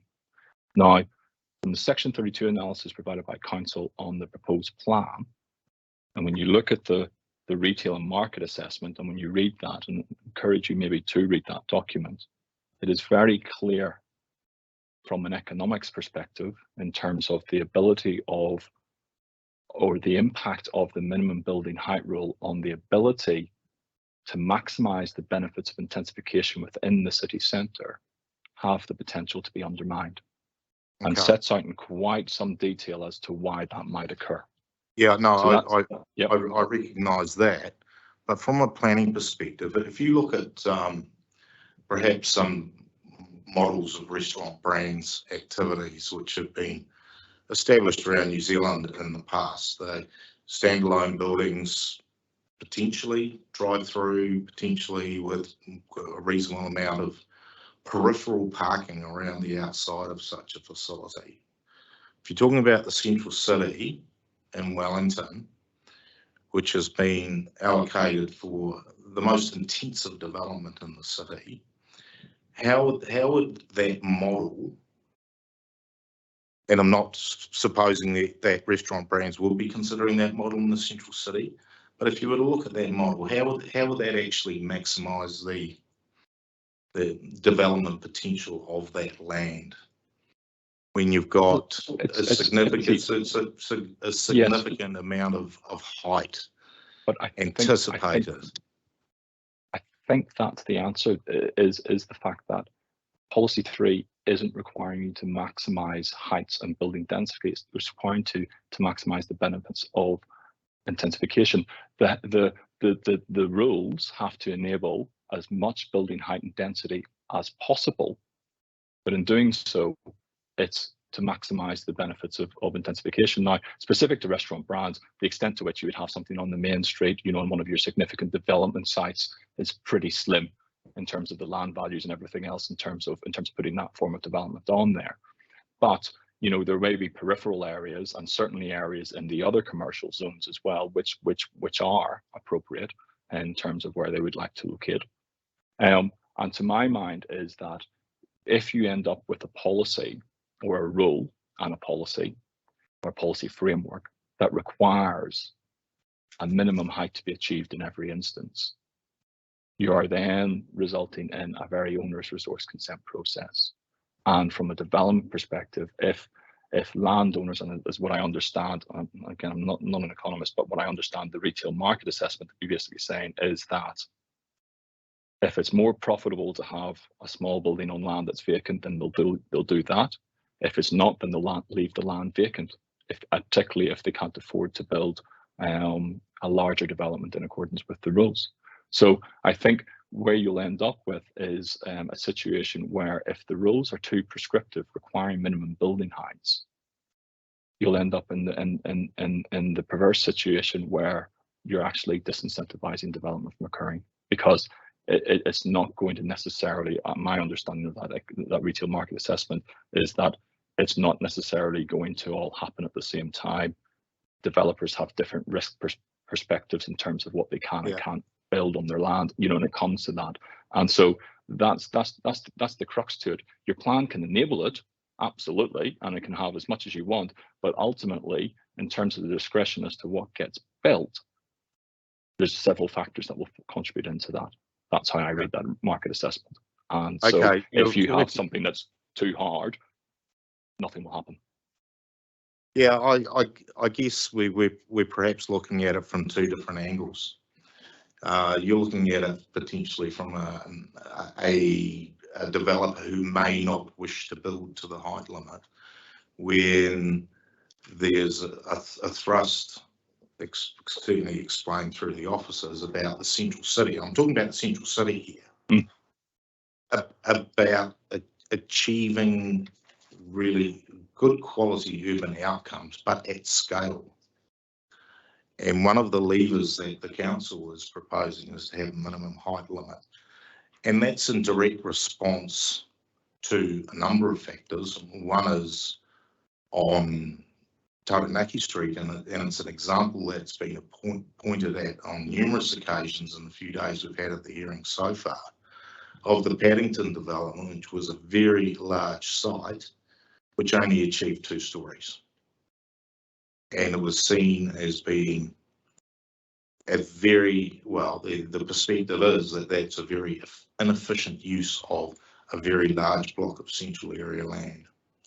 So the principles there would then apply elsewhere in the central city, where you have a land resource which is scarce, it's finite, and you're looking to maximise the potential of that. And obviously, if you want to build something which is lower than the height limit, you can potentially justify that through a resource consent process. Got any views on that? Yeah, look, it comes again back down to, you know, your definition of the example of the Paddington development. You know, it'll depend on in whose opinion it was inefficient. So, you know, the person who's responsible for that development will have done his analysis in terms of what he can do to maximise the development potential of that land based on the market as it stands today, you know, and in terms of all of the different inputs that go into that. So it's quite nuanced, I think, in terms of it's not just as simple. And I don't agree for 1 minute that the MPS UD mandates the imposition of building heights either. It's an enabling tool, but it doesn't mandate a minimum development threshold to be met before development can proceed. Okay. But specific to resource consent, yes, you can. Yes, absolutely, you can have a rule that, you know, you can infringe, and that's how it's set up at the minute. My point to that is that when you look at the policies, when you look at the design guidance and put all of those factors together, you are going to end up in a very significant consent process that I think has the potential to disincentivize development within the city centre, having regard to that markets and economics report. Okay, I take on board what you say there. Do you think there needs to be a distinction in relation to these minimum heights in between the central city and the other commercial zones in the city? In terms of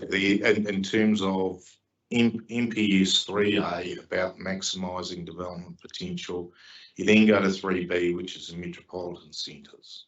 Do you think there needs to be a differentiation between the two? Or does the same principle apply regardless of where you are? Well, again, it comes down to your interpretation as to whether or not the MPSUD is requiring minimum heights to be achieved. And I'm of the firm view that it doesn't. You're absolutely right. There are distinctions between policy 3A, 3B, C, D, as you go through in terms of what the outcome to be achieved in the relevant centres are. And so, yes, you have the potential to be able to discern, I suppose, a difference in policy between those centres as a consequence of that. So in terms of a one-size-fits-all policy may not be quite so appropriate in that context. But again, to my mind, it's, particularly the metropolitan centre zones, for example, and so I'm looking over here because my second screen's over here, so I'm not ignoring you, is that, it's about to reflect demand for business use in those locations.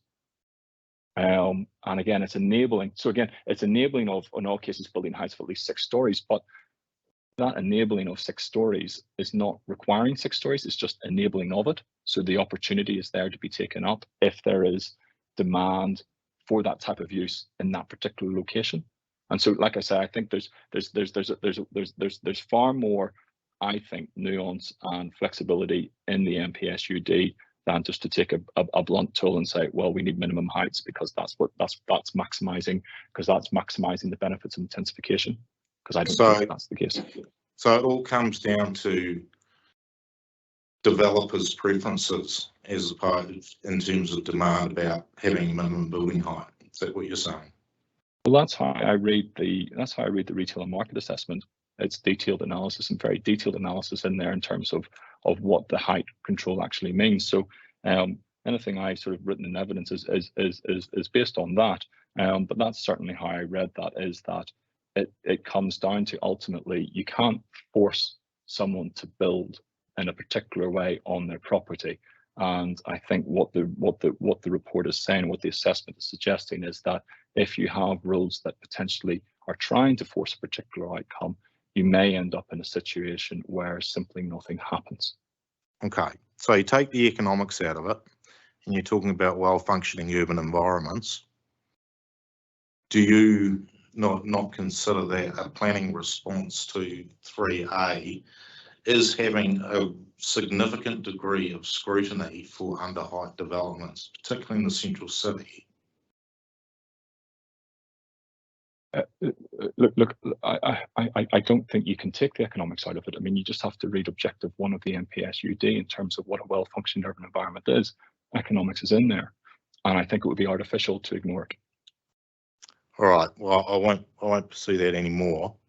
I am interested in your section 7 about the activity status of drive-through restaurants in the general industrial zone. Yes. I know it's been a recommendation of the officer that it broadly would fall into service retail. In terms of Wellington, quite a few, well, not much actually, in terms of the entire land area devoted to general industry. And the historical approach has been to protect that as much as possible from things which don't need to be there.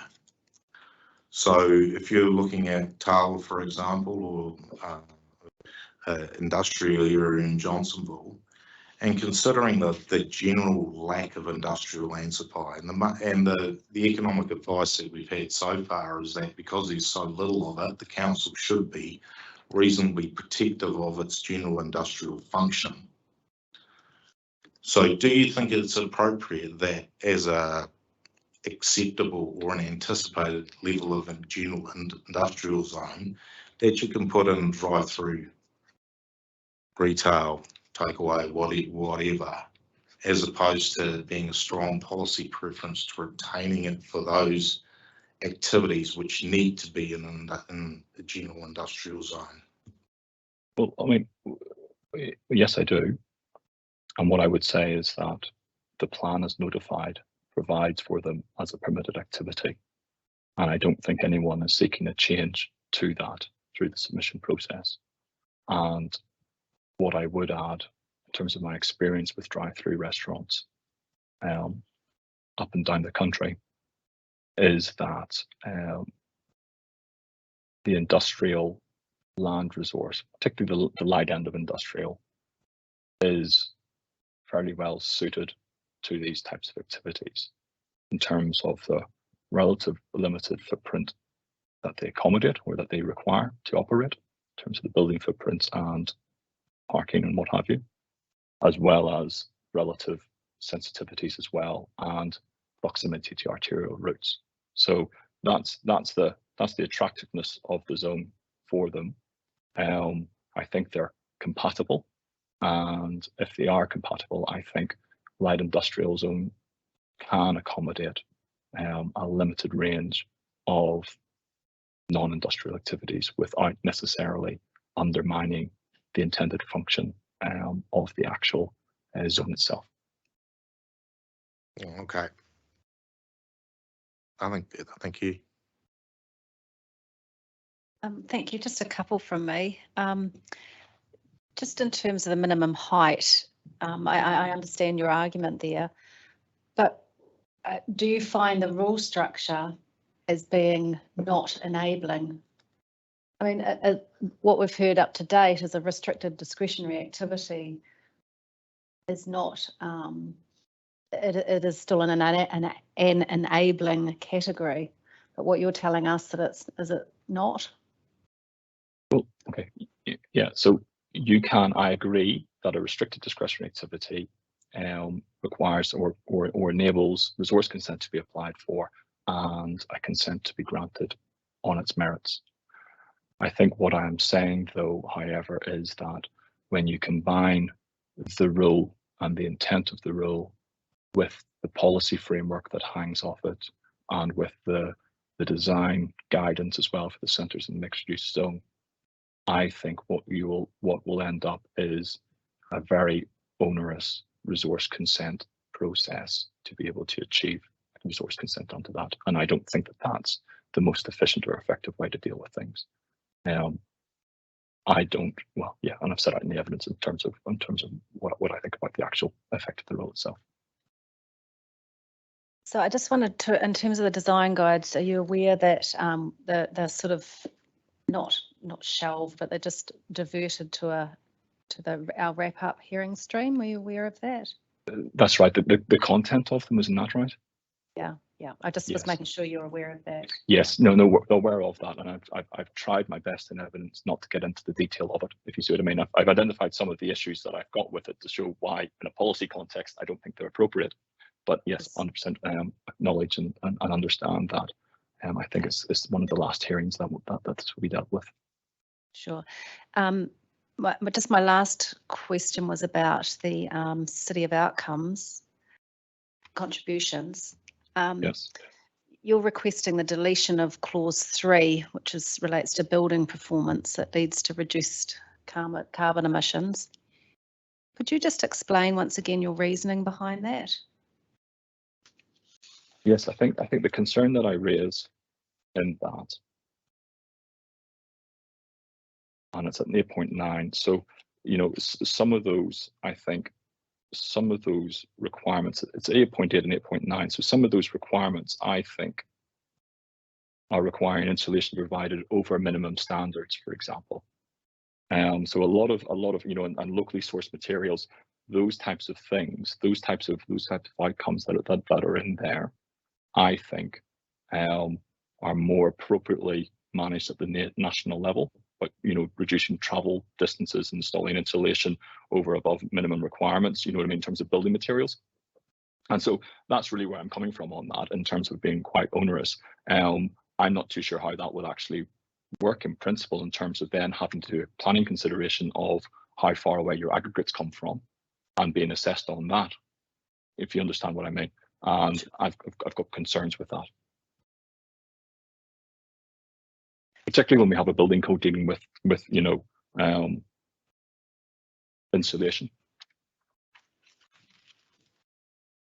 So you think it effectively crosses over into the building code, but also like it should be handled at a national level?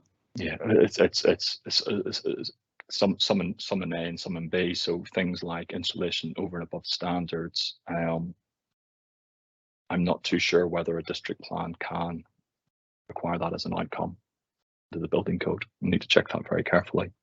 Other matters about travel, shipping, distancing of materials, of building materials, or low carbon materials, carbon banking materials, those types of things, energy fittings, those types of things, I think are probably better off dealt with consistently at a national level, rather than having an individual district imposing standards of that nature that are more onerous than every other centre or city in New Zealand. And I think that might have potential implications in terms of how development occurs in the city. Thank you.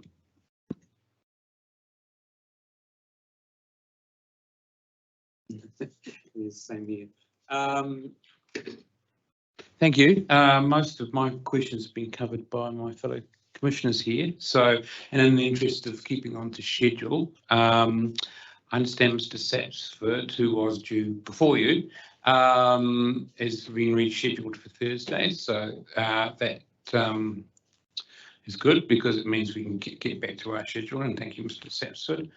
I think it's nearly 3 o'clock, and we were due to finish at 3 anyway. So we'll have a 20-minute break and resume at 3:20. So the hearing is adjourned until 3:20. Thank you. Thank you very much. Thank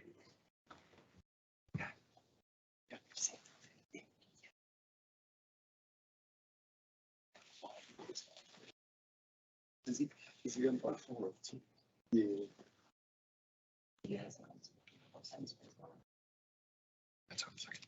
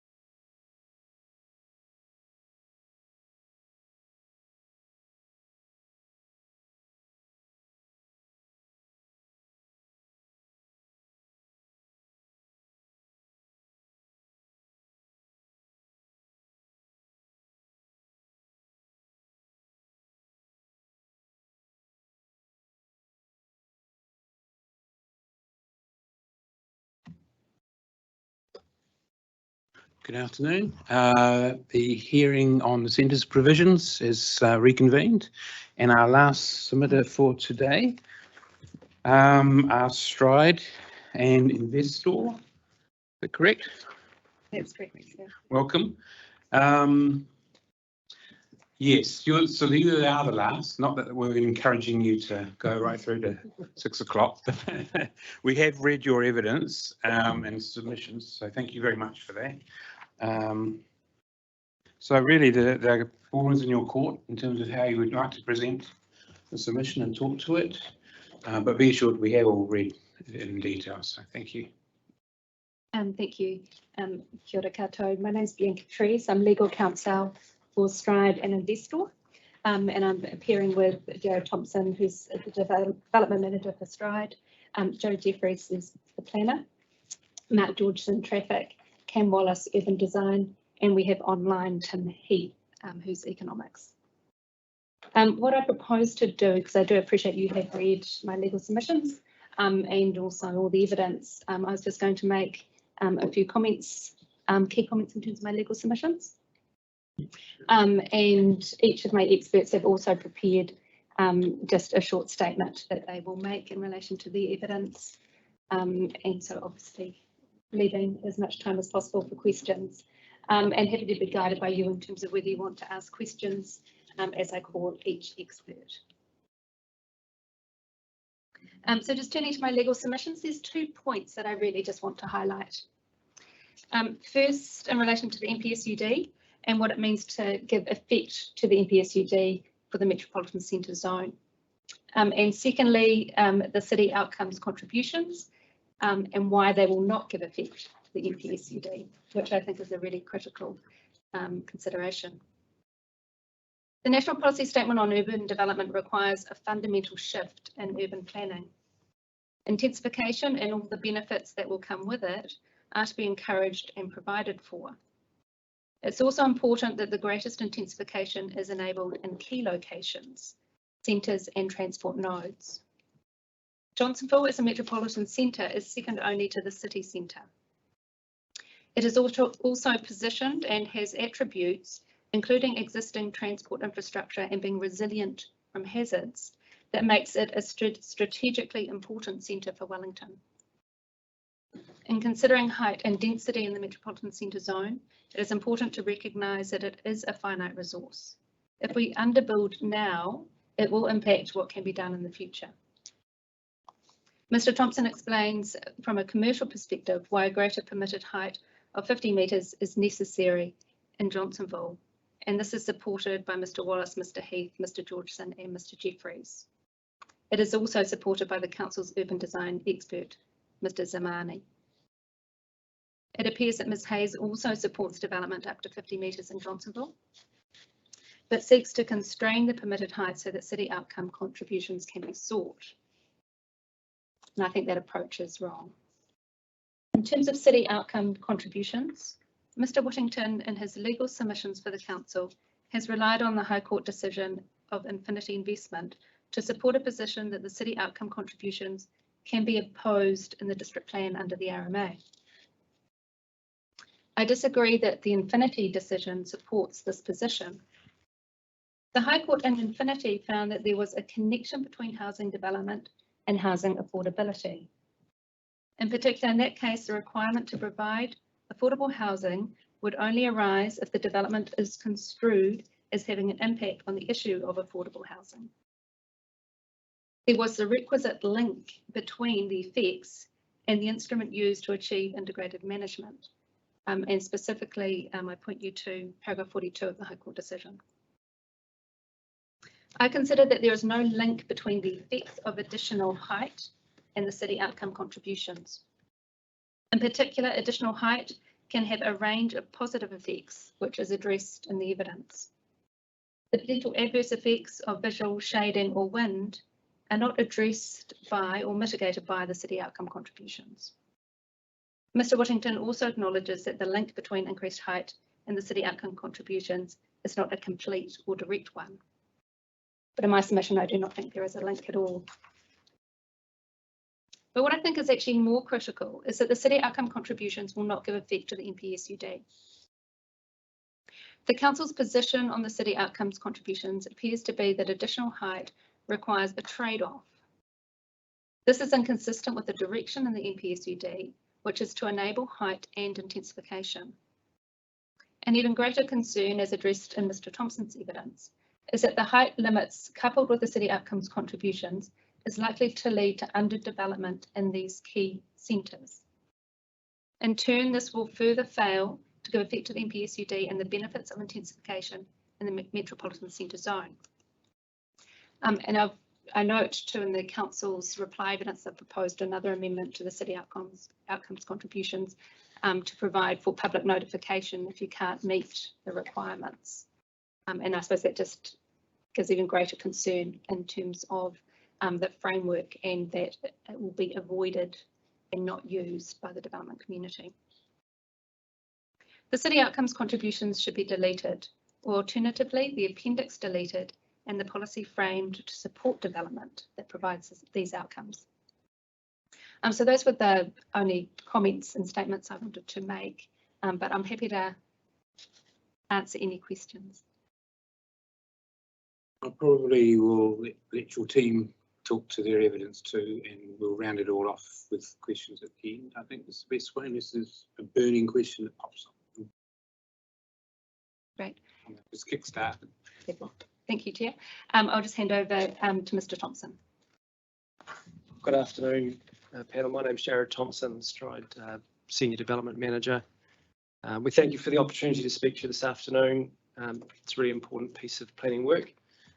So you probably are aware of us as Stride's a multifaceted property company specialising in assets with enduring demand. We have significant investment in the Wellington region. So this is really important to us. And obviously we're here today primarily to talk about Johnsonville. I guess what we did want to say is we are in support primarily of what the city is proposing to do around intensification of the zoning. So we are saying we do support it. We just want a couple of aspects of it, which Bianca's highlighted, that we would like looked at a bit closer. My evidence is taken as read. So a couple of key points from that is our concerns are around the uncertainty of the city outcomes contributions policy, and there's some explanation there as to why the 50-metre height limit, I should say, is really important to us, primarily from a feasibility perspective. Despite the present economic, tenant and investment headwinds, we are actually really excited about Johnsonville. It sits obviously at a key transportation node. It's in a catchment that's under-provided for. It has reasonable to high catchment growth, and at the moment it's not being provided for. We're well aware of that, as the city is as well. So we're really keen to do something. The market's tough out there at the moment though, so it's a time for us to prepare ourselves from a master planning perspective, but also for the city with respect to planning framework work for the asset.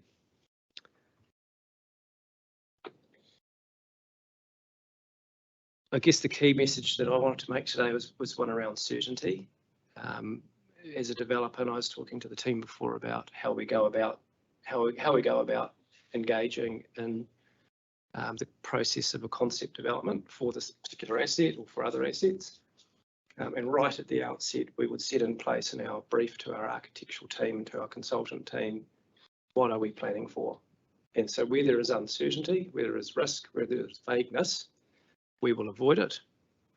We will plan to a base case, but we might have some feasibilities that work outside of that may consider things like the city outcomes contribution. So where there's vagueness, we avoid it.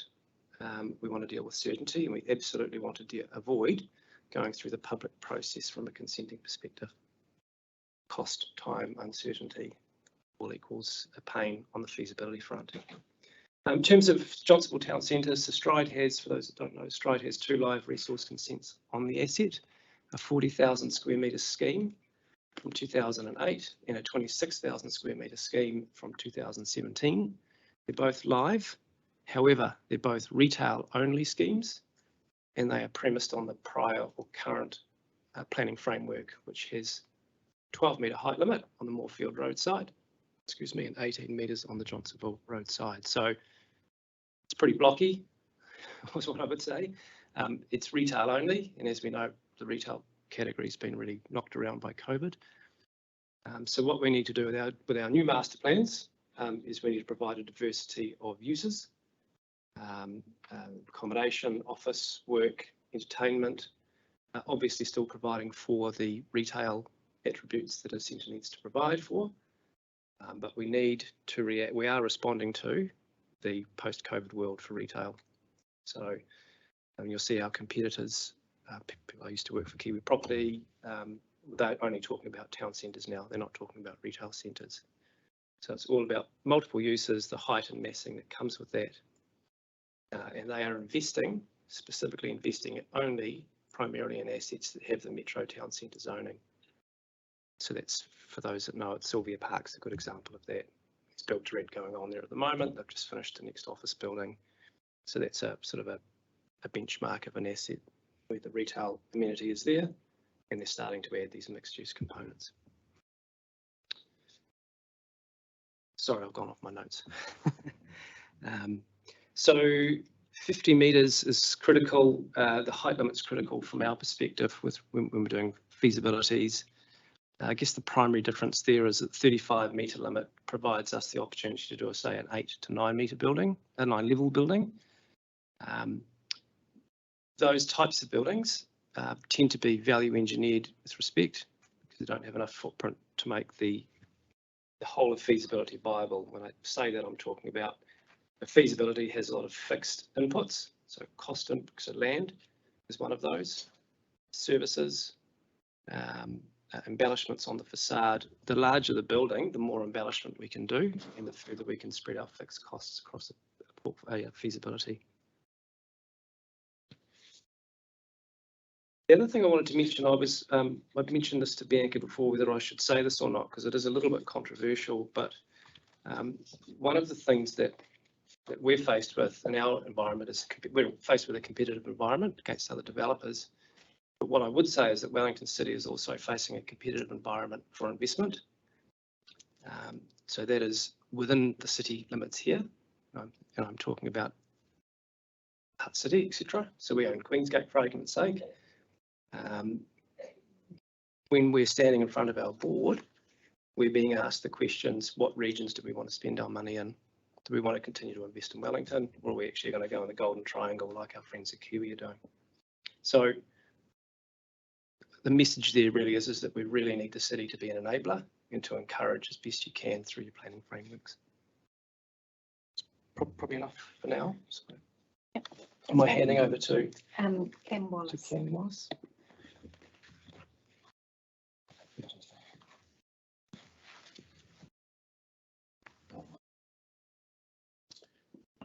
Good afternoon. My name is Cam Wallace. I'm an urban designer at Barker & Associates. So I just want to quickly go through some of the key points that I've addressed in my evidence. Really, they relate to the height, city outcomes contributions, and I'll just argue some tinkering around some of the development standards. So I don't want to labour on to any of these points too much. Obviously, I supported the 50 metre height limit. I actually think there's probably scope to go higher than 50 metres in Johnsonville, based on some of its kind of contextual characteristics and its role within the overall centres network. And this has obviously been supported by a number of both Strident investors, experts, but also council's own experts. Kāinga Ora have also supported height increases, and collectively they've identified a number of benefits associated with that. I think in that regard, we're not advocating for the removal of the resource consent process. So we're still saying, yeah, we think we need to go through a consent process, go through design review where we can assess some of these issues with tall buildings, wind, potentially shading, all those types of issues. So, there's still a level of control, but in terms of those wider benefits that we're talking about in terms of intensification and actually making feasible development, I think it's important we enable the type of development that's suitable for that location. In terms of the city outcomes contributions, I've got, I guess, a number of practical concerns with the way it's been set up. I don't believe it is practical or necessary. And then the subsequent changes now, as Sri alluded to, in terms of the additional notification, public notification risk is particularly concerning in my mind. you know, in terms of a taller development, a non-compliance to that may be driven by, say, the quality of toilets and the quality of the through site link. I hardly imagine a public notification process in terms of informing kind of an appropriate design would focus on those elements. It would really be focused on the building height itself. So this is one of those issues where I don't see the kind of link between the city outcomes contributions and these height thresholds. And I also just want, in terms of several of the matters identified in the outcomes contributions, I don't actually agree that they always provide benefit. I've provided an example of the through site link, which I believe is very context specific. It can actually undermine a whole bunch of other objectives. You can actually have too much permeability. You can be directing pedestrian flows off your main streets, reducing footfall in certain areas. You know, I don't think those are necessarily good things. You generally want through site links to respond to key desire lines, linking key destinations. What happens if the site next door recently went through the process and they had a through site link? How much value is another through site link 50 metres away? So I think there's a number of kind of practical issues in terms of the way it's been set up. You know, you don't have two road boundaries. You can't provide a through site link. You've got a heritage. You don't have a heritage feature on the site. You can't utilise those. So that flexibility, which is kind of claimed throughout the process, can quickly kind of whittle away. Similarly, things like the 10% requirement for public open space. You could design a really good piece of public open space, which is really well informed by its context. It's really good at active edges, really appropriately designed for the site, but it may only come in at 6 or 7% of a site. And therefore that doesn't even contribute to considerations under the whole framework. So I don't think the way it's been set up is kind of particularly helpful. And I agree with the kind of team of experts we've got here representing Stride Investor that I think it will act as more of a hindrance rather than enabler of good urban outcomes. In terms of the development standards, there has been some discussions around the active frontage controls as they relate to the metropolitan centre zone. This has gone through a couple rounds of proposed amendments by council, and I support those amendments in terms of that control. The other key point was really kind of those residential amenity standards around building depth, separation and outlook. I kind of agree with some of the intent in terms of what council is trying to control there. I just don't think it's the most kind of effective or efficient means of doing that. I've recommended the deletion of the depth and separation controls and a amendment to the outlook controls to increase outlook. And I think the important point there is the outlook control relates to the actual residential use, where the other standards are kind of set up to relate to the building. So obviously at ground floor level, if the control as written obviously relates to the building requiring an 8 metre setback. So at ground floor level, if you're, say, retaining a building on an existing site, a larger site such as Stride and Investore have, you're required to set back in all dimensions, not just away from the road frontage, which the kind of diagrams require. And then kind of similarly, the outlook control as proposed of 1 metre can potentially, subject to other issues around the overall design assessment, you could have kind of 2 lounges essentially 2 metres away from each other, facing into each other, or you could be built at 1 metre from the boundary, then a commercial development can come next door and build out your kind of wider outlook. So I don't think the way they've constructed those rules necessarily delivers a very good outcome or reflects the type of development that you might get within a centre zone. So that's really kind of the key issues I've addressed, and yeah, I'll respond in due course. Thank you. I'd now like to call on Tim Heath, who is appearing online. Hopefully Tim can hear us and can do anything.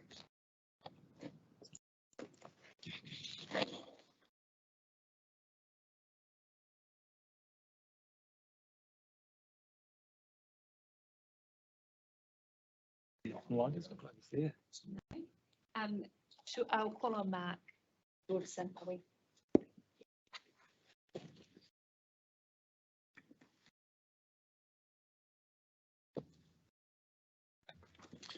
Afternoon.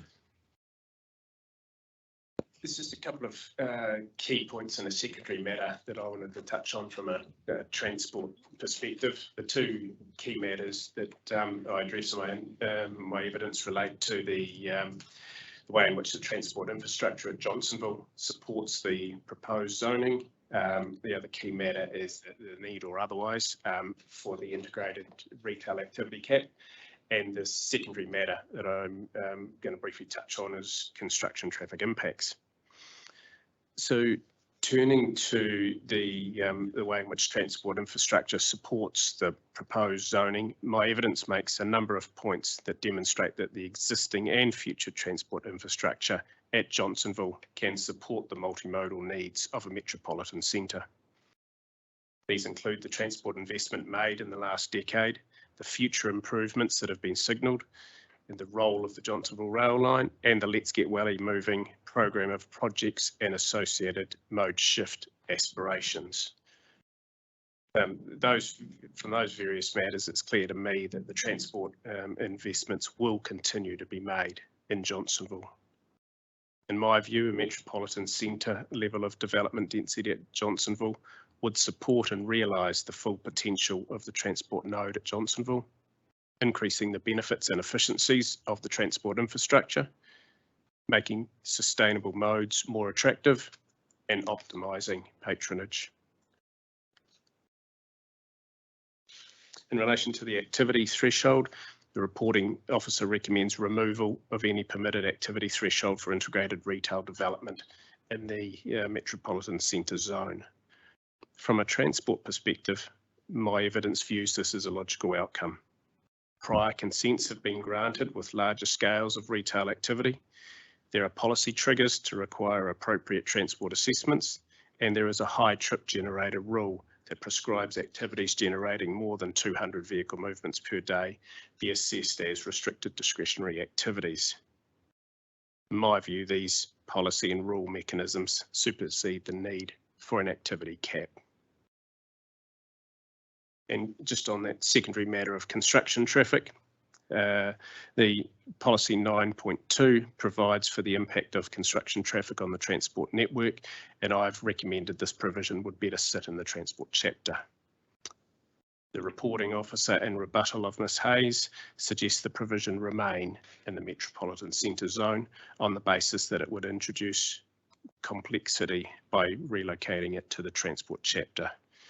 I could accept that for the metropolitan centre zone, but note the same provision is not captured in the likes of commercial and mixed use zones, and for consistency it could in my view apply to all zones and as such be better provided for in the district-wide transport chapter. That's my points. Thank you. Thanks, Mark. And I think we have Tim now online and ready to appear. What I may do after this, Mr. Chair, is just stop to ask questions before we get on to Mr. Jeffrey's substantial evidence. So, Heath. Afternoon, everyone. Sorry about that, but a few tech issues as usual. Just got a couple of points to make in my summary, given the evidence is pre-read. So I'll just cover those off now and then happy to take any questions at the end. So in terms of the 50-metre building height is an anticipated outcome within the proposed plan, subject to the city contributions. In my view, Stride and Investore's 50-metre height control would generate more economic benefits than potential economic costs. Dr. Lees considers the quantification of costs and benefits as needed to know if a 50-metre height limit is more appropriate than the 35-metre height limit. Dr. Lees raises concerns about the potential economic cost of lost sunlight in particular, albeit doesn't provide any quantification of that potential cost.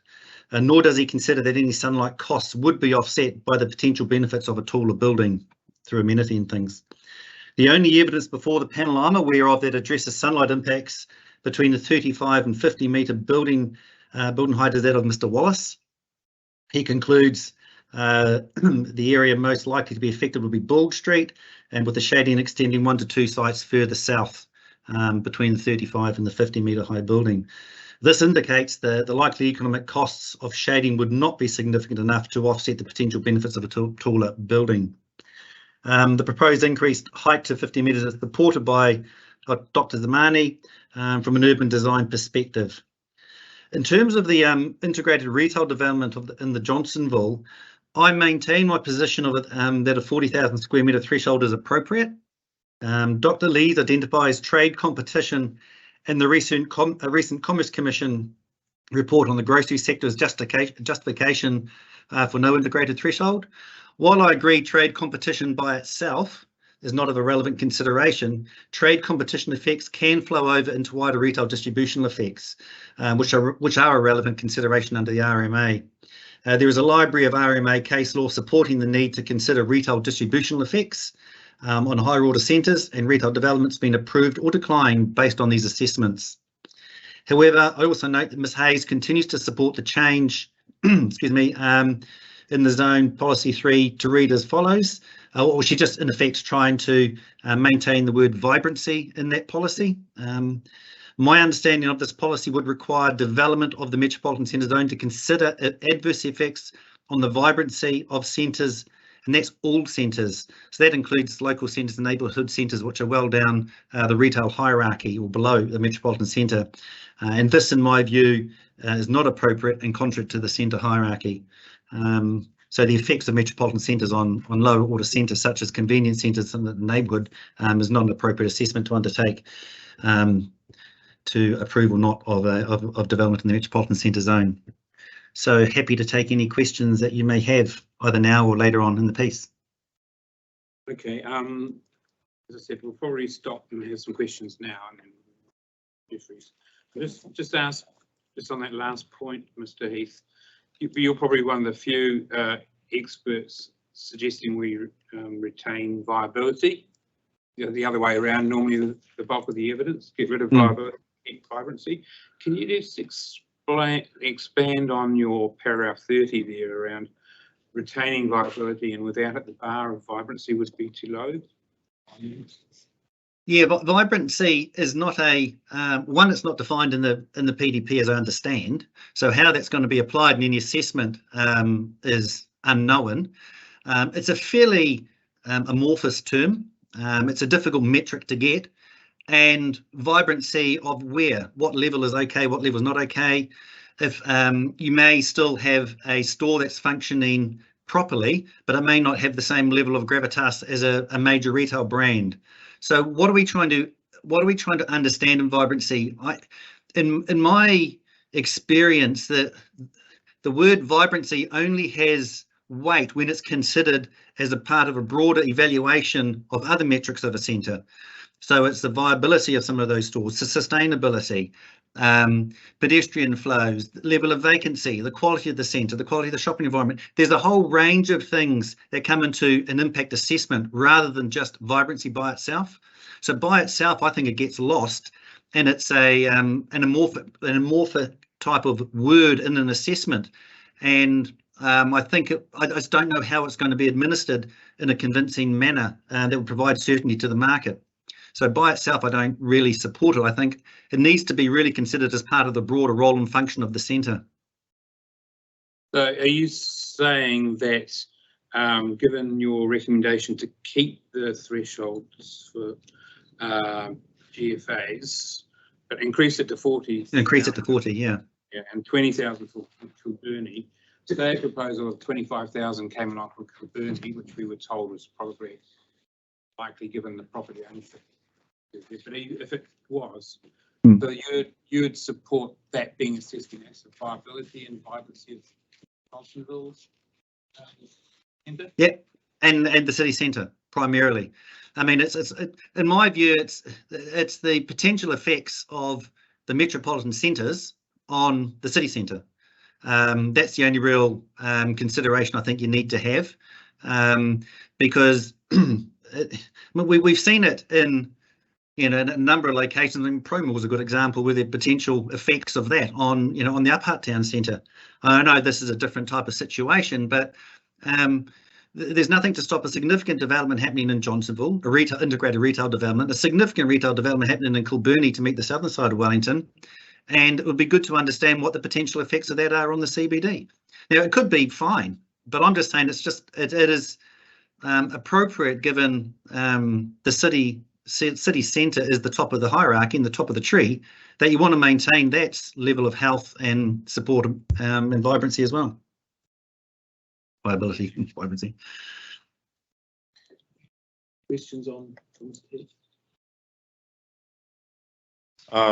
Yeah, Commissioner Schofield's questions are pretty much covered off mine, but really interested in this threshold, and why you've got 40 now that the officers are recommending that there is no threshold in the metropolitan centres. It's sort of somewhat counterintuitive that you actually want to have that. So you want some sort of retail analysis about what that quantum GFA does to the city centre. I think is that no anything above that. I mean, what wasn't clear to me was in the notified plan they had 20,000 cap, and suddenly transferred to no cap at all. And I'm going, okay, that's fine to take that position, but where was the evidence to support that sudden, almost it's a 180-degree change in position? And I'm saying that's fine, but there's no evidence that I saw that supported that. Dr. Lees didn't provide any evidence to say that that was appropriate. He gave an opinion.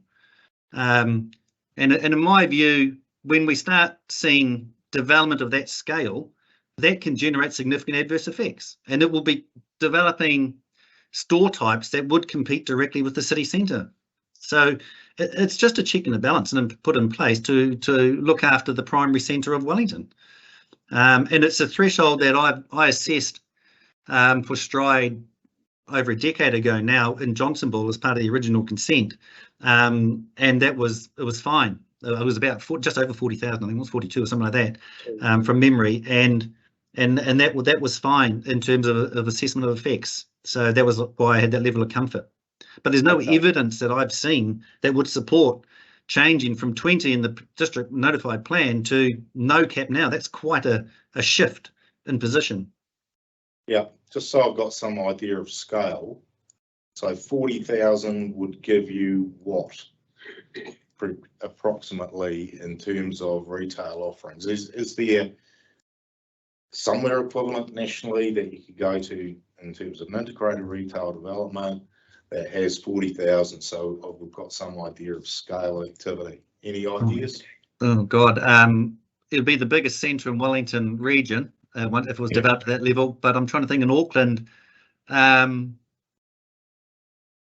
should know what Queensgate is, but it's I had thought it was late to mid 30s.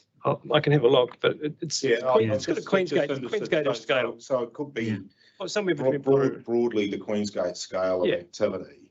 And and that's understanding. I just didn't.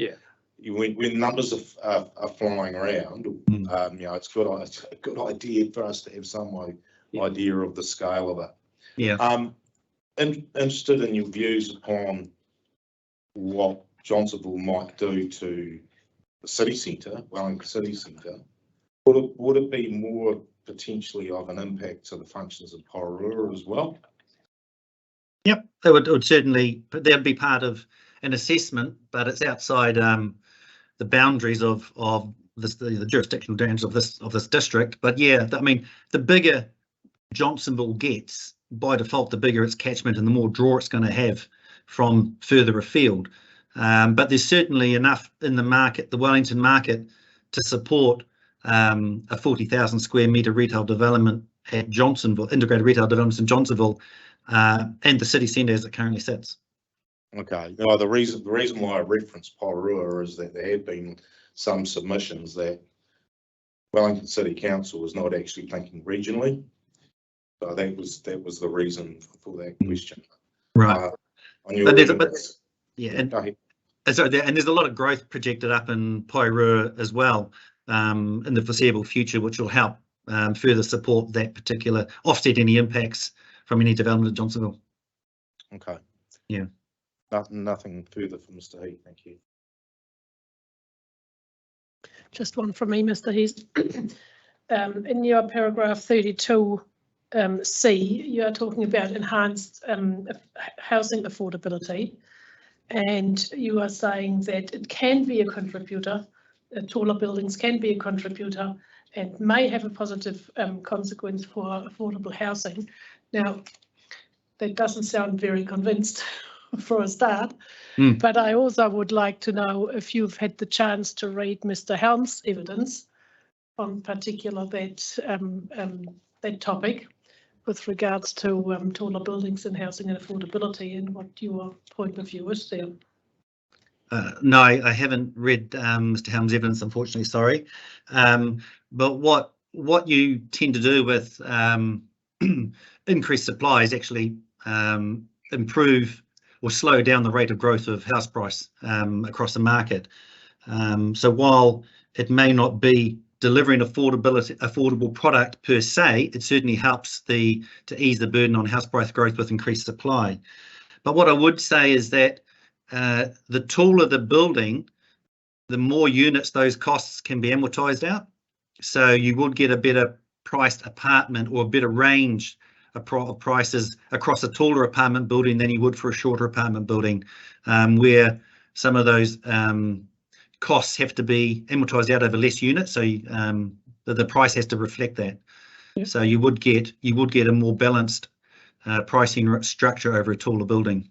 So wouldn't you think that this is the market that drives that? Because if you've got a building built with 40 stories with lots of wonderful apartments in it that can be built relatively cheaply, wouldn't the cost of that be measured what the costs of the surrounding places are?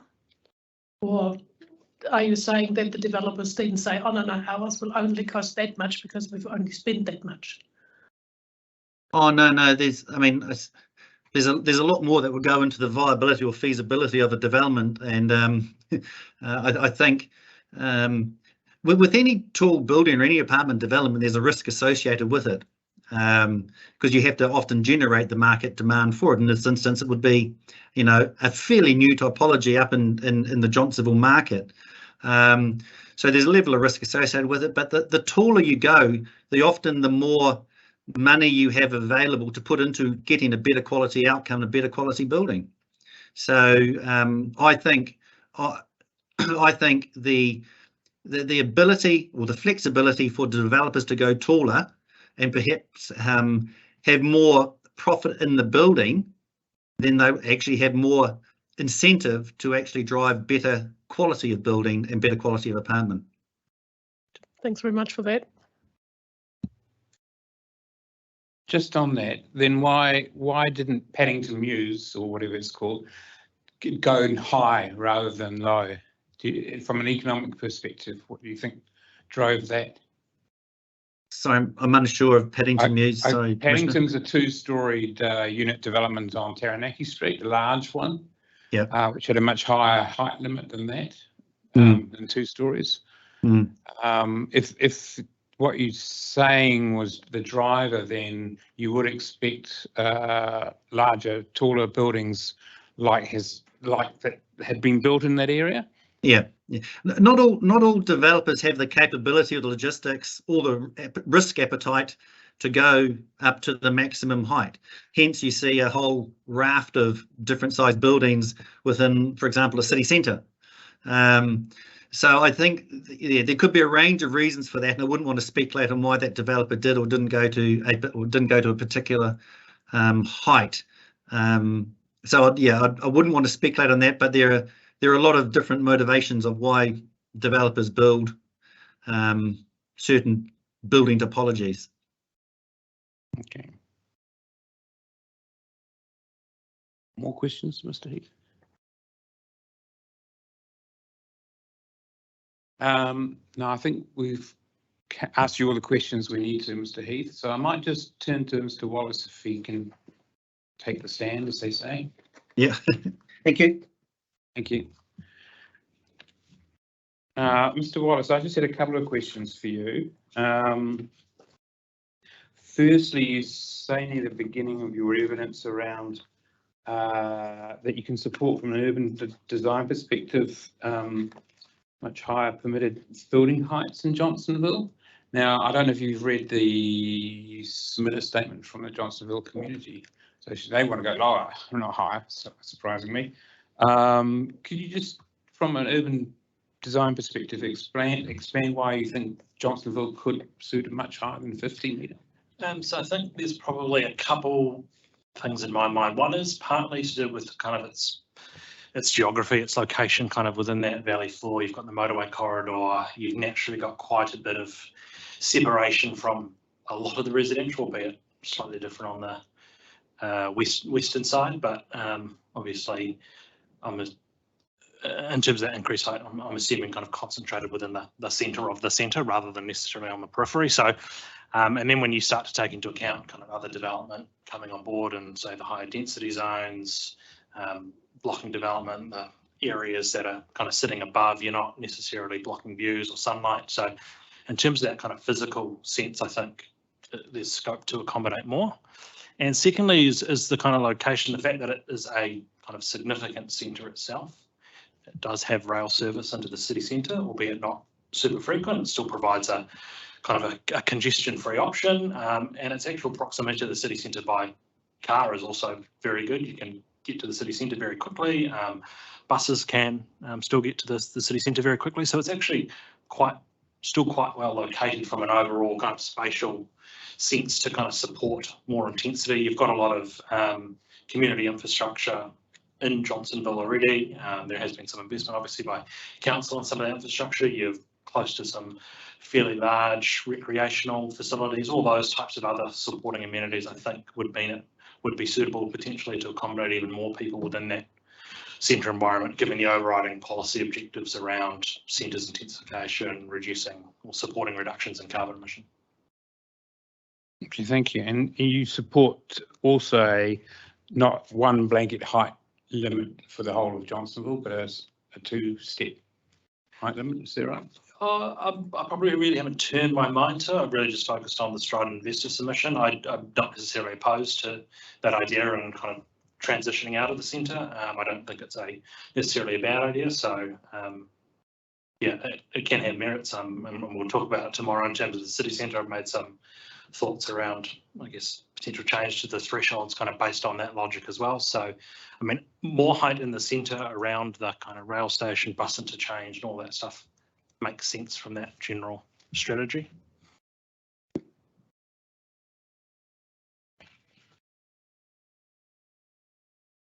Okay, the other one is just a clarification question I had. You in paragraph 36 were explaining your view around the 8 metre separation at ground floor level and how it could trigger consents. And I was just going to get you, we on Friday we were asking questions around that, what the difference between the council's approach and an outlook based approach would be. Are you able to just clarify or expand a little bit more how you think that the current proposal will actually trigger lots of non-compliances or not be good? Yeah, so it's probably primarily related to the larger sites like Stride and Investore have, where you might be looking to stage development, so not redevelop a whole site at the same time. You'd be looking to keep some existing buildings to maintain rental income to help fund the development. So in that sense, I'm thinking of a situation where you may be looking to keep a strip of shops on a street frontage and put in a new apartment building with ground floor retail. The way the wording of the existing provision requires an 8 metre setback from other buildings on the same site. So there's a question of how do you define the site, first of all, and if we're talking about the kind of the property owner's land holdings, or similar, it could be within the same legal parcel, regardless of its kind of location. My reading of that rule is that could be a 8 metre setback to the side, it could be an 8 metre setback to the rear. It just depends on where the existing building to be retained on site could be. And obviously requiring an 8 metre setback to the side would then raise issues in terms of those other provisions around active frontages and building up to the street.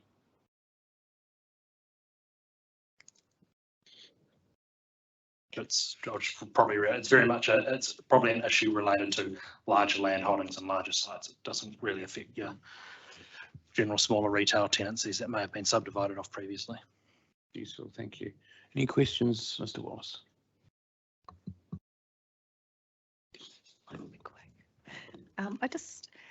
I just wondered if you could just, I know you just talked about building separation within the site then, but if you could just talk about the building separation depth, outlook space, and what your remaining issues are. I understand the building separation within the site. I'm just not 100% clear on where you sit with the depth and outlook space. So I guess there's probably two issues. So part of the rationale that council put forward in terms of the building depth was it would encourage residential units to front out onto the street or into kind of a rear courtyard, and to a degree, yes, it would. But at the same time, if I was approached by a client saying, get me as many homes as possible on a site, the first thing I would do is start looking through all the range of development controls. And the thing that really stood out for me was a 1 metre outlook space from all habitable rooms. It's quite a small amount of space.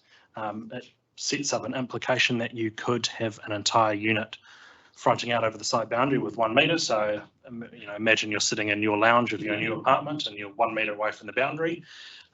That's a potential way where you could maximise the number of units on site, because essentially you're pushing all your development to within 1 metre of the boundary. You know, so there's real risks of then consequently being built out next door and not delivering all those kind of amenity benefits in terms of a level of privacy or sunlight and daylight access. And then in terms of that, the building depth rule itself, probably I've identified some issues in terms of how you would interpret it in terms of things like round buildings, in terms of how you would go about measuring it. It refers to the depth of a wall.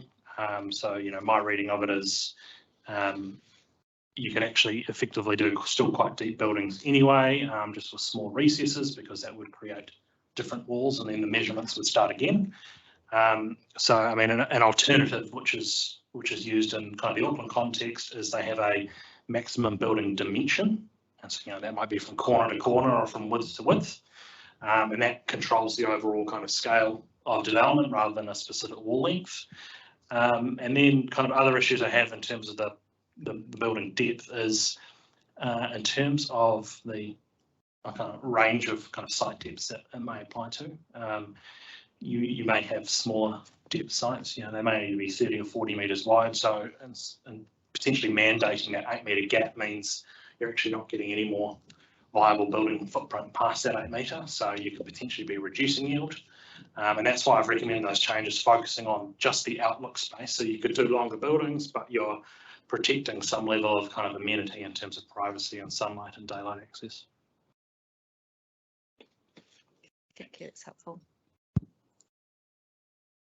In relation to that, because that was my question to you, the 1 metre you're saying to all habitable rooms, but as I understand, the council officer saying that the living area has 8 metres outlook, not 1 metre outlook. And I might have gotten that completely wrong, but I thought that this was what Mr. Dr. Samani explained to me. I think I hope I'm correct in saying this, and I can check with him, but I suspect it's through the outlook standard and also through the 8 metre separation through the minimum separation, so that combination, so the 8 metre being the outlook is provided through that separation standard as well, so the benefits of both for outlook, both standards. Yeah. That's for one thing, and I think that comes back to your paragraph 41 and 40 and 41, where you are talking about an increase of up to 6 metres. Would you seek that increase up to 6 metres for all rooms, or just for the living area? Just for the principal living room. So basically, from what we've just heard, that the 8 metres is there for the living rooms already. Well, the 8 metres is not related to the living rooms, but in terms of outlook, that's not what the rules provide for. I think that's, okay, by the sounds of it, as council officers have, I think, correctly assumed that if you were doing an 8 metre building separation, you would utilise that for your outlook space as well, but that wouldn't necessarily apply to all apartments depending on how you configure your site. So there could be a combination of a number of apartments with that 8 metres and then another grouping with 1 metre. Right. Thanks very much for the clarification. Couple of 3 things. Your paragraph 17, I think I've noted point to make, but your final sentence about shorter, wider buildings, likelihood of which increases with lower building heights could give rise to more visual effects than a taller, narrower building. With a 50-metre height limit and the other constraints on the site, you could have taller, wider buildings as well, couldn't you? Than if it was a 35-metre high building. Yes, you could. Okay. And in that regard, a shorter, wider building would have more effects upon those who are viewing it closer to those buildings, whereas the taller, narrower buildings might have effects which are much more widespread. Is that fair? I don't think necessarily, and it's probably I'm just thinking back to areas where you've got low height limits or view shafts are a good one, where you kind of just see them even from far away, just a kind of indistinguishable massive buildings. And it comes back to this idea when you're sitting in the city centre and you look out and you see taller buildings popping up, and it kind of looks a bit more interesting. There's a bit more going on there rather than a kind of sameness in terms of that height. So, there is a balancing act in terms of sitting at too low and what height you sit at. But I think the lower the height, especially for, I guess, commercial development, where you've probably got less restrictions in terms of things like daylight access to rooms and stuff, you're likely to kind of spread your GFA kind of out to wider areas, whereas the taller building, you've got that opportunity to kind of pull it in and utilize multiple outlooks and aspects to deliver a more attractive or high amenity product for potential tenants. Okay. The ODP has pretty limited height limits, 12 metres / 18 metres. The 35 proposed by the officers and through the PDP is basically doubling what's there at the moment. And then you're wanting a further percentage on top of that. So in terms of the expectations for the existing expectations for some in the community, it's basically a tripling of the height in that location. Now, in terms of where it fits and so forth, and considering we're not talking about the environment that it is now, we're talking about the future as it might be, considering all the other significant uplifts which are either proposed in the plan or some submitters, including Khandallah, want them to even go bigger and wider and so forth. So I guess the question is, it's a matter of relativity between centres, isn't it? You've got the city centre, which is your primary area for the big heights, and then the metropolitan centres down there. We're being asked to hit a sweet spot in terms of what it is. And in terms of the Johnsonville and where it sits in terms of the hierarchy, what is the particular drivers for wanting to go to 50 metres, which is, from an urban design and considering the context of where it is and the context of the surrounding area and to whatever height limit it might end up. So, the question is about the appropriateness of the 50, and you're saying it is, but I'm not exactly landed on your reasons why 50 in that location is a good idea.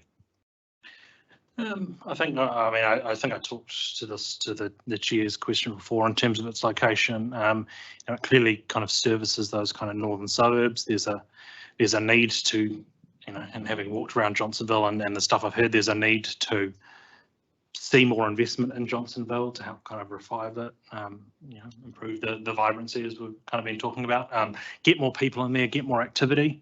In terms of development, setting a 50 metre height limit, from a practical perspective, you're not going to get every site coming forward at 50 metres.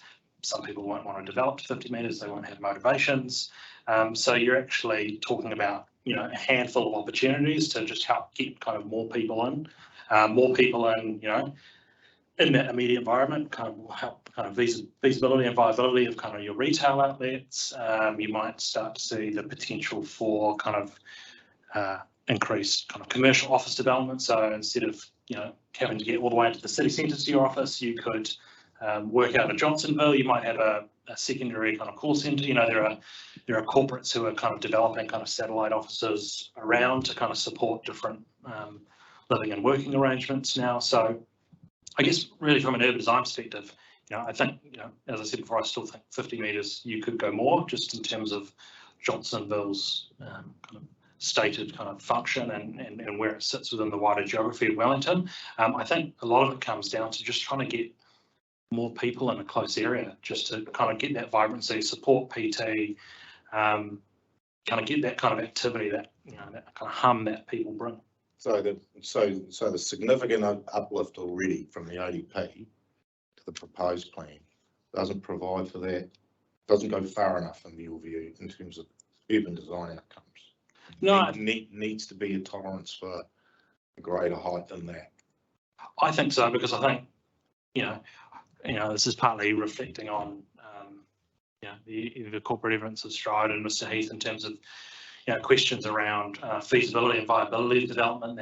That increase in height supports the potential for that increase in activity. You keep it lower, you might, sitting at 35 metres doesn't necessarily mean you're just going to get a hot 35 metre development. It might mean you just stay 2 or 3 stories because it's kind of not worth the effort or the hassle. So alternatively, you keep driving up land costs such that the 35 metre becomes more viable from a development perspective. So I think it's really about providing that opportunity for people to either live or work or shop in Johnsonville, and increased height is kind of how you go about it. I mean, I think there's no particular science that should it be 35, should it be 50. What we're hearing is 35 is a barrier, and it is quite low in terms of a metropolitan centre environment, in terms of the importance of those centres within the wider kind of centre strategy. So I think the opportunity for more is a good thing. It provides that flexibility and can act as an incentive to attract that development into the centre. Another kind of, I guess, broader issue with, I think, the MDRS provision is that kind of diffuses growth around the entire kind of residential area. In my mind, we should be looking to kind of redirect a lot of that growth back as close as we can to centres and make it as attractive as possible for the development community to take up those opportunities. Okay. A few of the briefs of evidence have talked about the city outcomes contribution. And this morning we had representatives of Willis Bond. They were pretty much focused on the central city. That's where they tend to do the majority of their thing. Now, they were generally supportive of it in terms of a change in the height limits to a height threshold for the city outcomes contribution. One of the suggestions from them in terms of an improvement and recognising some of the issues which have been raised by a number of submitters about the city outcomes contribution was to not only have the matters included like assisted housing and lane areas and open space and Green Star buildings, etc., was to also have a contribution that could be made in terms of the design itself, the old design excellence. In the Johnsonville context, do you feel that that if there was to be a city outcomes contribution, that some form of assessment and point scoring relating to overall quality of the design is a valuable thing?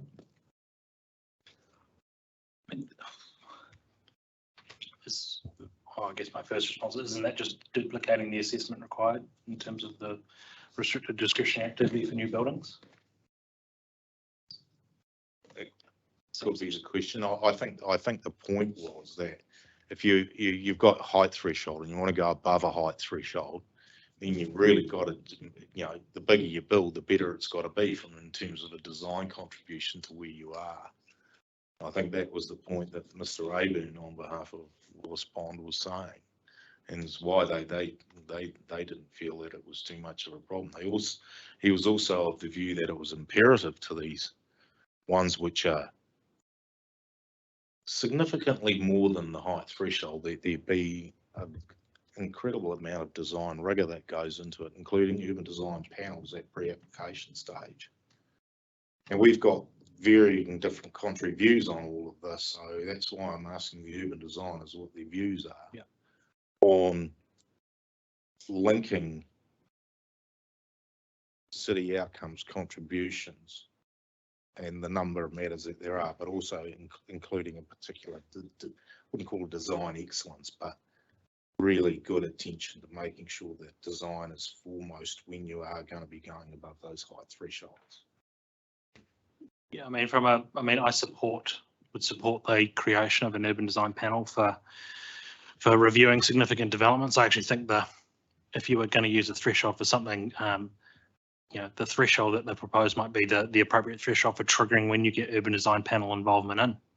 And kind of almost leaving it at that. I don't necessarily think assigning a score between 1 and 10 or something is particularly useful or practical. I think there's always kind of trade-offs in design, and it's very kind of site specific. I can't figure out in my head how you get to evaluating a building an 8.5 out of 10 or whatever it is. I think you just kind of, a design assessment, viewing it in the round, taking on board a whole bunch of range of contextual factors is pretty common around the country. It's essentially required by the new or by the restricted discretionary activity itself. So I don't necessarily see that as being an additional criteria or scoring system to be necessary. I think an urban design panel would definitely help for those significant buildings, especially at pre-app stage. I've gone through quite a few urban design panels myself in Auckland, and they can be really useful in pinpointing a whole bunch of issues. So I would definitely support that as a method that the council would look to adopt. So a 50-metre high building in Johnsonville, you think that should go through an urban design panel or a external urban design assessment? Yes, I think it probably should. Last one, you mentioned in Auckland about this maximum building dimension control that they have. And that would be if they would use that instead of building depth and building width and so forth. Can you just explain to me how that works? So essentially, say if you have a rectangular building, it would find the longest distance between kind of two corners, points A and B, and that's the maximum size of your building. So kind of different shaped buildings, the line kind of moves around. For round buildings, it takes the longest distance between two areas of the oval or the circle, and it sets an overall kind of broad dimension that the building fits in. It's set at a level which is, I think it's 55 metres in the Auckland city centre, so between corner and corner. It doesn't relate to the size of the site. No. So you might not be able to achieve it on small sites. So you might not be able to achieve it on small sites. Yes, you'd invariably have a smaller building because that's the nature of the site. It's really for larger amalgamated land holdings that it really gets triggered. All right, thank you. Just a follow-up question. So you accept, as I understand, that an urban design panel process should apply in the Johnsonville situation if a significant building, in your words, were to be proposed? Yeah, I think that would be appropriate considering the kind of overall importance of Johnsonville and trying to kind of get it right in terms of that kind of overall regeneration and the positive precedent, I guess, for new intensive development. What should that threshold be? What would be a significant building in Johnsonville? I'm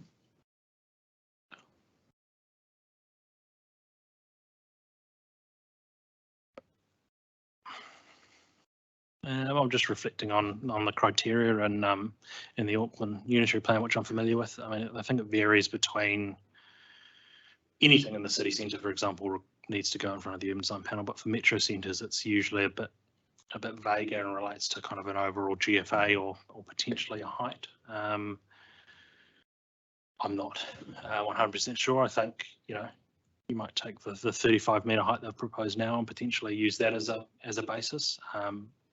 I don't think there's particular science to it, but could be something around that level.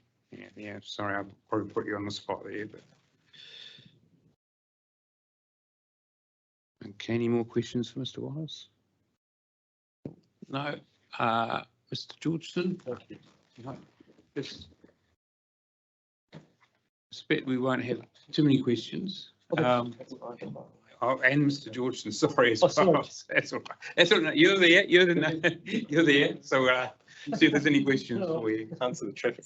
No, I mean, I didn't. I can never go answering traffic questions, but You have one? Yeah, just a couple. yes. Okay, you can't get away with it then. Your paragraph 23A.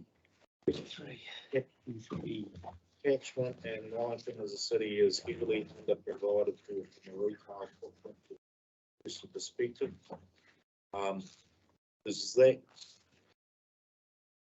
might not have read all the economics and retail assessments that have been done, but is that in comparison to what? Yeah, so I think Tim's still on the line. I'll have a go at answering this, Tim, and you can maybe jump in and correct me. So from a retail, so I've come from Kiwi Property, Stride now, was at AMP Capital before. The way that we assess a city is on per person, so retail footprint per person. So in terms of context, and again, correct me, Tim, and these are rough numbers. America is about 2 square meters per person, retail footprint. Australia is about 1 square meter, so half of America. New Zealand, as an average, is about 0.9 of a square meter. Tim hasn't yelled at me yet. Wellington's less than a half. So Wellington, as a retail footprint per person, is heavily underprovided for. So that's pre-COVID. So I can see Tim on. I've stuffed up the numbers. Is that ballpark roughly the context? Tim, you able to add some colour to that? Yeah. Working with a lot of retailers down in Wellington, they'd love to have more GFA and more space if they could get it. They just struggle to find properties and areas where they can develop the footprints that they actually want to develop. There's a lot more overlapping and competing land uses, and there's a lot more just topographic restrictions, etc. So things are a lot tighter. And I know working for the main supermarket operators, they'd love to have more stores in Wellington. It's just a matter of them trying to find sites where they can that actually be realised. So what that's tended to do is dampen the GFA per person in Wellington relative to other areas. Is that also is that also reflected in retail spend per person, or is it just the footprint of the available offerings in Wellington? Well, the retail spend per person and per household is generated, so that from their incomes and net wealth and all sorts of other contributors to that. So that doesn't change. It's just where that spend goes. So some of it will be in Wellington, and obviously some of it will be leaving Wellington altogether because they don't have the retail offer that some people want, whether it goes to Auckland or Sydney or Melbourne or wherever. So yeah, it captures probably less retail spend than what it should capture if it had a better provision. Thank you. And then my other question here, Mr. Thompson, was in your parent 37, your reference to the Deloitte Centre. Yes. So are you anticipating that buildings in the Johnsonville Metropolitan Centre will be retargeting the premium sector? Is that, I just thought, well, you've referenced the Deloitte Centre on Custom House Quay here in Wellington, and it's a new building, and it just seemed odd as a comparator. That's all. Yeah, I think the point I was trying to make there is the embellishment difference, I guess, in overall offer between a sort of 8 and 9 level building versus a 14 to 15 level building.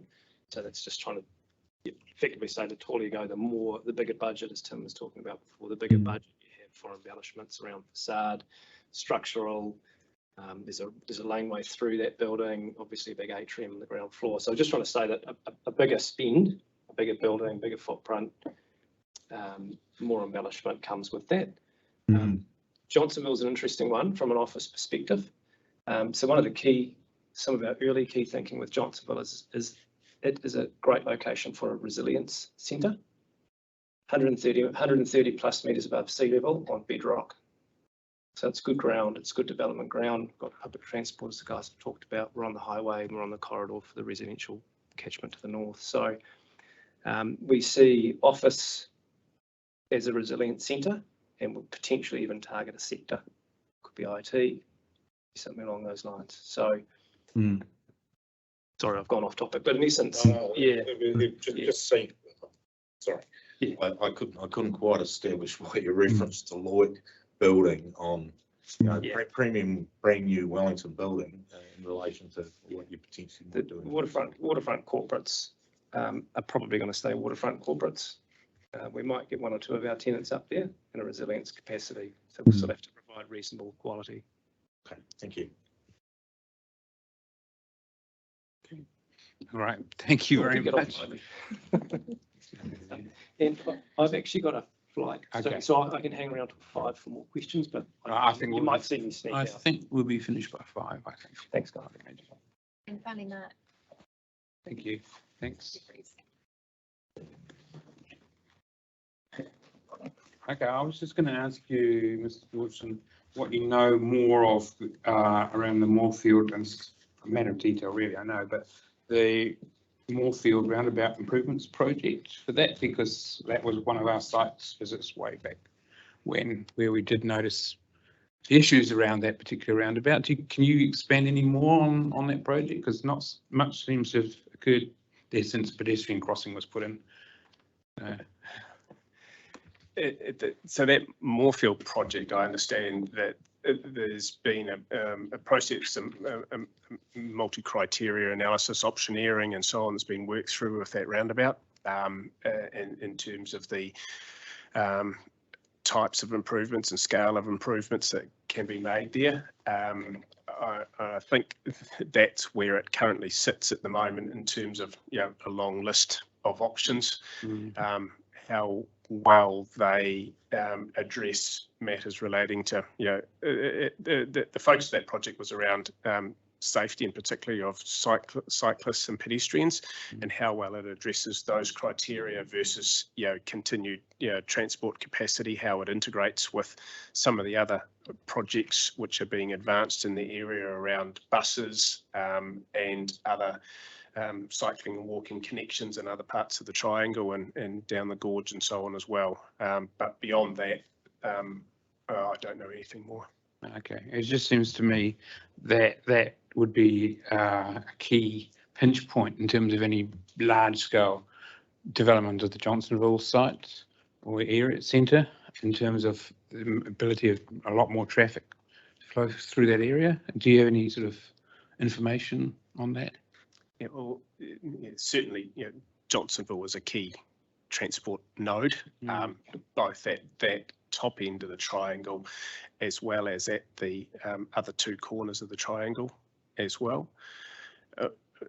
Reflecting on the work that's gone before for the prior applications and consents you've heard about, a number of improvements, infrastructure improvements have been put in place since then, such as the widening of the rail bridge on Broderick Road and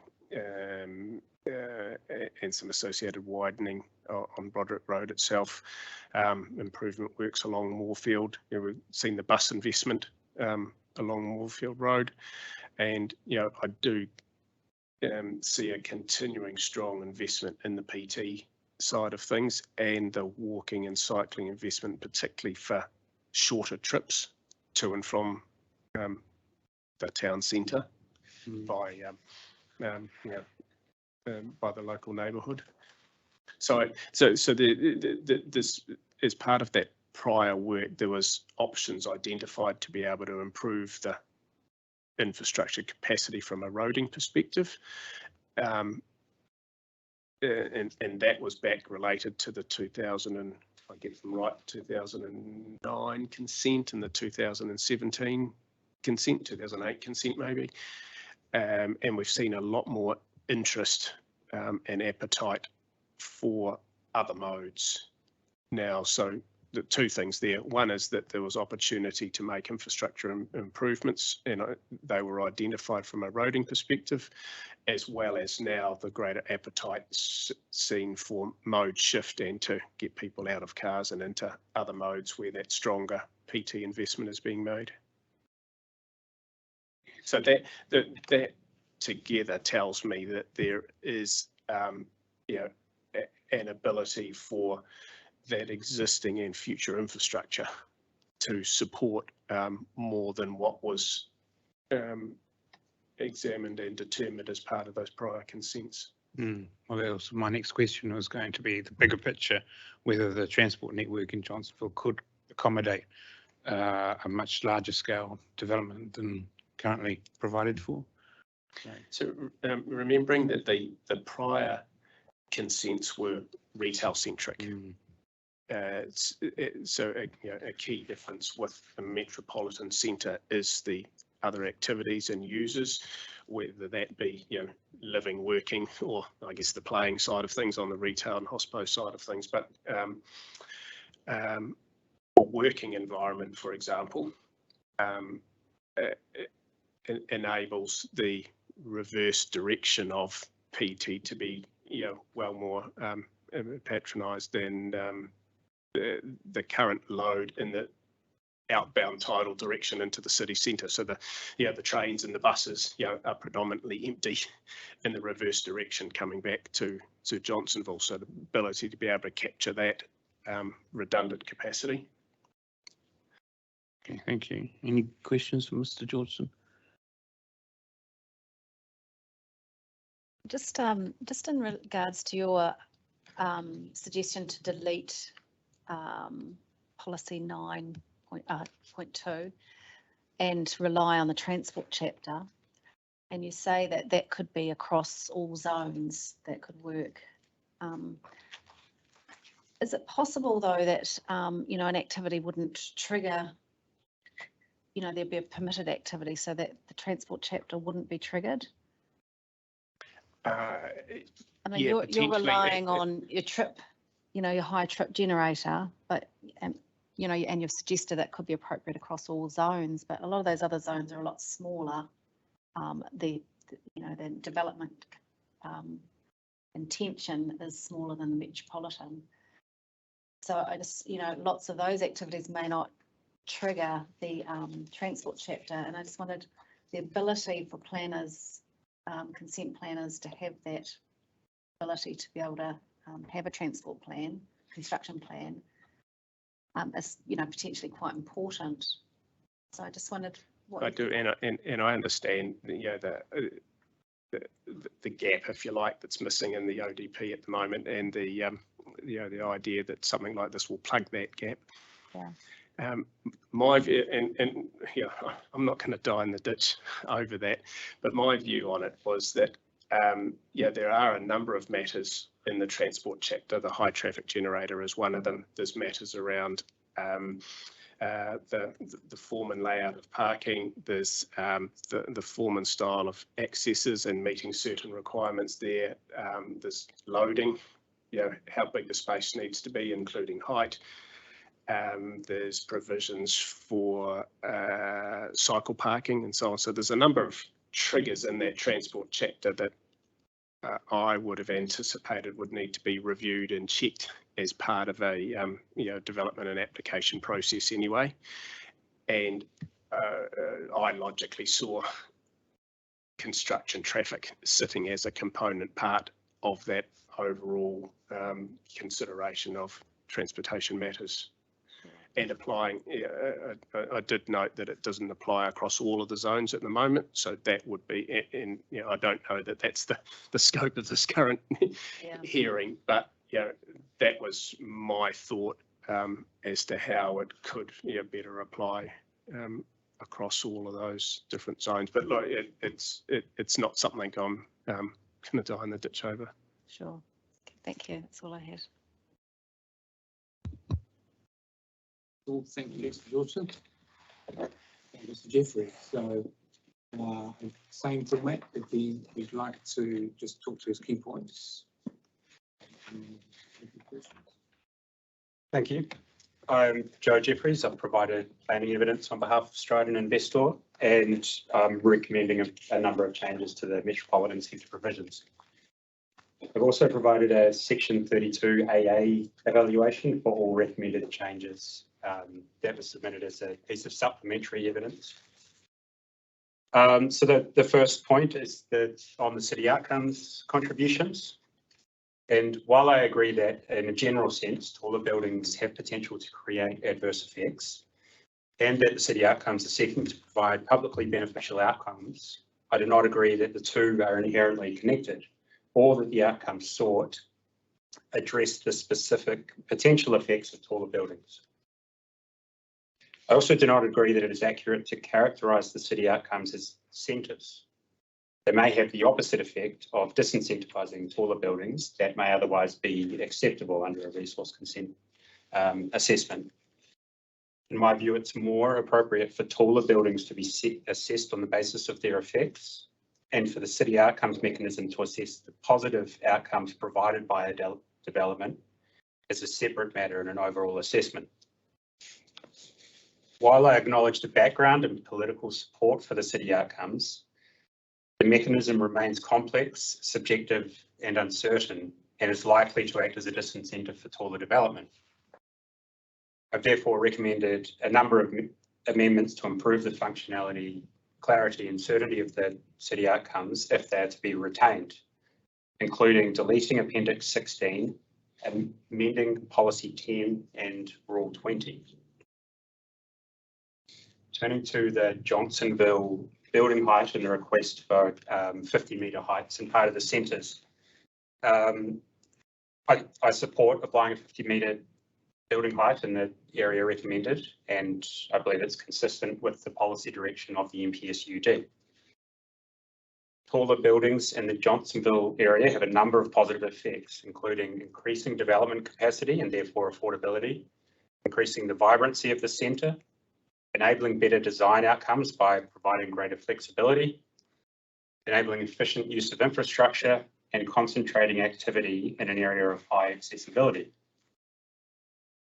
While taller buildings may also have potential negative effects, I consider that these are outweighed by the benefits in the Johnsonville context, as set out in the evidence of Mr. Heath and Mr. Willis. Additionally, new buildings in the Johnsonville Centre will all generally require resource consent, and this enables appropriate consideration of design and mitigation of potential adverse effects. I note that the Council's urban design expert, Dr. Zamani, supports 50-metre building heights in Johnsonville. And in my view, 50-metre building heights in Johnsonville provide greater consistency with other equivalent centres in the Wellington region and with the Auckland metropolitan centres.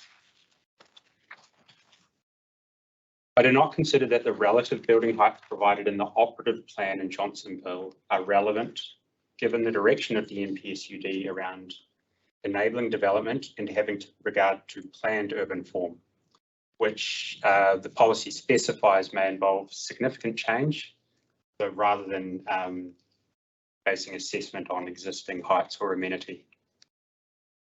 I also do not agree that it is appropriate to constrain building heights in Johnsonville for the purposes of enabling city outcomes to be collected. And I think the fact that that has been used as a justification for that 35-metre height highlights a flaw in tying those two unrelated concepts together. My evidence also recommends a number of changes to the policies, rules and standards of the Metropolitan Centre Zone. Of note, I support the reporting officer's recommendation to amend Rule 13 to remove the retail gross floor area caps. I note and support the reporting officer's recommendation and rebuttal to amend the active frontage standard so that it only applies to 90% of the frontage, which is consistent with the recommendation made in my evidence and in Mr. Willis's. I also recommend reducing the minimum unit size standard to enable a variety of homes in accordance with the NPSUD, And I note that the council's expert economist states that from an economic perspective, minimum dwelling sizes limit choices for families and reduce housing affordability. As addressed already by Mr. Willis, I recommend deleting the building separation and building depth standards and making an accompanying amendment to the residential outlook standard. In my view, and in concurrence with Mr. Willis, this package of amendments we've recommended removes inappropriate constraints on development with unclear benefits, while better providing for residential amenity by increasing the minimum outlook requirement. So, as has already been discussed, I accept that intention behind the building depth and separation standards, but I don't agree that they achieve what they are setting out to do. And one thing that's been discussed is using that 8-metre building separation as somewhat of a proxy to try and get increased residential outlook. But it's not clear that it would achieve that outcome, and especially because it doesn't apply to neighbouring sites. It also wouldn't apply to a building that wraps around itself in a U. So in my view, that the outlook standard is a more appropriate way, and it's a more direct way to achieve that outcome around residential amenity and privacy. Finally, I oppose the building setback from the rail corridor sought by KiwiRail and accepted in part by the reporting officer.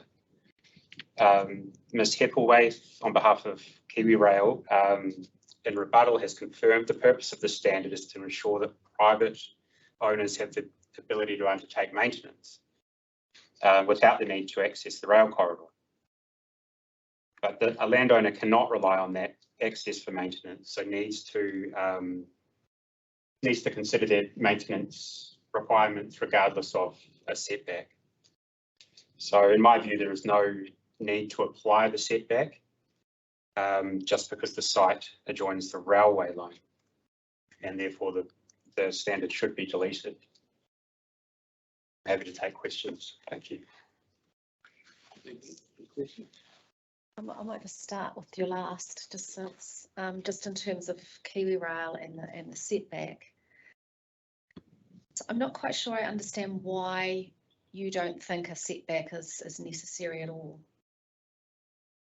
There's a few reasons I've given in my evidence. The justification for it is about stopping people accessing the rail corridor. Yeah. There is no right to access that, so it's not a necessary. It's not possible to access it without KiwiRail's permission, nor is it necessary. Yeah. The first one. The second point is KiwiRail has other means available to acquire those interests if they need them, if they don't have sufficient space for the operation of their rail network. Mm-hmm. And the third point is that the rail corridor is not defined, and the standard has not been defined in relation to distance from the rail tracks. So in some places the rail corridor is really wide, and in Johnsonville that is the case. It goes a considerable distance from the tracks and is further than is necessary for that safety justification. Sure. I'd like to say from a legal point of view too, it seems from the rebuttal from KiwiRail that it's all around ensuring that maintenance, etc., can occur within someone's own property. But regardless of who owns the property adjacent, you can't rely on that you can use someone else's property for maintenance. So I think there's no different position between KiwiRail being your adjoining property owner and someone else being your adjoining property owner. It's something that every property owner needs to consider when they're building a development and its placement, in terms of how am I going to continue to access this side of the building for construction or maintenance.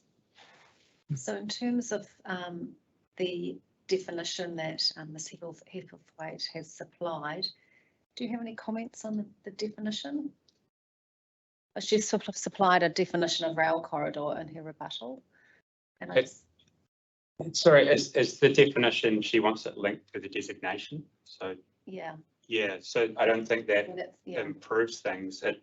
possibly makes it worse because the designation is a considerable distance from the tracks. So yeah, I don't think that's satisfactory for that.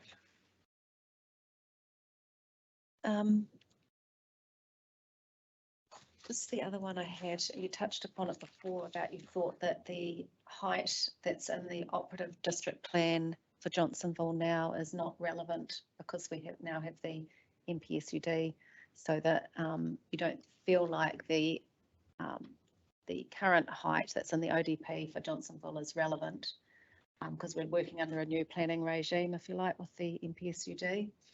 And so I guess my question is, your request to go from 35 to 50, do you think it's fair that people would fairly anticipate a jump height from that and you know they haven't submitted on the plan, so do you think it's a fair situation that those people you know, now if you're proposing a 50-metre jump, 35, and we've already jumped from the operative district plan, so I just wondered if you could comment on maybe the fairness for people and maybe how they might have perceived that they should have jumped on the submission bandwagon if they were anticipating a height of such a jump in height. Yeah, I can't say that everyone would be happy with it, but there has been a public process that there's been significant change signalled through the national policy. And yeah, there is submissions are public. There's an opportunity to further submit. So there is a process available. Yeah, and it needs to be seen in the context of the benefits of it. So yeah, I don't think everyone will, there's always going to be people who oppose it, but there is a process in place for them to have a say on that. So if they didn't have an original submission because they were happy with the proposed height, so they possibly didn't look at it again, they thought, you know, that height's fine, so they wouldn't have further submitted. So you're still thinking that public process is, in your mind, should have been enough for them to jump on the wagon? That's the process we have, and that's the way that the system addresses that situation. Yeah, that's where it falls. It would apply to any change proposed by a submitter. Yeah, I guess there's potential that some people in the public miss that, but there is a system in place, and this is a public process to consider that. I might just add to that if that's okay, in terms of, because it's a full proposed plan review too. So again, that provides people with an expectation that there can be significant change through the process. So again, even if they were happy with what was notified, they could have considered and looked in terms of the scope of submissions and made a further submission. But also I note that there are parties who have opposed additional height in Johnsonville. So I suppose, you know, there is those issues that are being fairly tested through this process. And just final question for me was just in relation to Rule 19 regarding demolition.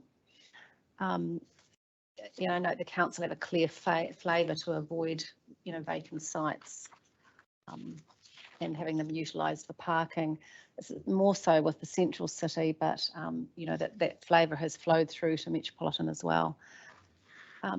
I just wondered that you know, your amendments, whether how you feel like they may have could address, I just knocked the wrong button on my computer now, whether they, you know, can achieve the same result of avoiding vacant sites. So I've recommended a change from discretionary to restricted discretionary. I support the intent of that rule, and that intent would remain with my recommendation.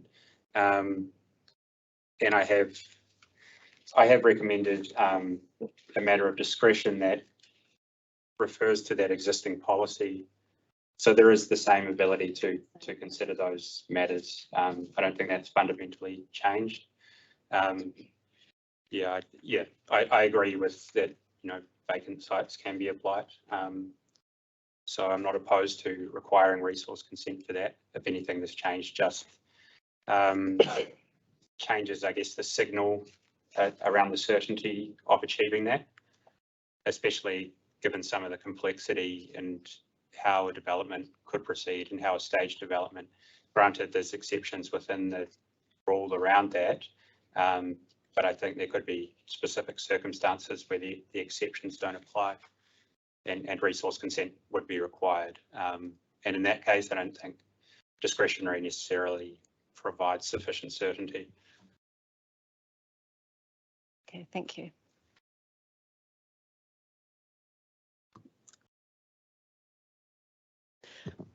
Just one. With regards to the city outcomes contributions, you have said delete the appendix 16, try to get the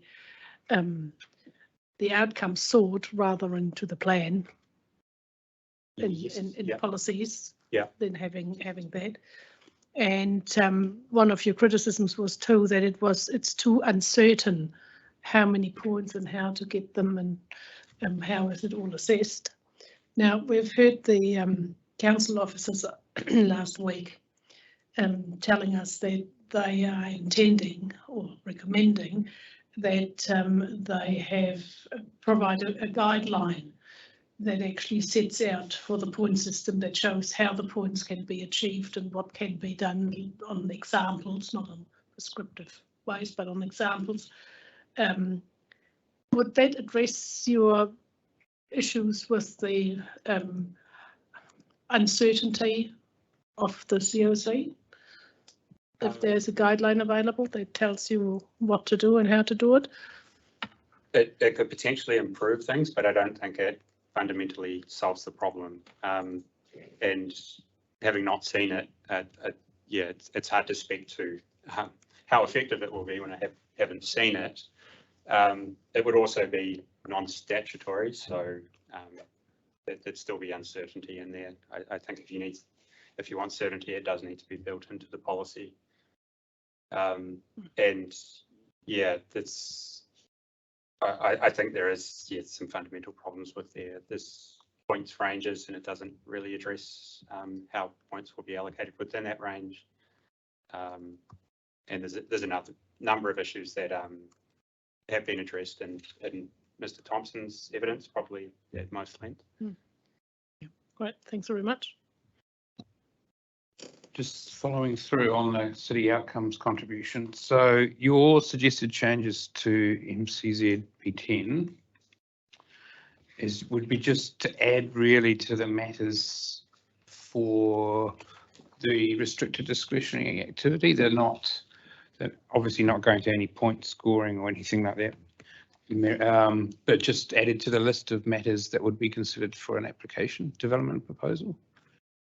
Is that right? I'm just trying to see how you see, because just looking at that doesn't seem to incentivize these things to happen. They just added to the list, the shopping list of things to look at when a development proposal comes along.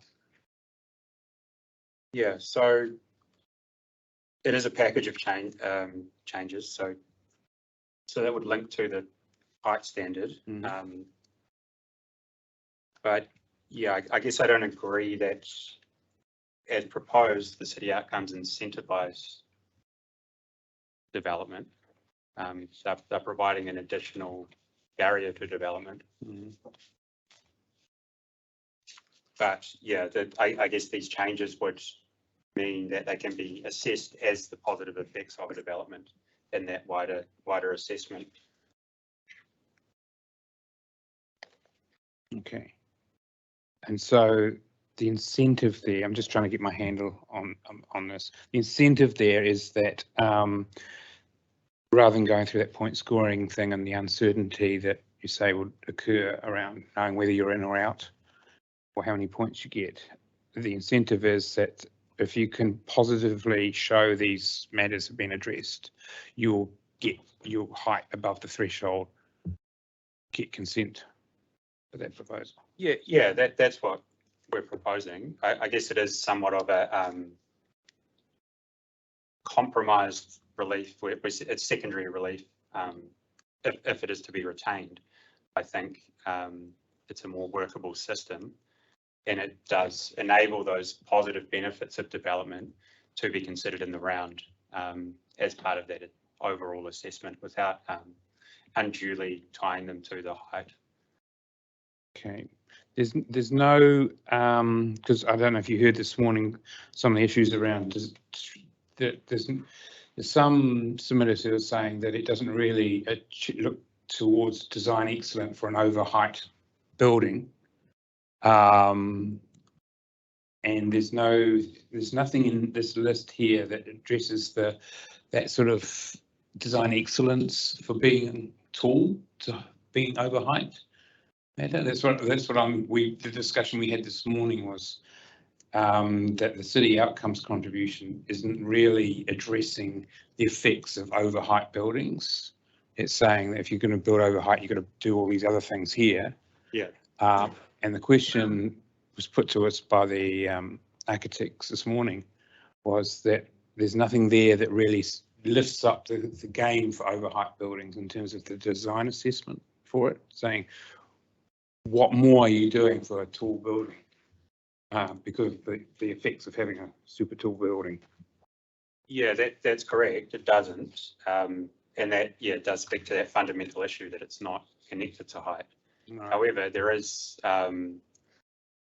room to consider those height effects already in the provisions, not in the city outcomes, but firstly, all new buildings will generally require resource consent under Rule 20, and that will link back to a few of the policies as matters of discretion, including Policy 7, which is around quality design outcomes. And then there'd also be additional matters, there'd be a non-compliance with the height standard for any buildings that don't comply with it. Would also have to consider those specific elements of taller building. I believe there is a specific policy that links to. I just need a minute to find that. But yeah, there is room to consider design excellence or its quality design outcomes, is how it's expressed in the policy, of the building in general, and then of those specific elements of the height non-compliance as well. And that's all separate from anything in the city outcomes. Okay, and just a wording question really. In your suggested changes to P10, you replace require with support. What do you mean by support? Just get that version in front of me.